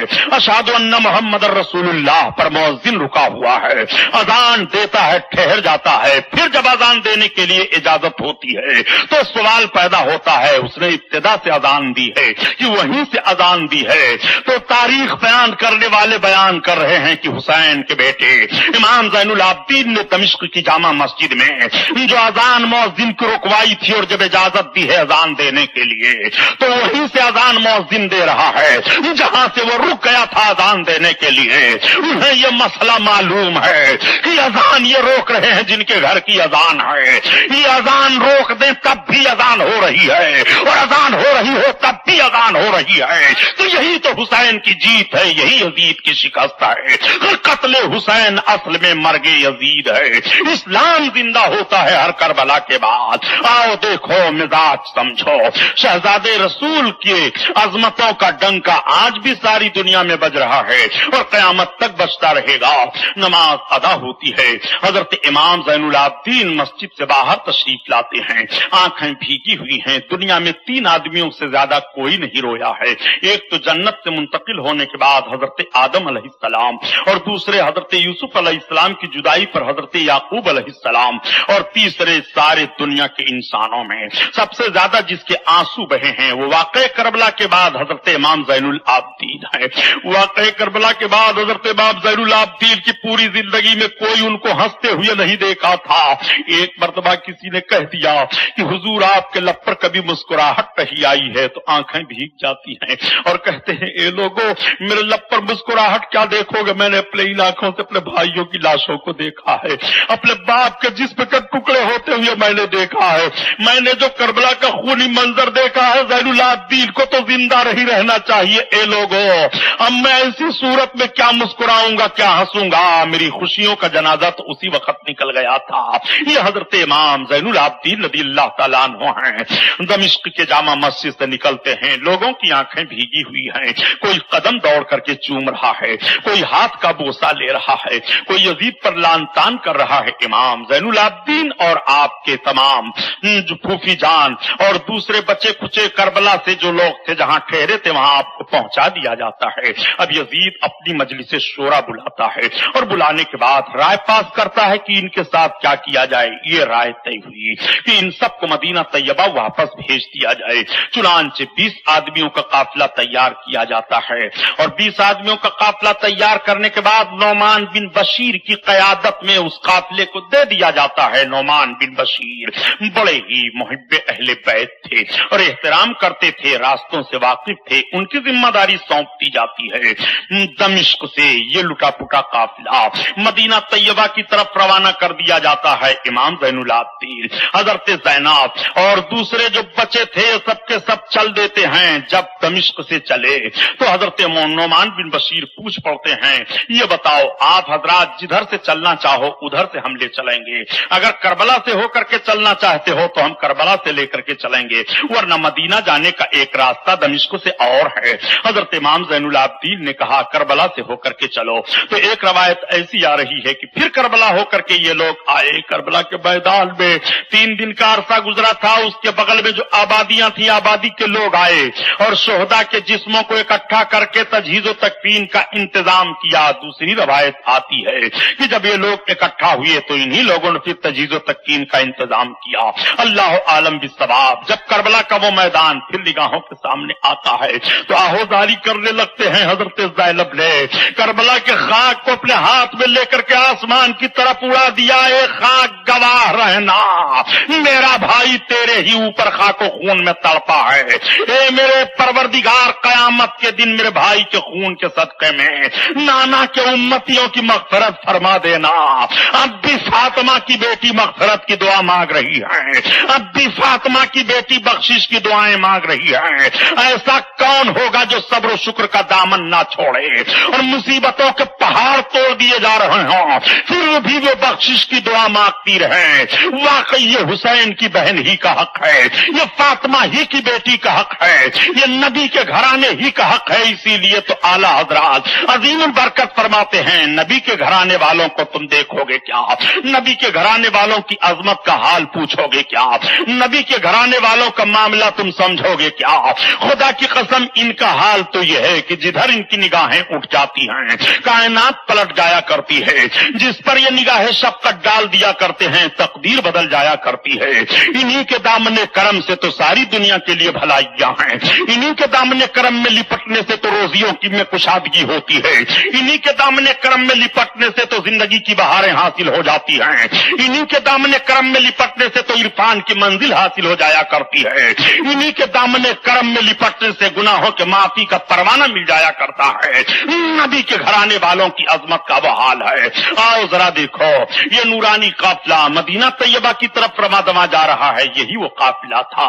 جب قافلہ آیا آیا تھا تو کس شان سے آیا تھا، اور یہی قافلہ جا رہا ہے تو علی اکبر نہیں ہے، یہی قافلہ جا رہا ہے تو علی اصغر نہیں ہے، یہی قافلہ جا رہا ہے تو قاسم نہیں ہے، یہی قافلہ جا رہا ہے تو حبیب ابن مظاہر نہیں ہے، یہی قافلہ جا رہا ہے تو مسلم ابن اوسجا نہیں ہے، یہی قافلہ جا رہا ہے تو ظہیر ابن قیم نہیں ہے، یہی قافلہ جا رہا ہے تو عباس علم بردار نہیں ہے، یہی قافلہ جا رہا ہے تو عثمان ابن عقیل نہیں ہے، یہی قافلہ جا رہا ہے تو عبداللہ ابن عقیل نہیں ہے، یہی قافلہ جا رہا ہے تو عبد الرحمن ابن عقیل نہیں ہے، یہی قافلہ جا رہا ہے تو یہ شہسوار آنا جنات نہیں ہے۔ قافلے میں سونا قافلہ چلا جا رہا ہے، روتا ہوا قافلہ چلا جا رہا ہے، یہ قافلہ غم و اندوہ کا پہاڑ بنتا ہوا چلا جا رہا ہے۔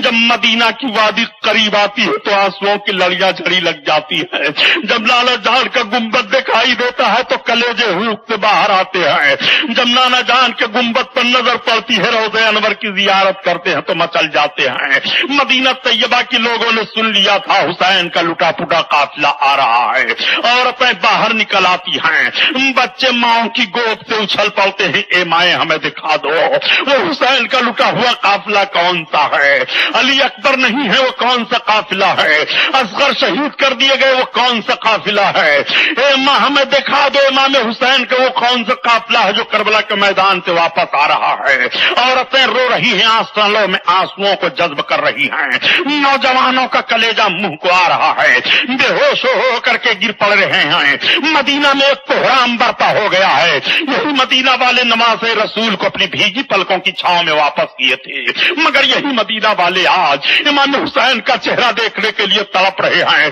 امام زین العابدین پہنچے، اونٹ سے اترنے کے بعد روضہ رسول اللہ پر حاضر ہوتے ہیں، بے قرار ہو کر کے گر پڑے، لالا جان اپنے حسین کو دیکھو، نانا جان ہماری حالت کو دیکھو، نانا جان ہمارے اوپر کون سی مصیبت آئی ہے دیکھو۔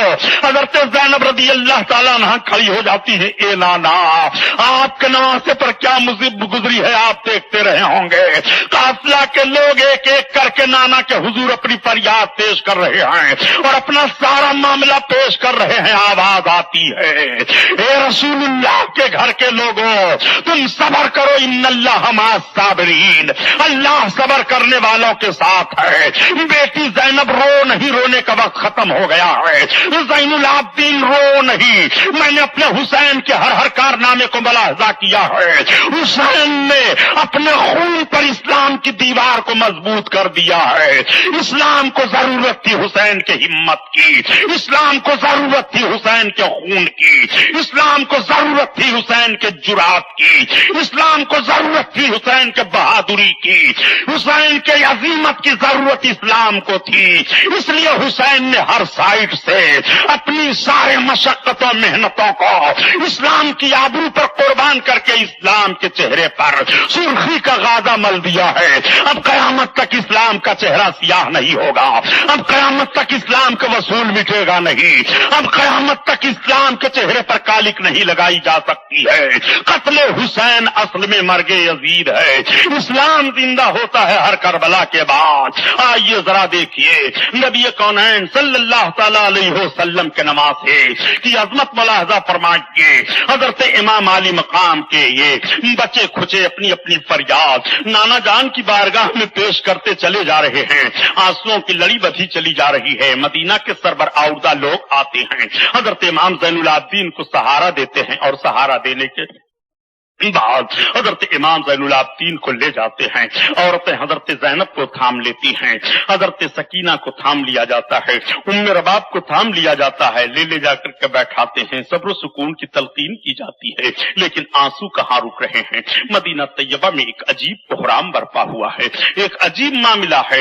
حضرت امام حسین کے حالات کا جائزہ لیا جاتا ہے، لوگ آ کر کے صبر و شکر کے ساتھ بیٹھ کر کے کربلا کے ایک ایک ماحول کو اپنی نگاہوں کے سامنے اپنے کانوں سے سن کر کے اپنے نگاہوں میں لاتے ہیں تو سب کی آنکھیں بھیگ جاتی ہیں۔ حضرت زینب رضی اللہ تعالیٰ عنہا نے اپنی آنکھوں سے کربلا کا دلدوز جو ماحول دیکھا تھا اس ماحول کو مدینہ والوں کے سامنے بیان کرتی ہیں تو مدینہ والوں میں ایسا کوہرام برپا ہوا کہ گھر گھر ماتم کدا من گیا تھا اور سارے لوگ رو رہے تھے، اے حسین آپ کی شہادت پر روا کون نہیں ہے؟ مکہ والے آپ کی شہادت پر روئے ہیں، مدینہ والے آپ کی شہادت پر روئے ہیں، जमीन और आसमान वाले आपकी शहादत पर रोए हैं, चरिंदो परिंद आपकी शहादत पर रोए हैं। ए इमाम हुसैन, आसमान आपकी शहादत पर रोया है, जर्रा जर्रा आपकी शहादत पर रोया है। ए हुसैन, आपकी अजमत का पता कौन लगा सकता है? सारी कायनात आपके शहादत पर रो रही है।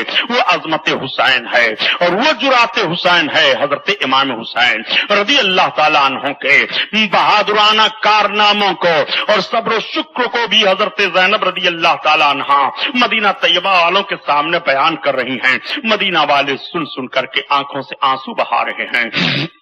इधर तो ये मामला हो रहा है और उधर अब जरा यजीद का कारनामा मुलाहजा करो। जब लोग कह दिया करते हैं कि यजीद से बगावत इमाम हुसैन ने की थी, मैं अर्ज करता हूं कि शहादत हुसैन के बाद भी तो यजीद का जायजा ले लो और यजीद के कारनामों को देख लो कि यजीद ने शहादत इमाम के बाद क्या किया था।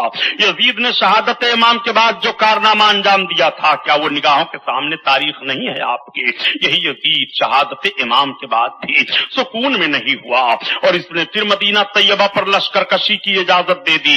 यजीदी फौज अब मदीना पर चढ़ रही है। करबला के मैदान में इन जालिमों को सुकून नहीं हुआ था। कूफा के मैदान में ये यजीदी दीवार को मजबूत नहीं कर पाए थे। अब ये वहां से चल करके और मदीना तैयबा की तरफ रुख करते हैं। जब ये मदीना तैयबा में आए थे तो क्या तारीख भुलाई जा सकती है कि मदीना तैयबा में कमोबेश इन लोगों ने 10,000 सहाबा और ताबई और तबा ताबईन को शहीद किया था और इतनी बेहुरमतियां मदीना तैयबा में यजीदियों ने की थी कि 1,000 लड़के नाजायज पैदा हुए थे। अल्लाह अकबर, इतनी बड़ी बदतमीजियां इन जालिमों ने की थी मदीना तैयबा में। और मदीना तैयबा में इतनी बड़ी ज्यादती की गई थी कि मस्जिद नबवी शरीफ में यजीदी फौजियों ने अपने अपने घोड़ों को बांधा था और उनके घोड़ों ने लीद और पेशाब कर दिया था। मस्जिद नबवी में 3 दिन तक आजान नहीं हुई थी और ये जालिम चुन चुन करके लोगों को कत्ल कर रहे थे। हजरत सईद बिन मुसय्यिब रज़ी अल्लाह ताला अन्हु एक ताबई हैं, वो फरमाते हैं कि मैं दीवाना बन गया था और मैं दीवाना बन करके मस्जिद नबवी के एक गोशे में पड़ा हुआ था। जब ये मुझे पकड़ते तो मैं दीवानापन की बोली बोला करता था, मुझे छोड़ देते थे दीवाना समझकर। ये बयान करते हैं कि 3 दिन तक तो अजान मस्जिद नबवी में नहीं हुई थी, लेकिन मैं सुन रहा था कि जब अजान का वक्त आता तो गुंबद खजरा शरीफ से अजान की आवाज आ रही थी, कब्र नबी से अजान की आवाज आ रही थी। अपने नबी की जिंदगी समझो। यजीदियों ने किस तरह से जुल्म का की नाच नचाया था, यजीदियों ने मदीना पर किस तरह से जुल्म किया था। ए लोगों, इमाम हुसैन को तो तुम बागी कह रहे हो, इमाम हुसैन के ताल्लुक से यजीद की हिमायत में तुम्हारी जबानें खुल रही हैं। नजद की बदमाश औलादों को चाहिए कि इमाम हुसैन पर तानो तशनी ना कराएं। इमाम हुसैन पर तानो तशनी करने का मतलब ये होता है अपने ईमान का जनाजा निकालना। देखो मदीना तैयबा की बेहुरमती किस तरह से यजीदियों ने की है। और नबी कौनैन ने फरमाया था कि जो मदीना वालों को डराएगा उसका ईमान सलामत नहीं रहेगा। नबी कौनैन ने इरशाद फरमाया था, मदीना वालों को धमकी न देना, मदीना वालों को डराना नहीं। नबी कौनैन सल्लल्लाहु तआला अलैहि वसल्लम के शहरियों को डराया और धमकाया जाए। नबी क्या फरमा रहे हैं जरा गौर करो। और मस्जिद नबवी में घोड़े बांधे जा रहे हैं, मस्जिद नबवी में नजासत फैलाई जा रही है, 3 दिन तक मस्जिद नबवी में अजान रोक दी जा रही है। ये यजीदी जुल्म है कि नहीं? क्या इसे भी दीनदारी कहोगे? क्या इसे भी हक परस्ती कहोगे? क्या इसे भी हक परस्ती में शुमार करोगे? इमाम हुसैन तो कब के शहीद हो गए थे। उनकी शहादत के बाद मदीना पर यह हमला हुआ है। उनकी शहादत के बाद मदीना पर यजीद को हमला करने की जरूरत क्या थी? इसलिए उसने देखा कि जरूरत पेश आई है कि हुसैन का खून करबला में तो बहा है, लेकिन करबला में वो खून बहा और उस खून ने जो रंगीनी मदीना तैयबा तक जाहिर की है, हुसैन की तहरीक मदीना तक पहुंची हुई है और मदीना की तहरीक हुसैन लेकर के करबला में आए थे। इसलिए हुसैन को यहां शहीद किया जा रहा है। मदीना तैयबा में हुसैनी किरदार को खत्म किया जाए। यजीद दोनों में फेल हो जाता है। करबला के मैदान में हुसैन शहीद हो गए मगर वो हाथ ना ले सका और मदीना तैयबा की सरजमीन पर यजीदी जुल्म हुआ मगर मदीना के जानिसारों को अपने फेवर में वो कर ना सका, इसलिए कि हुसैन वो जहनो फिक्र दे करके गए थे। इमाम हुसैन वो जुरात दे करके गए थे। कत्ले حسین.